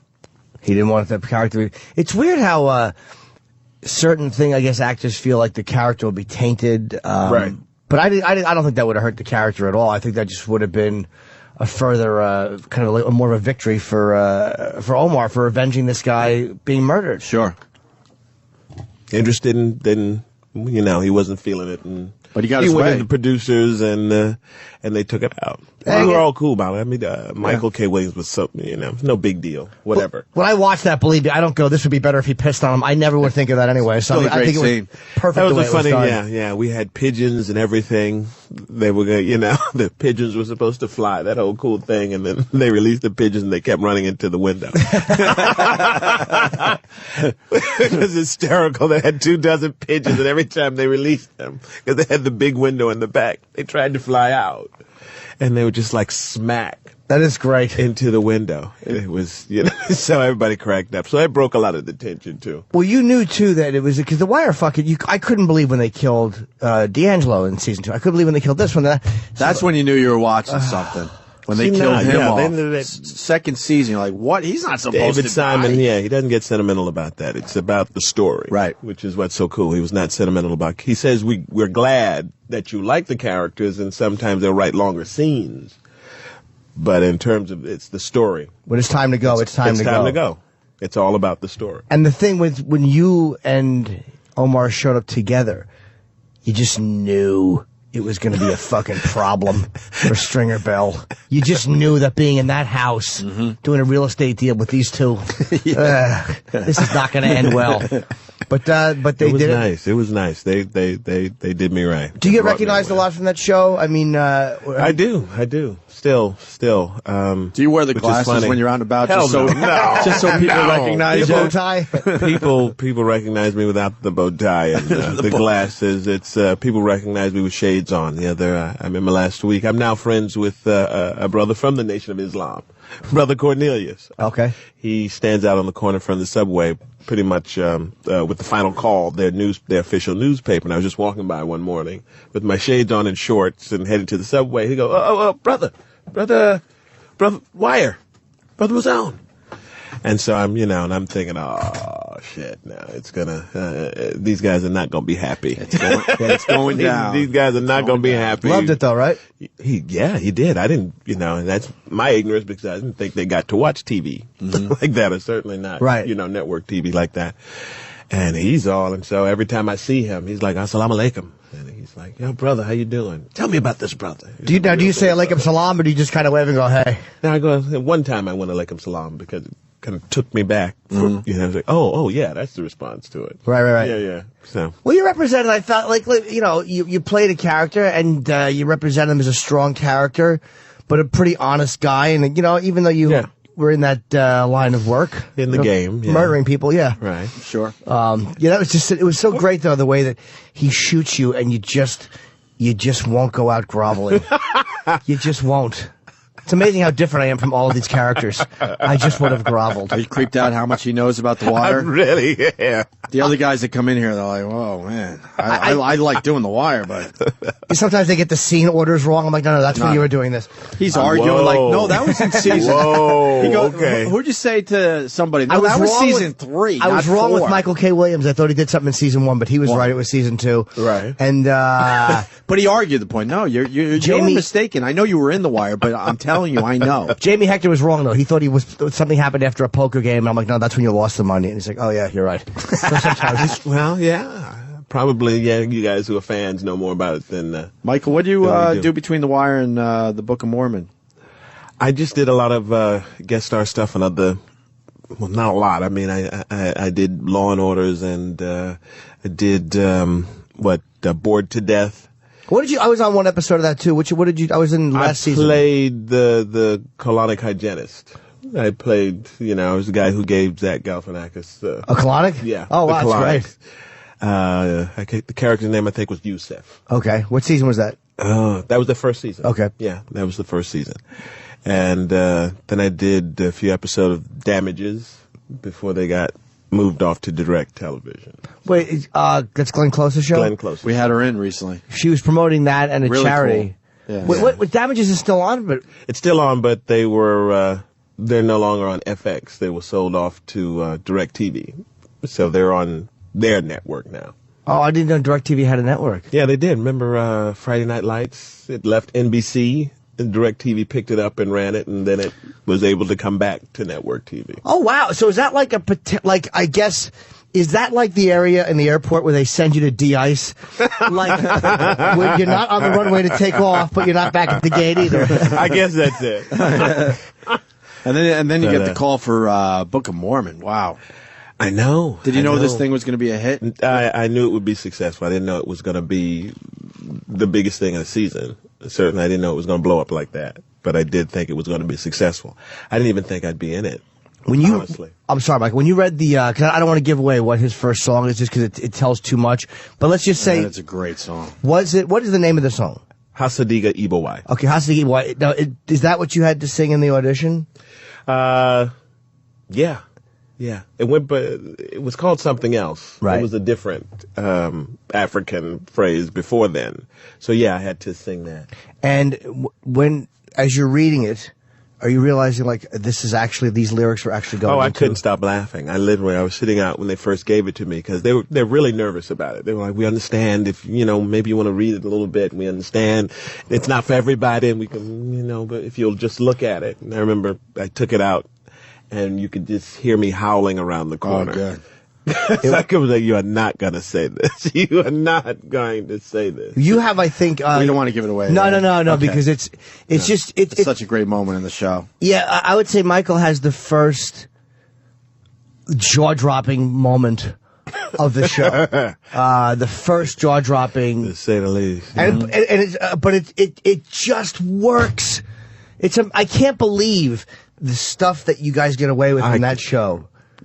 I don't believe we get away with that stuff. I really thought that. And on Broadway. And I thought there'd be, for a while I would leave through the lobby because I thought people would be out there ready to, beat me to a pulp. And I'm shocked. I'm shocked that there haven't been more protests. I got a question maybe for Jimmy as well. Why do you think it's so accepting? Because it's pretty rough and edgy stuff at times, and it's on Broadway. And it's a hit musical, and people are accepting this material. I think people accept certain social parody and religious parody from certain areas. Stand-ups more feel like they're hearing our real opinion, and they feel like they can confront us on that. South Park has almost been so accepted as parody. Right. You almost look like an asshole criticizing them. Right. And I think Matt and Trey being attached to this, there is always the argument, you know what you're in for. These guys did fucking South Park. Right. So I think that's a big reason. Well, we're talking about, and it's new. Yeah, it's not like anything else. But we're talking about baby fucking.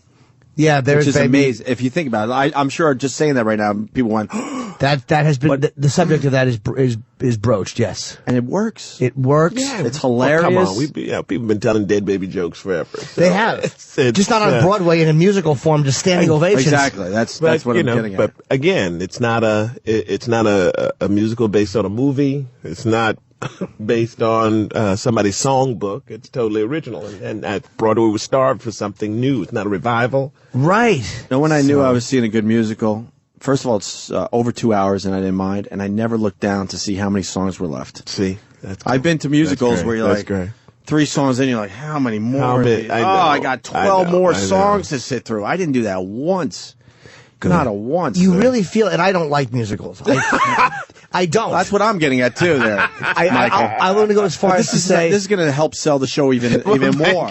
I'll go as far as to say I despise them. Yeah, and this is the best thing I've seen. Literally, for someone who hates musicals to go to something and love it. I've seen it twice. Yeah, because we had Josh Gad, but the first time I went and saw it, his understudy, I guess, was right.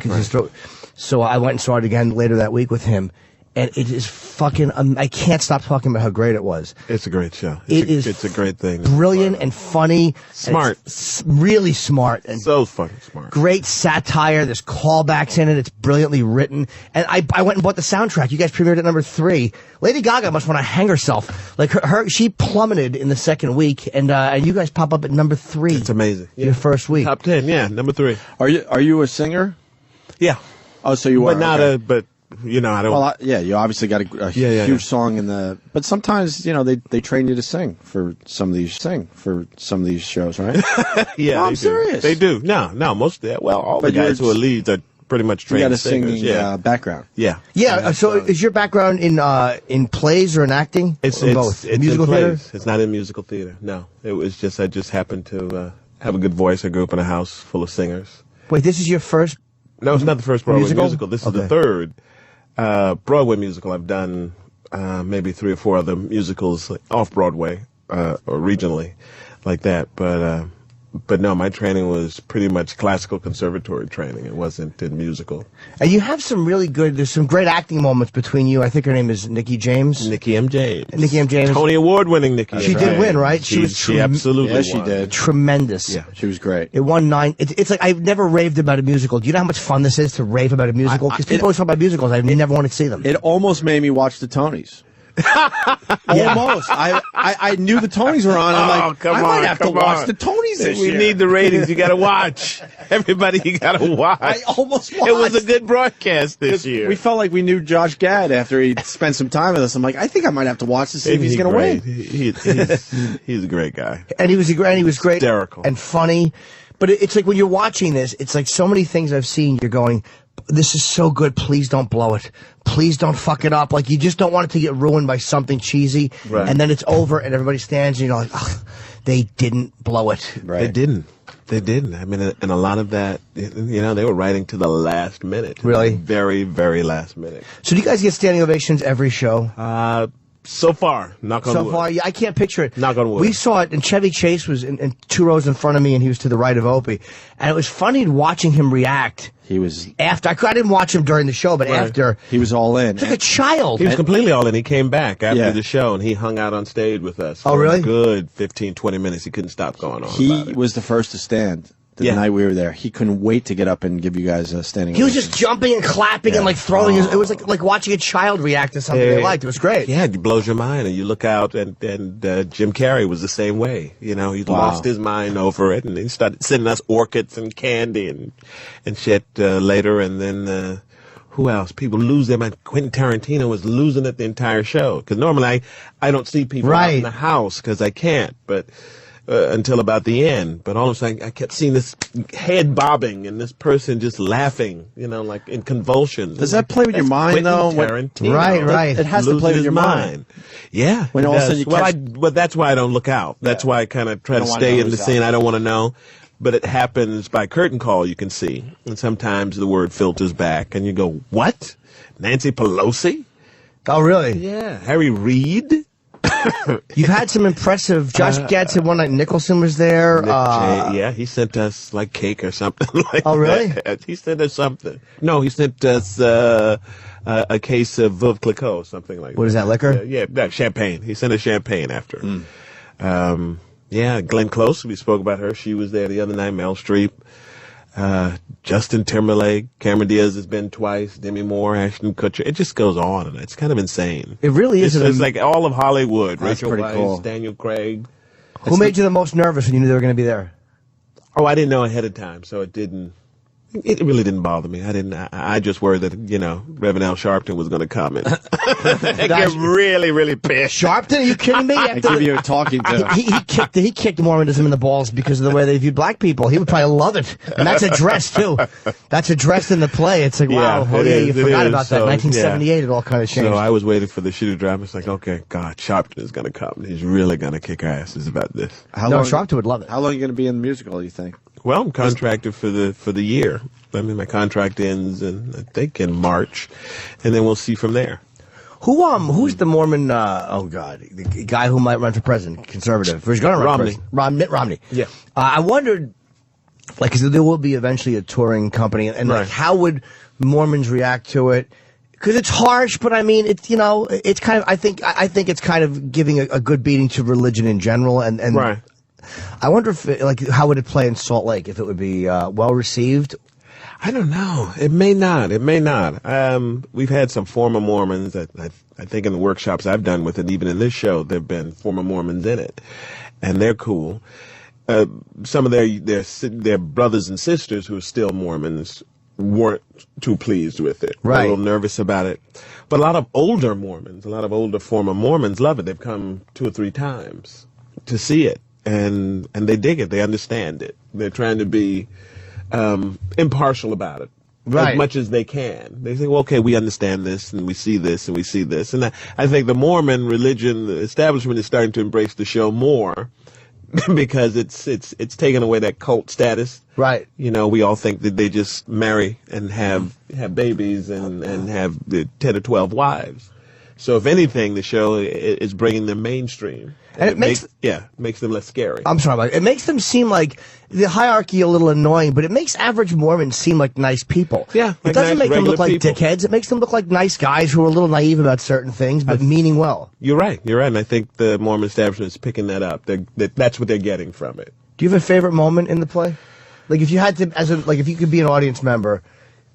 I mean, there's so many amazing moments. They're amazing moments, but I just find Man Up cracks me up. That's all. That's the one that Josh does at the end of Act 1, the kind of mock, rock shit, and that just cracks me up when Josh starts singing that. What did Jesus do? Right. He crawled up on that cross and stuck it out. Yeah, took it on the chin. Took it on the chin. Me and Jimmy, that's awesome. We go back and forth with a turn it off. We're obsessed. We're doing it in our regular lives now to each other. Turn it off. That one moment. Who's the guy who's fighting being gay in the play? What's his name?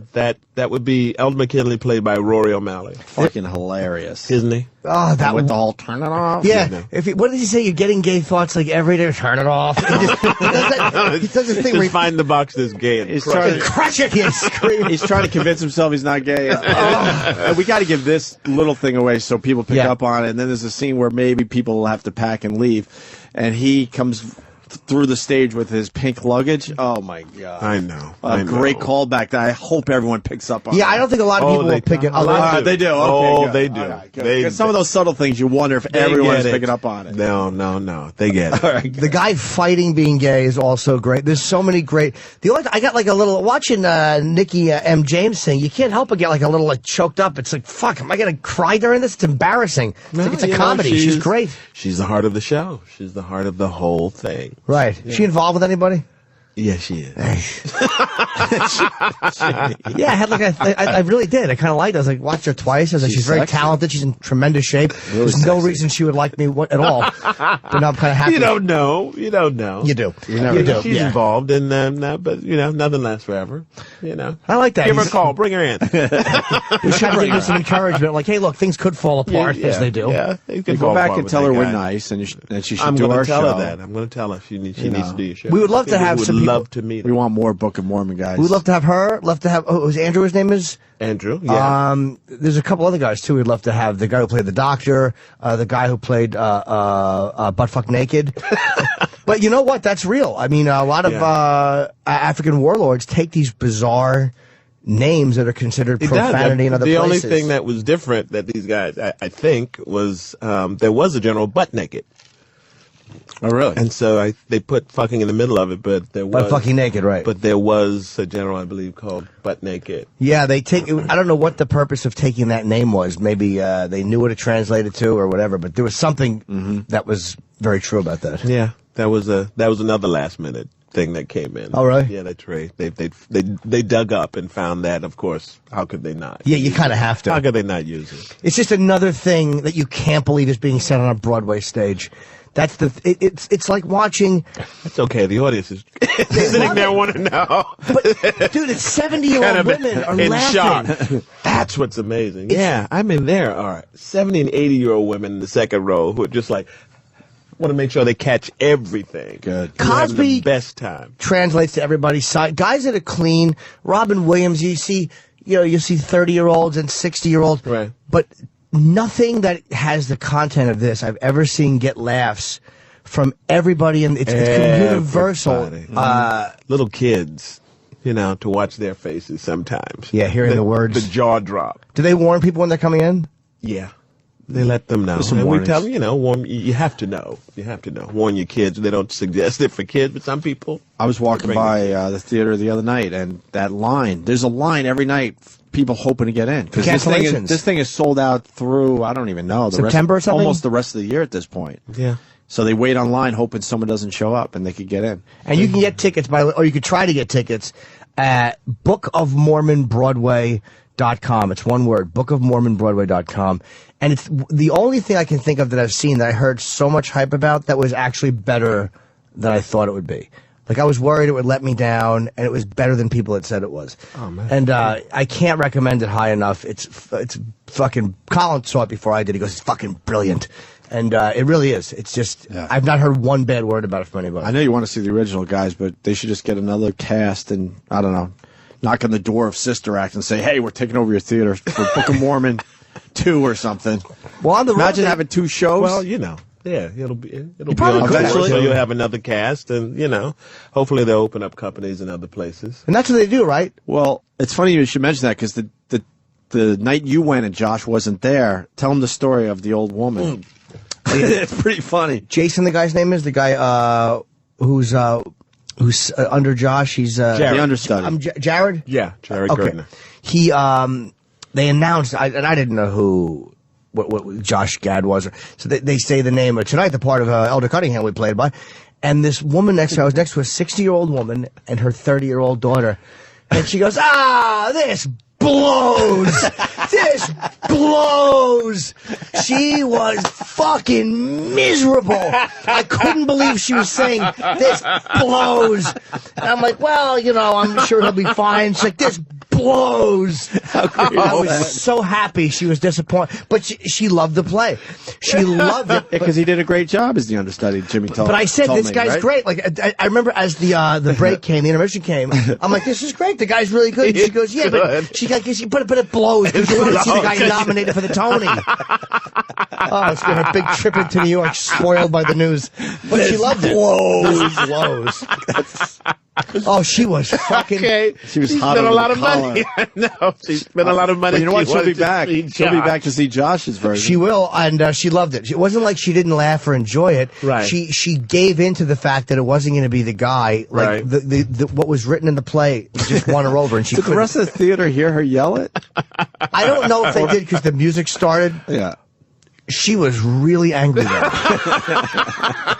It was so funny. I've never heard this blows from anybody over 40. Classic. So I guess are we done, right? The show is we done for the day? Yeah, we'll figure it out after the break, I guess. All right.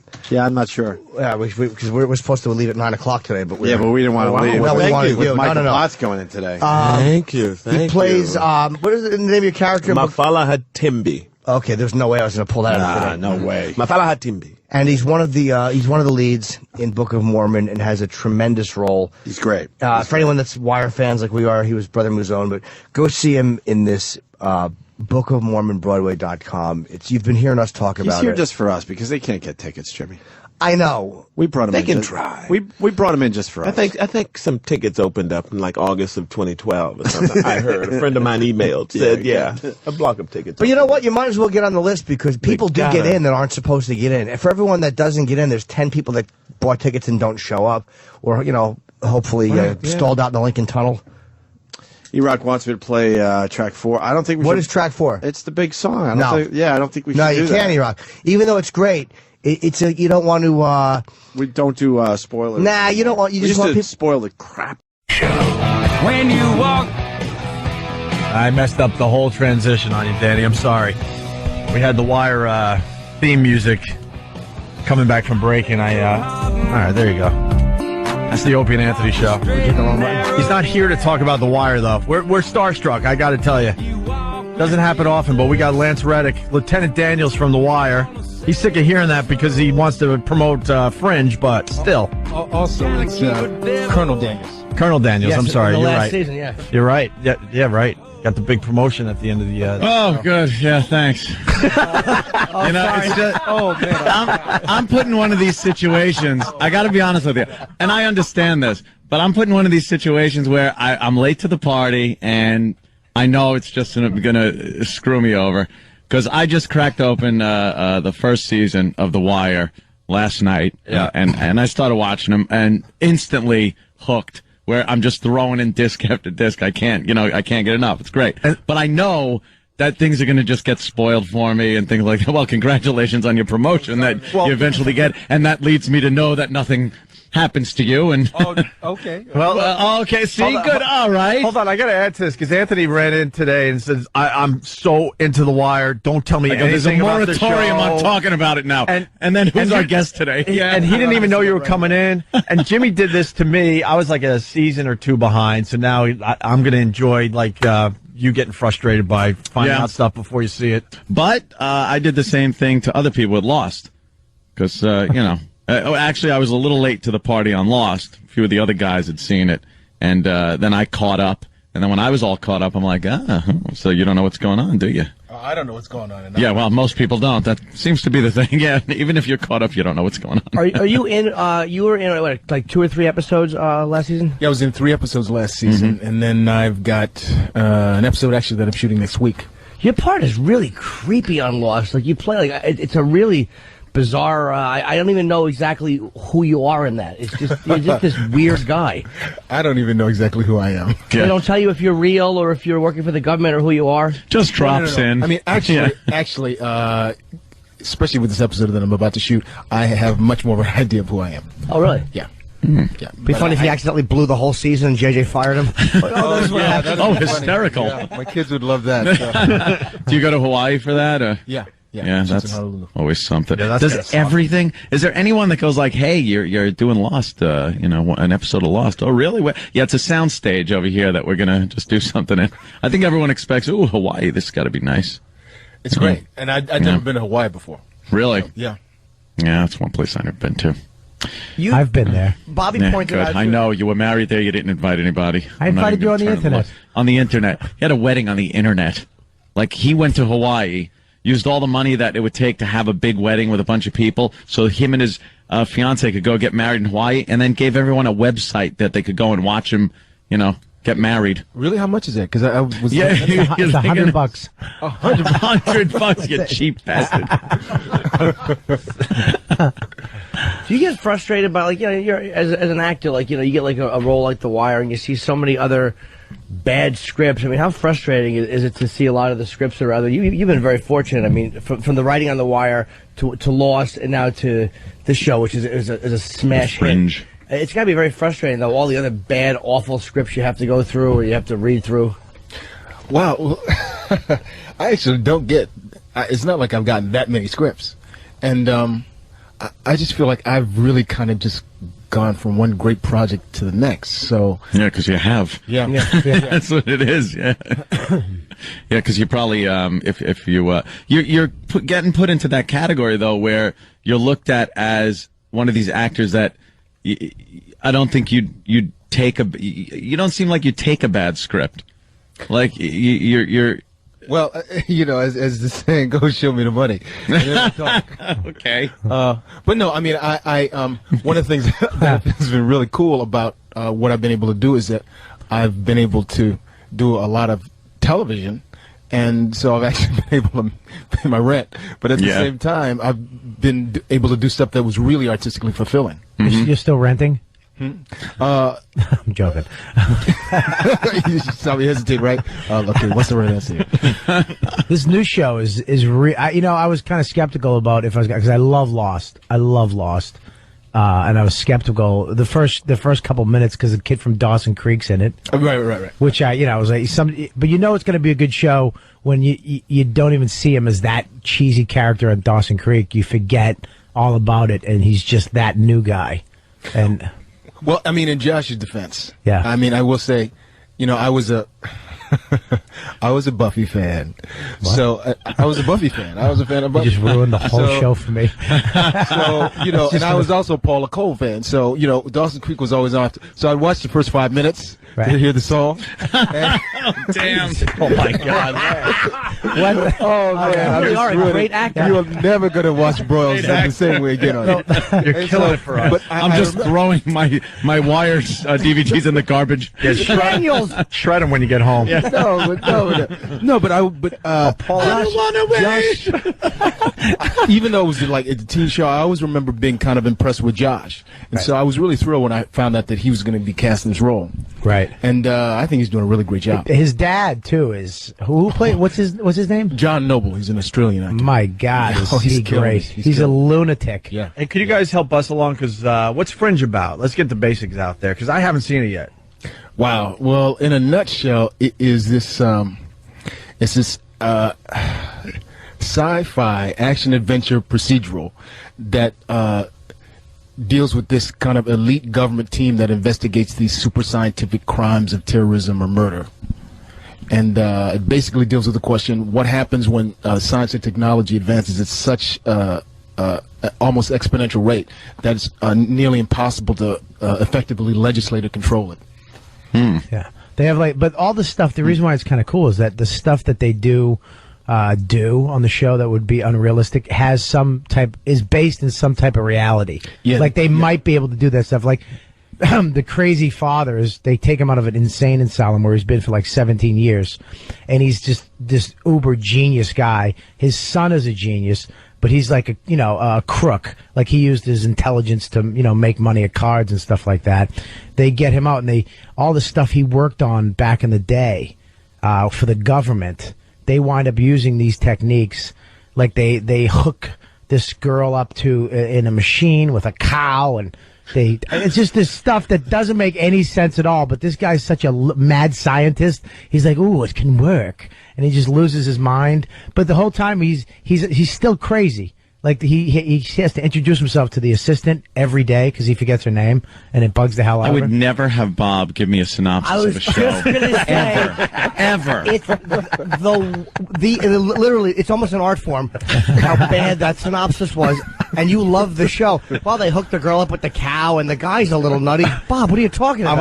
I was nodding along, trying to help him along. But it's not quit the show. I felt like I was smoking pot again. Lance is like, wow, I'm on a real sucky show. You can back me up on this. It's really like the stuff they do isn't like you can't just explain it. It's really crazy science stuff that they somehow put together where it makes sense. Where you're like that would never work, but it makes sense, and they do this futuristic stuff.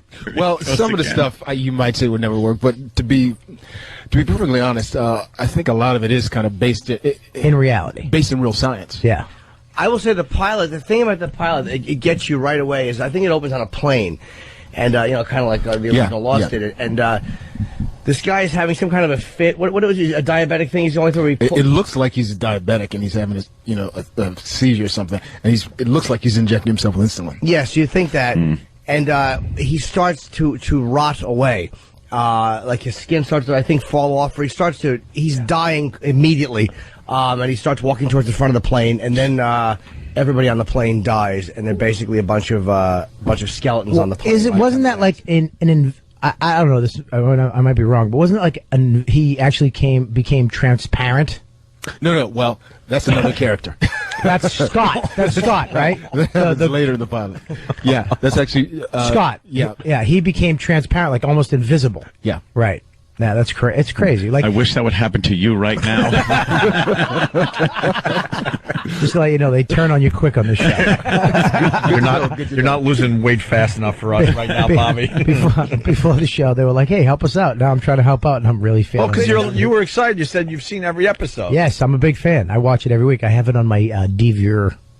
Your DVR? My DVR. It is funny though when you love the show so much. Like if you told me to give say a synopsis of The Wire, I would panic and give really weird details about one scene that didn't I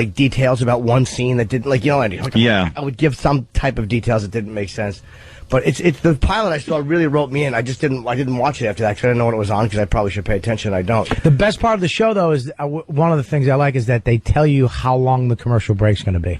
So you don't mind sitting through it. It's like, we'll be back, Fringe will be back in 60 seconds. And you're like, oh, that's not that long. Yeah, that actually is very cool. Yeah, so you're like, oh, so I can do 60 seconds. But if they don't tell you, you're like, this stinks. I'm just going to hit pause and come back an hour later. Well, also, our show, the fewer commercials on our show than normally there are on other network shows. Because I know me, when I watch a show, and I don't watch much television, but when I do it, I'm really hooked into something. Yeah. And about a year ago, I don't know why, but I started counting the minutes and I started counting the commercials. And after, sometimes it's like 11 commercials. Yeah. Yeah. It is annoying as hell and takes you, like a good writer cannot sit there and go, okay, and here's where it just will cut off and I have to wait for 11 commercials and then start back up again. Like it seems like the writers would be angry. Like there are portions of, when you see a movie on television, you know that whoever wrote that movie, put the movie together, isn't going, this is going to be even better when you just cut off at the climax of a certain part and then come back to it after you sit through a few mopping commercials. You want me to explain that, Anthony? No, I did a fine job, I think. I think it's, it interferes with the actual drama or, the continuity of something. Especially when you're coming from a place like you did HBO for 6 years. Yeah. And 5 seasons. With our hour-long episodes and the content is complete freedom. Is it weird to come back to regular television? Even though the show is it's a massive hit. I don't think on the Fringe you would need the type of content freedom you had on The Wire because you're not dealing with drugs or the language or, murders or any of that stuff. But is it weird coming back to regular television after having that kind of freedom on HBO? Well, it's a little odd. I mean, say coming back, to be perfectly honest, it's my only experience on network television really has been as intermittent guest stars. So I've never had to deal with it on a day-to-day basis. So sometimes it's a little frustrating because we just have to. Well, first of all, our show is longer than most network shows because of fewer commercial breaks. Mm-hmm. So we're trying to get the amount of content in, and at the same time, the network kind of has more of a hand in the creative process. So it's a little more. There's more cooks. There's more cooks. That's always a treat. Do you? Wait. However, I will say this. The show is still, even with all those cooks, the show is still great. Yeah. And I think ultimately because it's JJ and he knows, they know he's a man. We have a lot of Fringe fans calling the show and they're frustrated by Bobby's. They should be. I apologize to every single one of them. Cindy in Jersey is going to do a better job, hopefully. Cindy in Jersey. Hey, I think that Fringe is kind of a cross between CSI and X-Files. I think that probably best explains it. So, that's it. Punching out. Wow. She did it in 3 seconds. Well, pat yourself on the back. I hope when you do that, you hit a tree. Listen. Wow, man. Now I'm mad that I had memorized my explanation. They give me notes and everything. Are you now, you work for the FBI, not the Collective, right? What is it called? The Collective? What is it called? Jesus, Bobby. What is it called? You know the What is it called? Oh, you mean the pattern? The pattern. You work for that company. The pattern. Well, no. The pattern. Hey, shut up! You don't even know about the show, stupid. Yeah, but isn't it you? I just get nervous. I'm staring right at him. But the job of being on the radio is to bring as many people as possible Yeah. into the conversation. And when I get a paycheck from a radio company, I'll do that. Okay. Let me back up a little bit. Yeah. First of all, the pattern. The pattern. Yes. Man, I don't want to be the I can't bad believe guy I here, but frustrated him. The pattern is not an organization. The pattern is a description of all these series of weird events all over the world over the past several years, and how they seem to be all connected. I actually work for the Department of Homeland Security. Right. And she works for the FBI. Yes. And she then works there's for the FBI. company, the big company. Massive Dynamics. Massive Dynamics. You don't work for them. No. You can't. Okay, there you Well, go. no. Whoop. Whoop. No. I do not work for. I do not work for Massive Dynamics. Okay, cool. Terrible. You've seen every episode. $20 says Lance knocks out Bobby's teeth. We think Fringe is a good show. We're not really sure yet. No, and we're 20 minutes into this, Bobby. I really am. But no. In Bobby's terrible. defense, I will say this: the reason he asked me that question is because there seems to be some tie between me and the chief operating officer. Yeah, it's like Lost. and we don't know what it is. It's like Lost. It's not as like, oh my God, Lost leaves you frustrated. You want to punch your TV at the end of Lost. It's not that crazy, but there is this. Who does he work for? Where are they from? Why are they connected? How does they know each other? Like the lady with the mechanical arm. Yeah, that's Anita Sharp. Yeah, that's crazy. I mean, the one thing that messed me up with, she has a fake arm. Like, she's talking to this lady, and then she takes off her arm, and it's just this robotic arm, a sick robotic arm. right on. And she puts a sleeve back on. But then in the next episode, I saw a couple liver spots on that arm, so I was like, oh, that's not the fake arm. So No, that's it's like they this is forgot to put that technology, man. They plastic put thing liver on. spots and everything. Okay. The end of the pilot, it's so good because this is typical J.J. Abrams. They get you so well. Like one of the leads, it was a 2-hour, and it was the most expensive pilot ever done. It was $10 million. And at the end of it, one of the lead characters dies. So they're wheeling him in, and they're like, yeah, he's dead on arrival. And then she looks at the dead body. She goes, all right, well, brief him, and then let me know what he says. And then the episode ends. You're like, what? It's just like it's a really, really interesting concept, and you kind of don't know what's going on. But you're right; it's not as bizarre as Lost. It's a little easier to follow than Lost, which kind of made it more appealing, I think. It's based more on reality too. Yeah. Most of the show, most of the science in it is based more on reality. Like last week with the pigeons, that was crazy. Here he goes again. Yeah, give us a description. No, pterodactyls. No, I just set him up for that. I was like, the pigeons, go. It's funny because you said that, and I immediately thought, oh shoot, man, I don't remember what happened. What was that with the pigeons? More importantly, And I saw it. did they give you a broad to bang on this this series, like The Wire? No, that's an HBO thing. It's kind of fun, man. You were rocking and rolling with what's her name there on The Wire. Well, there was two. There was the wife, and then there was the wife. Well, he got rid of the wife. Though. That made me Oh mad, no, man. sorry. I got to tell you, sorry. that was the one thing. That was the one thing about The Wire that made me mad, because my wife and I had one kiss, and it got cut. So we never. Really? Yeah. And so, ironically, I kept complaining, and I'm watching every episode and seeing McNulty getting it with a different woman. And I'm like, come on, man, I'm married, supposedly happy, and I never even kissed my wife. Well, he said, be careful what you wish for. Yeah, so third season, it was me and Perlman. Hey, at least they didn't move you in with Omar. I mean, that could have been that would have been worse. But Omar's cute. He really is handsome, and it's not gay at all if you had a respect for the role. But the interesting thing about Daniel is it was like The Wire was so great the way they kind of teased this backstory with him and this dirt that they had on him and him and his wife, and he was going to have to leave the police force, and they really get into his character really, really well, man. It's a great show. I don't want to blow I know. No, that's okay. I plan on it getting blown, but it's just so cool to watch. I don't care, if I know certain things or anything. What was your favorite moment on that show? If you had to pick one, or one that really stood out for you, and Ant, you might want to cover up. That's a tough. No, that's a tough question. I'll get out of the interview. Like we asked, there was so many great moments. We asked Michael Whalen when he was in, and he said it was the one that got him the most was Bodie at the end of season 4, getting shot. Wow. Well, I will say my favorite season was season 4. The kids. Mm-hmm. Yeah. Man, there was so many great moments. But Anthony keeps plugging his ears. I think the moment that got to me the most was Here it goes. in season 5 when Here it goes. Michael. What was Michael's friend? The really smart kid who ended up being a drug addict. Yeah, I know. I remember his name. I know who you mean. The kid who was in trouble in school. He was trying to get drug money from the ex-cop who was the teacher. Yeah, That was depressing. Yeah, in the last season when basically he says goodbye to Michael, and he walks off into the homeless land. And he's kind of taking over Bubbles' place. Yeah, which happened. And that was another thing I thought was really cool about the ending of the series. How it just seemed like all these characters kind of stepped into. These characters that were coming up through the series as secondary characters stepped into the roles of all of the kind of primary characters. Yep, showing that nothing really changes. Yeah, exactly. Yeah. Hey, we got to get back to Fringe so Anthony can be part of the radio show. Right. James in Riverhead, what do you got for Lance Reddick? What's up, boys? Mr. Reddick, pleasure. Thank you. You guys, Fringe rules, man. It's just a fantastic show. The scientist guy, he was from Lord of the Rings, right? Yes, he was. Yeah. He's an excellent actor. He'll say crazy actor.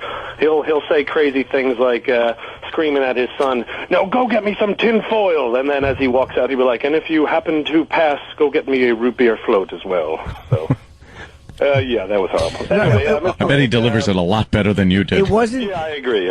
It wasn't horrible, sir. But whenever you what happens is this: you want to describe a character that's quirky, and if people don't know the character, some of the quirks seem odd out of context. But I'm sure that you would have done a better job if we gave you another chance. So, would you like another chance? Sure, absolutely. All right. How about this one? The son is trying to give CPR to a woman, and the father is on the phone with him, and he goes, "Do you happen to have any cocaine?" I didn't mean to set you up for that. I kind of figured it would happen. You were in a no-win there. If it's any consolation. Yeah, exactly. Also, the guy with the lap cards went to the bathroom. Yeah, so we were just.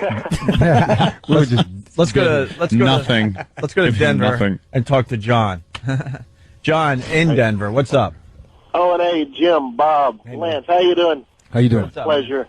Bob, you got the interview skills of Helen Keller. Every time you try to make She's a point, blind. you're just so She's way deaf. off. You're so way off, and then they try to correct you, and you're, well, yeah, that's what I'm saying, dude. That's what I'm saying, dude. Yeah. You're awful, Dude, Bob. let Bob be You're nervous. awful. Yeah, you know what, sir? I'd love to disagree with you right now, but you're absolutely right. Go ahead. Thanks, Lance. Hey, have a good job. You're doing a good job, Lance. We enjoy you. Have a Bye. good job. Have a good job. Have a good job, you nervous loser. He's Shut not up. one. A lot of people are saying you had the Chris Farley thing going as you're trying to explain Lance Reddick's part in Fringe. Chris Farley from whatever. I'm not going to help you. You didn't help me. Terry, good job. That's great. Yeah, Terry in Indianapolis. What's up? Hey guys, and I love Bobby. He does a great job. But I've missed all this. What network? What night? What time? You're right. We do suck. Good point, sir. As the listeners point out, how to plug a program. Why would we remember how to do that? Of course, it's on tonight. Actually, at 9 o'clock. It's on Tuesdays at 9 on Fox. And tonight is, I think, the 6th episode. Yeah. Maybe we could do this. And they got 22, by the way. They got a full season. Fox gave them a full season. It's a great show. Lance, could you come back next week and we'll all watch the show? Watch the show on the air? No, we'll watch the show watch and the be, show. Prepared for this. And I won't be here. Yeah, because there's a really good buzz on this. Can I get past episodes on online or something? Yeah, probably. Or Roland can get them on a disc. I hate watching. Actually, yeah, you can watch them online. Can you? Okay. They've been already downloadable too. Oh, great. Is the girl Then from? I'll do it that Is way. she an Aussie too? She's an Aussie. Yeah, she's Australian. What's going on with all these Australian people taking over Hollywood? I know. It's funny, man. I just got hooked on. I should be talking about other show, but I just got hooked on Brotherhood. Right. It just killed me when I found out the lead was Australian. It messes you up. Again. Yeah, you hear him talk. It's like, the show's really good. Shut up. My baby. Ugh. She is Australian, by the way. No, she's not. She's from Chelsea, Massachusetts. The blonde from. I'm kidding. You ass. But Anna's great. She's great. Yeah, she's hot, too. She's really hot. So you're. I'm not at liberty to comment on that. Why? You married? Oh, you married? No, but, colleague, I can't liberty. comment on it. You really can't just say she's sexy? Hot? Anna's a lovely young lady. Wow. Fuck her when you work with somebody on a set. Yeah, that's why I'm not. I'll never do anything. I'd be like, yeah, I definitely do Human it. resources would be after Bobby all the time. Yeah. You're also a musician too, which I didn't know. Yeah, actually, I was a musician first. Growing up, I never thought I'd be doing this for a living. Believe it or not. What kind of music? Wow, I grew up studying classical music. I was a pop musician in the closet. I went to music school to study. I thought I was going to be a classical composer. I left because I realized I wanted to be a rock star. Started acting because I thought it would help my music career, and then acting kind of took over. And now I'm writing mostly jazz.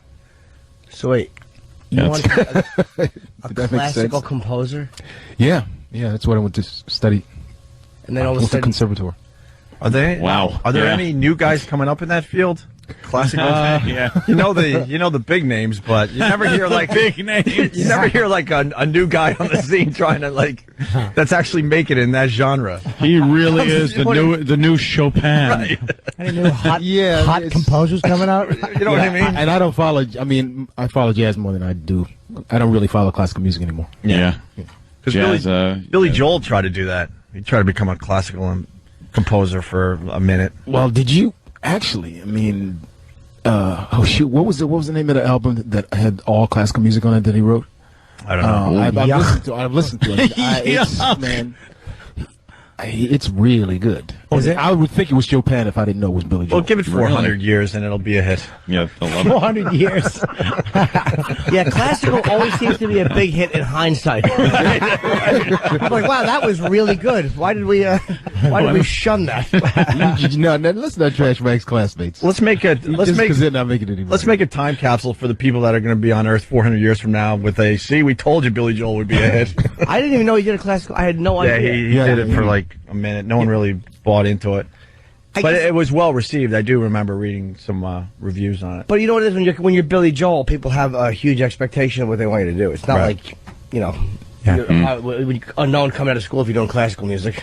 Then when you do Piano Man, Pressure, and then get off the stage. Yeah. Let Elton John come on and swing it around for a little bit. So you have 22 episodes of this. I don't know what to say to that, Bob. You're just an odd guy today. You're really odd. I've never seen Bobby nervous, ever. Like, I've seen me nervous. Yes, you have. When? That time in Vegas. I'm kidding. That time in Vegas. Bobby, what is going on with you today? Are you nervous to see starstruck? Sir, can I just say something? I'm terrible around celebrities. We know this.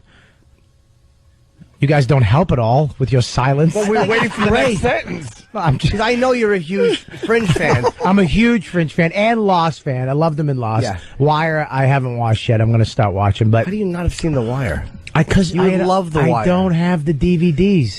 Would you say? They're in the store. I have a Wire question that you might want to cover up.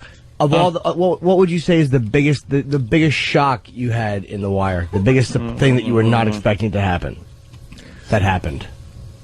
Wow. Stringer Bell dying. Really? Yeah. Yeah. You didn't see that coming at all? I did not see that coming. When they're doing a show like that and they're going to kill off a character, all right, Ant, it's done. I mean, especially given that let me put it this way. He was such a heartthrob. In the middle of our second season, some of us went down to the HBO Film Festival, and half the cast went to the Essence Music Festival. Well, when they just went to the Essence Music Festival, he was down there with Wendell Pierce and Dominic West. There was a fan club called the Stringer Bellers.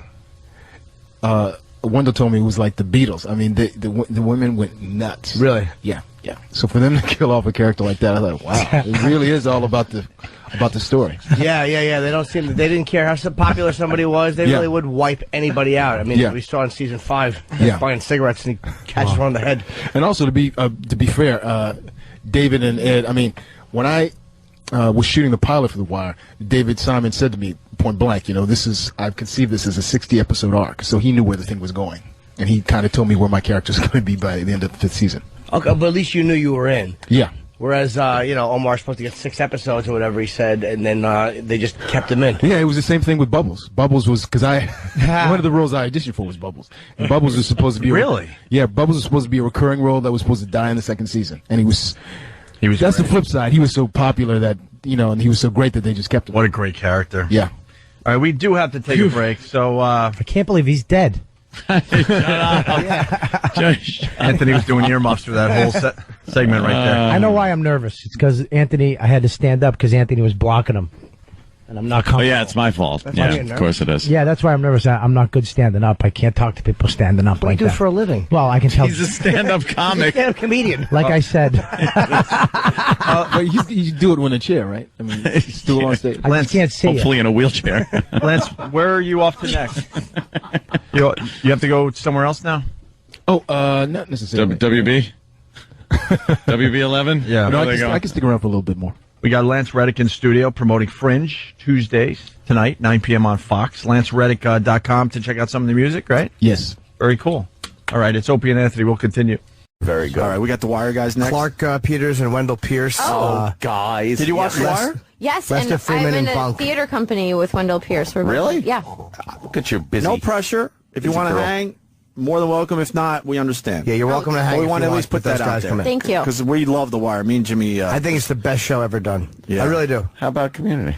It's a different show. I mean, Community's a great comedy. It's a different. It's All like, right, you literal can't, Jim. What? Jesus. I was kidding. You're right. I really did turn into a fucking Hollywood worm. Well, technically, everybody can have fun, can't they? Okay, sir. A big piece of clay should fall on my fucking skull. Just crush it. Rolling. That's all it would take. Good. I know, right? Clay. All right, we should break. We got the Wire We'll guys. take a quick break, and Clark and Wendell will be And in. thank you to Gilly and Thank Jacob. you. Phenomenal. Thank yes, you. great job. Sirius 197, XM 202, The Virus. The Virus, Sirius XM. You're listening to Opie and Anthony. Make yourself at home. Shit, man. Get comfy. Yeah. Wendell was a little thrown by Kenny. Oh, really? Yeah, big jamoke. God, He's a big galoot. We got fucking Bunk in studio. Yes. You guys know that Obama said his favorite show is The Wire. Yeah, And man. I think you were his favorite character. I hope so. Shit. Wow, damn. It was you? No, it was Omar. Oh, it was Omar. Was it Omar? Right. Oh, okay. And we got fucking Lester Freeman from The Wire, too. Well, we're huge fans of The Wire. I know Yes. we're going to talk about the new thing, which is we on awesome, the too. show already? Huh? Are we on? Oh, yeah. Yeah. See how that works? Everyone says every time. Everyone does that because we like to hang. We like to hang. Just going. No one ever knows. That's good. Yeah. No, I got to get ready for the show. It's like get ready for it. We like it that way, though. I know. We just like dragging people in, and it's like mics are on already. Fuck it. Shit work, man. Fuck it. You know, People never know they're on. The girl who's just on, Gillian just said, like, we're on the radio. Like, no one knows they're on here. Right. Yeah. We like that, even though. after We like the that interview, feel. they go, "That was on the radio." Exactly. Was that a pre-tape that they're going to edit and make interesting? Yeah, they should be fired for being so unprofessional. Which could be, we like to think it's because there's a loose feel here, but it really probably is more just complete unprofessionalism. Yeah, totally. No, it worked, man, because, you know, you're sitting up, I was like, okay, I got to get ready. I'm going to be on this show and everything. We hate that You walk like. in, and then I saw the big security cat, and I'm like, who's that big cat? Oh, that. Yeah, I think you said, who's that big motherfucker? Yeah, I did that. Oh, that's right, satellite. Satellite. You say whatever you want. Who's that really say big motherfucker on the Yeah, You just said it, sir. It's a whole new world. Isn't it? It's so Great. freeing, isn't it? that's insane. Fuck yeah. Absolutely. Hey, man, you guys had the language in The Wire. Right. That's what was great about the show, too, just the real language. Yeah, David said the first, David Simon, the creator, said, people are going to be on me about the language. And so he came up to me and Dominic West, who played McNulty, and said, I'm going to write a scene where that's all you say. It's one of my favorite scenes. The first year we're just going around, oh, fuck. Motherfucker. Fuckity fuck. You know, Get it out of the sea. Get it out of your system. I know, man. How hard is it to follow that show, to do another project after that show? It's hell. Yeah, the first time I went out to California was after The Wire, and the dross that came across the desk that people wanted us to go up for, it was just crap. I think that's why people are stupid as they are now. Because they watch that crap that's put on out. When you do something like The Wire, you're spoiled. That's it. Yeah, that's it. You Because get you like, have a brain. I fell asleep in the middle of a scene I was doing on one of those shows. At 2 o'clock, it's just like, all right, just give it to me, and you pipe it in. The other thing is, for me, I was like, oh, thank God, I have something to put in my obituary. It's just like you finally gotta, and I thought of one person, man, and that was Bob Denver. Because I was like, man, I could either You know, people like, how do you feel, you know, being known as the Bunk forever? And I'm like, oh, thank you. That's cool. That's a blessing. Yeah. It does beat Gilligan, right? I was like, I'm not fucking Gilligan. And I know that sucked, man. He's still with us. I think we finally lost Bob. I don't know if he died or not. Checked out. He checked out, man. Yeah, what a body of work. Wasn't he getting hot, like mail to his home and stuff? It got weird at the end of his life. He did radio, too, I think. He was doing radio in Denver or something. He had just really a shitty He was existence. always seen wearing that friggin' floppy Gilligan hat, too, because he was just known for that. Yeah, so... I felt for him, man. I was like, wow. And this one actor told me, he said, man, you had your godfather. He said, you could do anything. You had your godfather. All actors are looking for that one thing, like the godfather. Yeah, he died in 2005. Wow. Oh, well, God bless. God bless Bob Denver. Hey. Yeah, you know. Silence then. Legacy lives on. That's enough. It was on reruns. We've had a lot of. We'll certainly talk about the new show in a second, but we've had a lot of you guys on from The Wire. And Jimmy asked all you guys, why didn't it win any awards, this show? Oh, come on, man. No, what's your answer to that? Yeah. For viewers who aren't looking at this wide-eyed gentleman, No. Why didn't you get that? Why did you get that? Because you know what? Because when you tell the truth, people don't want to hear it. Politics. And if they go ahead and give you an award, that says that what you're saying is right. The corruption is there. The drugs are there. The war against drugs is not going to happen. It's not going to win. It's not happening. Best answer we got, Jimmy. Yeah.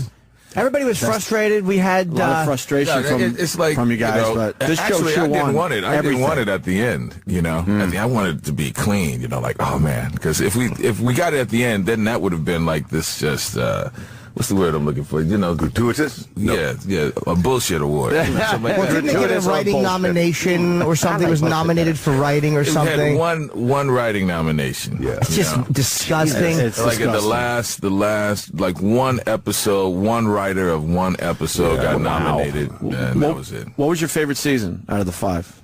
All 5. All 5? One doesn't stand out where you really hit it? 4? Yeah. 4 was the kids. The kids was awesome. You've never been an examination of, you know, the dysfunction of education, and then where we lose kids. Where you can either go the right road or the wrong road. You know, a real example of that. Everybody's contribution to the fucked up dynamic. I love this. I'm crazy.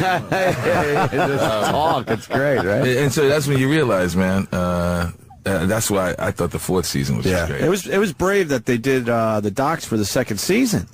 Yeah. Really brave, because that first season was amazing, and then, like, what the hell is this? But honestly, I certainly like the 2nd season as well. But at first, you're like, oh, man, they're blowing this. That blew me out, because I thought, okay, they've seen the show, and for them, it's a black show. And that's not going to work, so let's go to the white side of town, you know, Right. let's do that. And I was, well, I can't kick myself in the ass because it had fuck all to do with that. You know, it had to do with the whole picture. You can tell he lives in London. Fuck all. That is right. Very British. Fuck all. You're right. Yeah. Yes. Oh, I'm very sorry, fellas. Should I not say fuck all? Fuck all. Well, I mean, like, you know, it's Piss off. So piss off, mate. You know what I mean? Yeah. So it's so wanker. It opened up. Did he say wanker? I want to see more of the projects and all that, and then they went to the docs. And, but I was all in. We were thrown by it too. Yes, you know, absolutely. Like nobody had seen. You know, a show just shift from year to year like that. Well, then it went back. But now, man, I tell people I see people who say, man, I hated the 2nd year because it threw them, and now they go back. I say, just go back and watch it's fine. It's fine now. It's Sabaka walking to the Greek, you know? When they kill fucking D'Angelo in, I think, the 6th episode of season 2, and they killed pretty much the lead from season 1, you're like, wow, they don't fuck around, man. Like that really is the way things happen. They're not doing it. They're not giving you, and I've always said the way Omar was killed, it was not what you wanted as an audience member, but that is the way the streets looked at a drug dealer. He's just this anonymous guy who the wrong name will be put on his thing. He's meaningless in the grand scheme of things. To me, he meant something, but to the cops in real life, and he they set it up like high noon, like, you know, Marlo and Omar, come on out, motherfucker. And then I'm gonna kill you, and then all of a sudden, it's just a kid. pop. Yeah, in a convenience store, just a kid. Yeah. And that's how it would happen. Oh, I was like, this couldn't be happening. Like, this has to be a mistake. He's wearing a fucking hat with jelly in it. Something's going on where they're going to make this fucking not real. This didn't just fucking, Kennard did not just fucking end it. I was so annoyed. They didn't kill fucking Omar. I'm going to kill somebody. Did you have a line in that scene after he was killed? Just basically downplaying the whole... He said, motherfucker. Motherfucker. Jimmy, do you remember? I just come in. It was like that's too bad. Yeah, that's like a real casual, like throwaway, like, oh, that's too bad. Yeah. Anyway, what do we got today? You know what I mean? But to us, the viewers, Omar was everything for a while. Right, and Omar was so close to me, because, that connection of how growing up in the same neighborhood, that same thing. One guy could go one way, one guy can go another. Your monologue was so great. A lot of people have said it's one of the best monologues in the show. Was when he was sitting on the bench and you give him the speech about Jimmy, you growing really up. Look at this shit. Yeah. Now let me tell you. Now I got to give props to George Pelicanos because he heard me. He's a writer, great writer, and he overheard me talking about. They keep shit away from us. Don't they? I'm going to stop cursing, man. No, we like the cursing. They keep shit away from us on The Wire, and because they don't want us to, as actors, have an arc or see something coming up. And I'm like, where am I going with this gun shit? I was looking for the gun that year, and it would lead me to Omar, and then I finally was getting closer to Omar, and I started talking about why. The research I had done of why I become a cop and how there's so many black cops who are from the same neighborhoods, and that's why they become cops. The guys I met, because they're like, this isn't our neighborhood. It's like 1% of the motherfuckers. I'm going to become a cop and change this shit. And I was telling him that story, and he walked over and he said, can I use some of that? And I was like, shit. Yeah. And so the whole idea of Bunk telling Omar, we're from the same neighborhood, man. I don't want to see these bodies, man. Back in the day, we had a sense of community where even the thugs told me, hey, schoolboy, you don't belong here. Right. They had a sense like, you're going to do something with your life. We're the thugs. But you've lost that sense, So George Pelicanos, he told me last night, motherfucker, you better tell my story. George, I hope you heard this shit. Motherfucker. That was a very basic, good motherfucker. If I could say motherfucker like that, I would always just say it. He's got a great voice, yeah. I haven't seen this new show. Well, I didn't realize it was second season. No, I did not know either. It's, how you pronounce it? Tremaine? Tremaine. It's about New Orleans after Katrina. It takes place in 2005. Can you tell us more about it? Because we really am not familiar. Yeah, Tremaine, first of all, is a neighborhood in New Orleans where all the culture came from. Congo Square, where you had, where captured Africans enslaved were on Sundays, they were allowed to play their drums. And then you had the Umpapa bands of Europe, and literally Umpapa and African drums coming together came jazz. Literally, the birthplace of jazz. So we thought that was a great metaphor for New Orleans because it's such an American art form and all. And then they wanted to write a story about how culture is connected to the community, and then with the backdrop of just trying to survive after, post-Katrina, So it's a story of all these people. It's kind of like Nashville, a diverse group of people trying to bring back their life. I play a musician.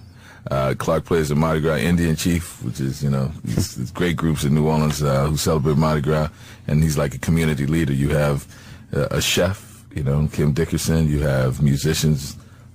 All musicians, all kinds of musicians, from Dr. John, to Saint, Ron Carter, Subdudes, Galactica, been on their Rebirth Brass Band, all that. So are they all jazz bands? No. Okay. Rock bands, everything. We have a little of everything. Funk, rock, Cajun, Sissy Bounce. Yeah, we're not hoping to print down that. Sissy Bounce, which is this form of rap in New Orleans by transvestites. Holy shit. You're talking your language. I don't like transvestites. A transsexual. The guys don't understand. There's a big difference. There's a big difference. I'm sorry, Jimmy. In price. Yes.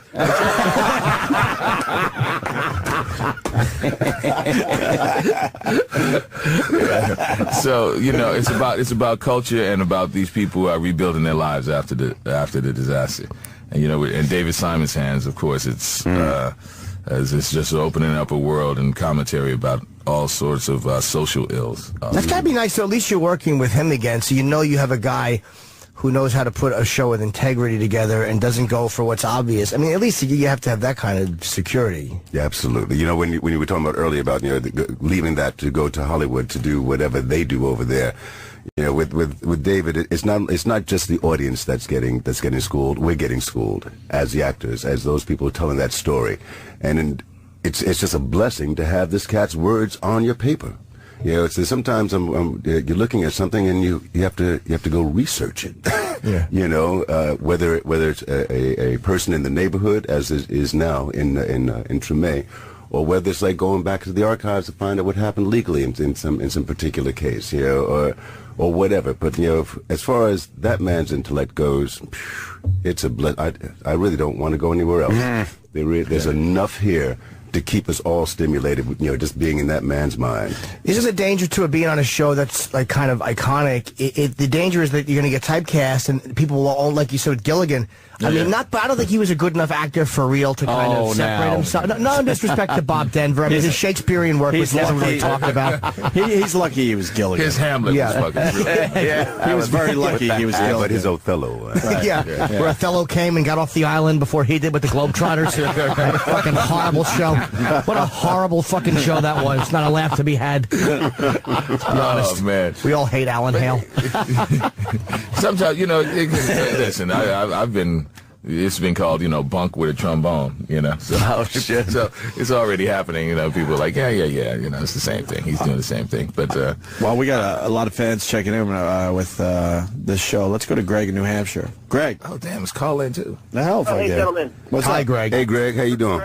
Hey, gentlemen. Unbelievable show, Treme. The music's insanely good, and the whole storyline so far, it's just really engaging. The only problem they have right now is John Goodman. Did he kill himself? Is he coming back? I wish I could tell you, man. You're gonna have to look at the whole second season to find out. He might show up somewhere in that oil slick. Who knows? You know, we're not gonna tell you. Shit, we want you to watch. I'll be watching, sure. But man, thank you very much. There's so much good music on this show, man. Because it's just all the music is recorded live. You know, and actually the album, the soundtrack from the first year was nominated for a Grammy. Damn. And I'm actually taking out a group of musicians on tour. We're starting at the Playboy Jazz Festival in Hollywood. When y'all going there, man? You didn't tell me that shit? Yeah. Oh, man. We're in L.A., San Francisco, Chicago. I guess you guys are friends. Yeah, DC. How do I turn this mic off? We got another guy. Gak, it looks like. Gak, what's up? Yak, YAK, how you doing? All right, what's up, man? Great show, man. Hey. You got to watch this show in surround sound. The audio, not just the music, but the way it's mixed is phenomenal. The last episode takes you to right before the hurricane. Right. Phenomenal, riveting television. And I got to say, kudos to HBO for bringing people back that were successful in other shows, putting them on other shows, and just kind of creating a family. You're waiting for some of these Soprano guys to show up in some of these other HBO shows. And actually, you know, that's the thing. Thank you so much, Yak. Hi, man. Sopranos was a very good show and very enjoyable. That's his name. But I always thought that the he rules, man. He thought rules. He thought I was making fun of him. Insulting him or something. No, I wasn't. I wasn't going there. That's an insult in the French Quarter. Yes, that means jizzbag in the French Quarter. He don't fuck around, this guy. No, he's all right. Oh, man. I always thought that Soprano is an amazing show, but the amount of accolades and awards it got, I always thought was irritating when compared with The Wire. It drove me, again, deserved to be nominated. It was slow, man. But it was a soap blew opera. It out of the water. It was a soap opera. And this was not a soap opera. Every character in The Wire, they didn't do the typical Hollywood thing where, you know, every cop was bad and they always threw, like, great scene is when fucking Bird is chained up and he just won't stop calling Kima a dyke, and fucking all the cops walk in and he tears up the fucking the Polaroid. You realize that they're all about to give this guy a savage beating. Big Hollywood, he brought Hollywood in there and fucking beat Bubs one time. You know? That's right. Yeah, definitely. That was so great. It's about moral ambiguity, you know. Yeah, it's about moral. You know, Omar is, you know, this killer, this crazed pathological killer. Yeah. But you realize one thing: Omar never cursed. He never cursed. because that was something he found so offensive. I actually didn't realize that. I never realized that. Omar never cursed and never killed on Sunday. So when they went after his grandmother on a Sunday, he said it's all hell, bro. Yeah, they shot her hat off. That was really a mistake. Oh, that's not a hat. That's a crown. A crown. That's right. That was a crown. By the way, I thought one of the most hateable characters in The Wire was I think her name was Delonda in season 4, the mother who was encouraging the kid to go. Boy, Jimmy really watched this show, man. I did. I love the show. You know, I just, you know, 'cause I travel a lot, so I was fucking got the box sets. Oh, and that's the best way to watch it, man. Especially HBO one shows. after another. One after another, one after another. But 4 and 5 I watched live, so like I had to wait. I was like, this fucking stinks waiting. I hate it. We had Snoop on too. I wasn't here for that. I was out. Snoop. She was And walking by. We realized she wasn't acting at all. That's you got the real person. Yeah, she wasn't. Man. There was no acting going on. We met her in a club when she got out of prison. Yeah. You know, is she Michael back in? Michael K. Williams. She might be. I don't know what's happening. She had a little something happen. She had incidents recently. She was arrested. Incident. Yeah. Oh, yeah. She's the real deal, though. Holy fuck. And she has a book, Grace After Midnight, that is just her story, you know, that they're thinking about turning into a film. Her death scene was great, too. Just asking about her hair. How my Wouldn't hair that looked. love? Holy shit. Fucking great. And then they just pan to the back and you see the of the flash. That's right. The best Jimmy murder. knows shots. Is He knows the shots, the blocking, everything. I know that alley. I've been blown in it. Look out for the sissy bounce. Look out for the sissy bounce. Exactly. I parked my vehicle in exactly the same spot. Both got blown. Katie Red. Yeah, the death scenes in that show, every one of them meant something. They really, and every one of them, you're like, oh God, was that well done. Sopranos too. The Sopranos had some great. Yeah, I thought when Sharippa got killed with buying the trains. Oh yeah. When that was a fantastic scene. When Dre got killed, Andrea, what was her name? Fuck yeah, the girl girlfriend? in the woods. The girls Yeah, were in the woods. brutal. Crawling away. Yeah. Oh man, as they just walk past camera, he's pulling out the gun and shit. Yeah. Didn't show it on. Didn't show it on screen though.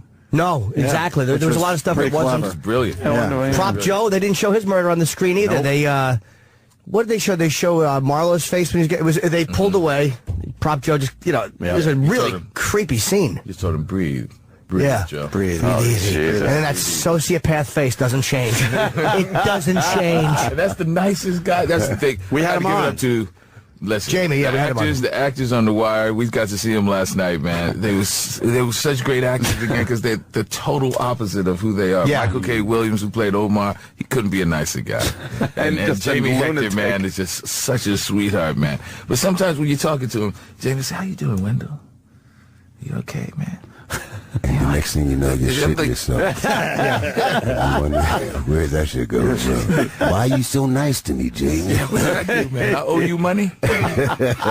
There's got to be one prick on the whole cast that we just haven't met yet, because everyone we've met has Everyone's been been nice. great, yeah. We Great. had him. We had I don't know how to say his name. Bengay. Benga. Yeah, he was one of the nicest guys. Yeah. All of them have been nice. There's got to be. We haven't had Dominic West on. He's probably the prick. That's the We'll get prick. him. Now you found out. Dominic, I hope you listen to this. Yeah, he's a real dick. Yeah. You guys just sold me on the new show, by the way. Yeah, of course. I would say that. Just 'cause Music he's- angle alone, I gotta check it out. And listen, the DVD of the first season just came out, so there you it's go. one of Catch those up. shows where you can Catch just up. pop it in. We'll try to get You know. that to you. Roland, get me a The whole copy immediately. Yeah. Roll it. Roland gets me the shows. Yeah, that's fantastic. I'm man. ready for You guys are very season 2. love previews. Well, We really I'll do. come back again after you've seen it because then we'll have, I will you know, absolutely see it. Yeah, but if you're a music fan, man, you're gonna love it. You're gonna I love like it. to And they think I am. You know, it's across the board. So much good music. HBO sticks with a show when they know it's got something. That's which I kind of like about them as opposed to ones that are ratings driven. Like I mean, it might do great numbers. I don't know, but they don't seem to concentrate. They seem to concentrate on the integrity of the show a lot more, which is nice. Because even though The Wire didn't get, it got critical acclaim, but it didn't get awards. They just stuck with it, I think, because they knew it was. Well, yeah, although it was underpromoted. This is what I'm saying about intelligent television. You know, because people they like thinking. You know, and I live in London. This show in London, The Wire in London, blew the whole island out the water. Oh, really? They love it? You can't go... Oh, it was just insane. And you think, well, this is America. No, this is really the Western world. All of these systems are breaking on down. Look what's happened with the education here in the States and also in England at this point in time. So smart TV is what we want. We don't want to be anesthetized all the time. Sometimes we like to be... we like to be anesthetized. But for the moment, we want to be really smart and have this shit come on us. You know what I mean? So it's really nice to be part of a team or be part of on that side where we are a service, where art is actually serving the public as it's supposed to do, not just a commodity on the fucking shelf that you take off and you look at and you eat and you throw it away. Well, they like when it wraps up neatly at the end, and that's what this show didn't always do. And I'll say, because these guys are probably too smart and nice to say it, but House stinks. I'm sorry, that fucking gimp solving fucking health issues, winning awards makes me sick to my stomach. What show is that? House. The fact that wins dramatic awards, fucking beat it. Quirky fucking guy with a limp. Fuck you. Beat it, stupid. Oh, right, it drives me nuts that shit is considered great. Ugh, fucking Entertainment Weekly people. Yeah, it really. People, the mainstream are just going to be attracted to the mindless fucking potato chip television. I think it's because they don't know, they haven't had a choice. No, I think it's because the majority of people are stupid. They really are dumb. I mean, I've traveled around for a while. America, I did not say been that. around a few I years. did not say that, America. I think you're all very, very smart and full of potential. So watch Treme and The Wire. I'll never forget, man. You ever been with a woman and it's like, that jaywalking shit, and they put a picture up of, Winston Churchill, and you with this fine woman. She goes, who the fuck is that?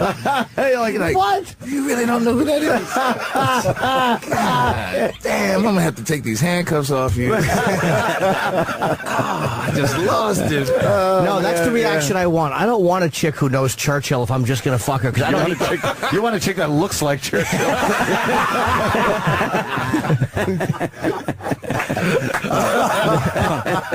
I don't need a fucking brainiac. That's what you want to hear. When your dick is out and Churchill comes up, who's that? Exactly. Exactly. What do you want her to fucking pull her head up and start quoting him? God damn. To date someone, though, I agree. If you're going to date or you want to fall in love, you probably want somebody who's smart. Yeah, a little bit of compelling conversation. But it's if it's nice just every the girl so in the often. alley in the back of the Oh, car. right. That's to see an alleged girl. An alleged girl, exactly. Look, a lot of women are 6'4" with very thin calves. We were just commenting. And deep voices. Hey, Jimmy. How you doing? He's heard that before. I made the error. What are you going to do? What are you going to do? You go, hey, I'm all in right now. I'm all in, I'll just pretend. I went to customer service. They pulled a box cutter on me. Yeah, they all carry razors dipped in garlic, apparently. Jimmy's very educated. Yeah, on that I really am. Educated, he knows man. the world. Well, our show is ending. What time is it? Yes, it is. We end at 10 o'clock. Wow, we actually went 10 minutes late today. We never do that. We're amazing. We never do that unless we have a good guest.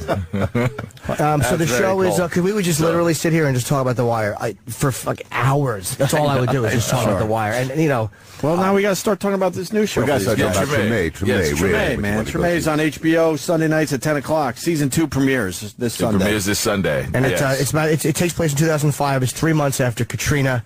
And it's that's when it starts. This the is second 14 season, months. 14 months. So it's a year later. Oh, season 1 started. Yeah. Okay. But HBO is running right now like a marathon of Treme, the first season, so you'll be able to. Is it on demand? Yes. Yeah. Okay. Yes. Yeah. I love the episodes. on-demand. Boom. I watch it when I want to watch it. I might have to do a marathon. Right. Do a marathon, It's the get best caught way up. to do it. Yep. And then once you get caught up, like Jimmy said, you're pissed off. You're like, fuck, that was the last one. You get excited. Shit. Yeah. You get excited when you got 10 still, Yeah. It starts counting down like, shit. I have trouble getting into a new series, though. I went through like a post-Wire I'm like, I can't commit to anybody. Boardwalk Empire was pretty good. I kind of got into that, and I enjoyed that, because, Michael Williams in it. So I was like, all right, and this I'll watch now. But I can't get into another series. It's very hard, yeah. I'm not Well, interested. we're going to give it a shot with this one, that's for sure. This I'll watch. Well, let's thank Clark Peters and Wendell Pierce, man. Yeah, thanks, guys. Thank you. Yeah, we love you guys, man. We really do. Thank you very much. We'll have you back after we've seen a bunch of these. Yeah, I feel bad we haven't seen it. No, that's all right. That means you're going to check it out. There's two type of Wire fans like that, too. People who know every shot, like Jimmy, and other people who go, I've never seen a minute of it. What happens is The Wire then lives on and on and on and on and on in box sets. Just the last question. Do you guys notice that you get, like, 'cause I did something with Dominic Lombardozzi. We did a thing together. And the way the other actors treated him on the set, it was like Ted Dance, it was for Bored to Death. No matter who the actor was, they worshipped the guy from the fucking Wire. Like, he came in with a weird glow, and everybody on the set wanted to talk to him because he was a part of that. So the other actors, it's got to be nice that they're giving you, they have to treat you different. It's great. It's great. They really just, first of all, they're like, man, I wish I was on it with you. That's a good gig, man. Great. That was a great gig. That's a great one to have on a resume. So. Hell yeah. I don't wish I was on it because I would have ruined it. Of course I would you have would have. spoiled The Wire with my fucking awful acting. Believe me. Hey, you drug addict. Yeah, exactly. Give me a needle, please. Mr. Faversham. Yeah, I would have fucking completely blown it. Is this guy really running for president? It's a joke, but for some reason the media make him believe The only thing is the GOP hasn't come up with anyone else yet, so he's like the one. And especially the Democratic Party is really trying to portray him as that's your guy. Yeah, right. That's your front runner. But Trump is going. I think you're going to all the way see to the bank. He's laughing. He knows he's not running. You're going to see. Why is Sam not filming this? He was. Maybe he ran out of tape or something. Okay. Tape? Or maybe he thought. Maybe he lost interest. I don't know. He ran out of fucking time. I think he does have tape in that one, though. All right, so why are you laughing at me? Digital card camera. No, I wasn't laughing. I wasn't laughing. I was like, tape. I'm laughing at the camera. Oh. Jesus, why would we have a camera with a tape? No, it's big old. So we videotaped we make sure we got the whole fucking the environmentalist in. Yeah, right. Fucking snooze fest that guy was. We get it. I liked it. Solar panels. It was awful. I started snoring during the It might have been picked up by the mics. I don't know. Oh, that bugs me. Well, let's get him out of here. We're going to have you guys back. Thank you guys for having us, man. All right, well, Clark Peters and Wendell Pierce. Thank you, guys. Treme, Sunday night, 10 p.m. Second season starts. You're listening to Opie and Anthony on The Virus.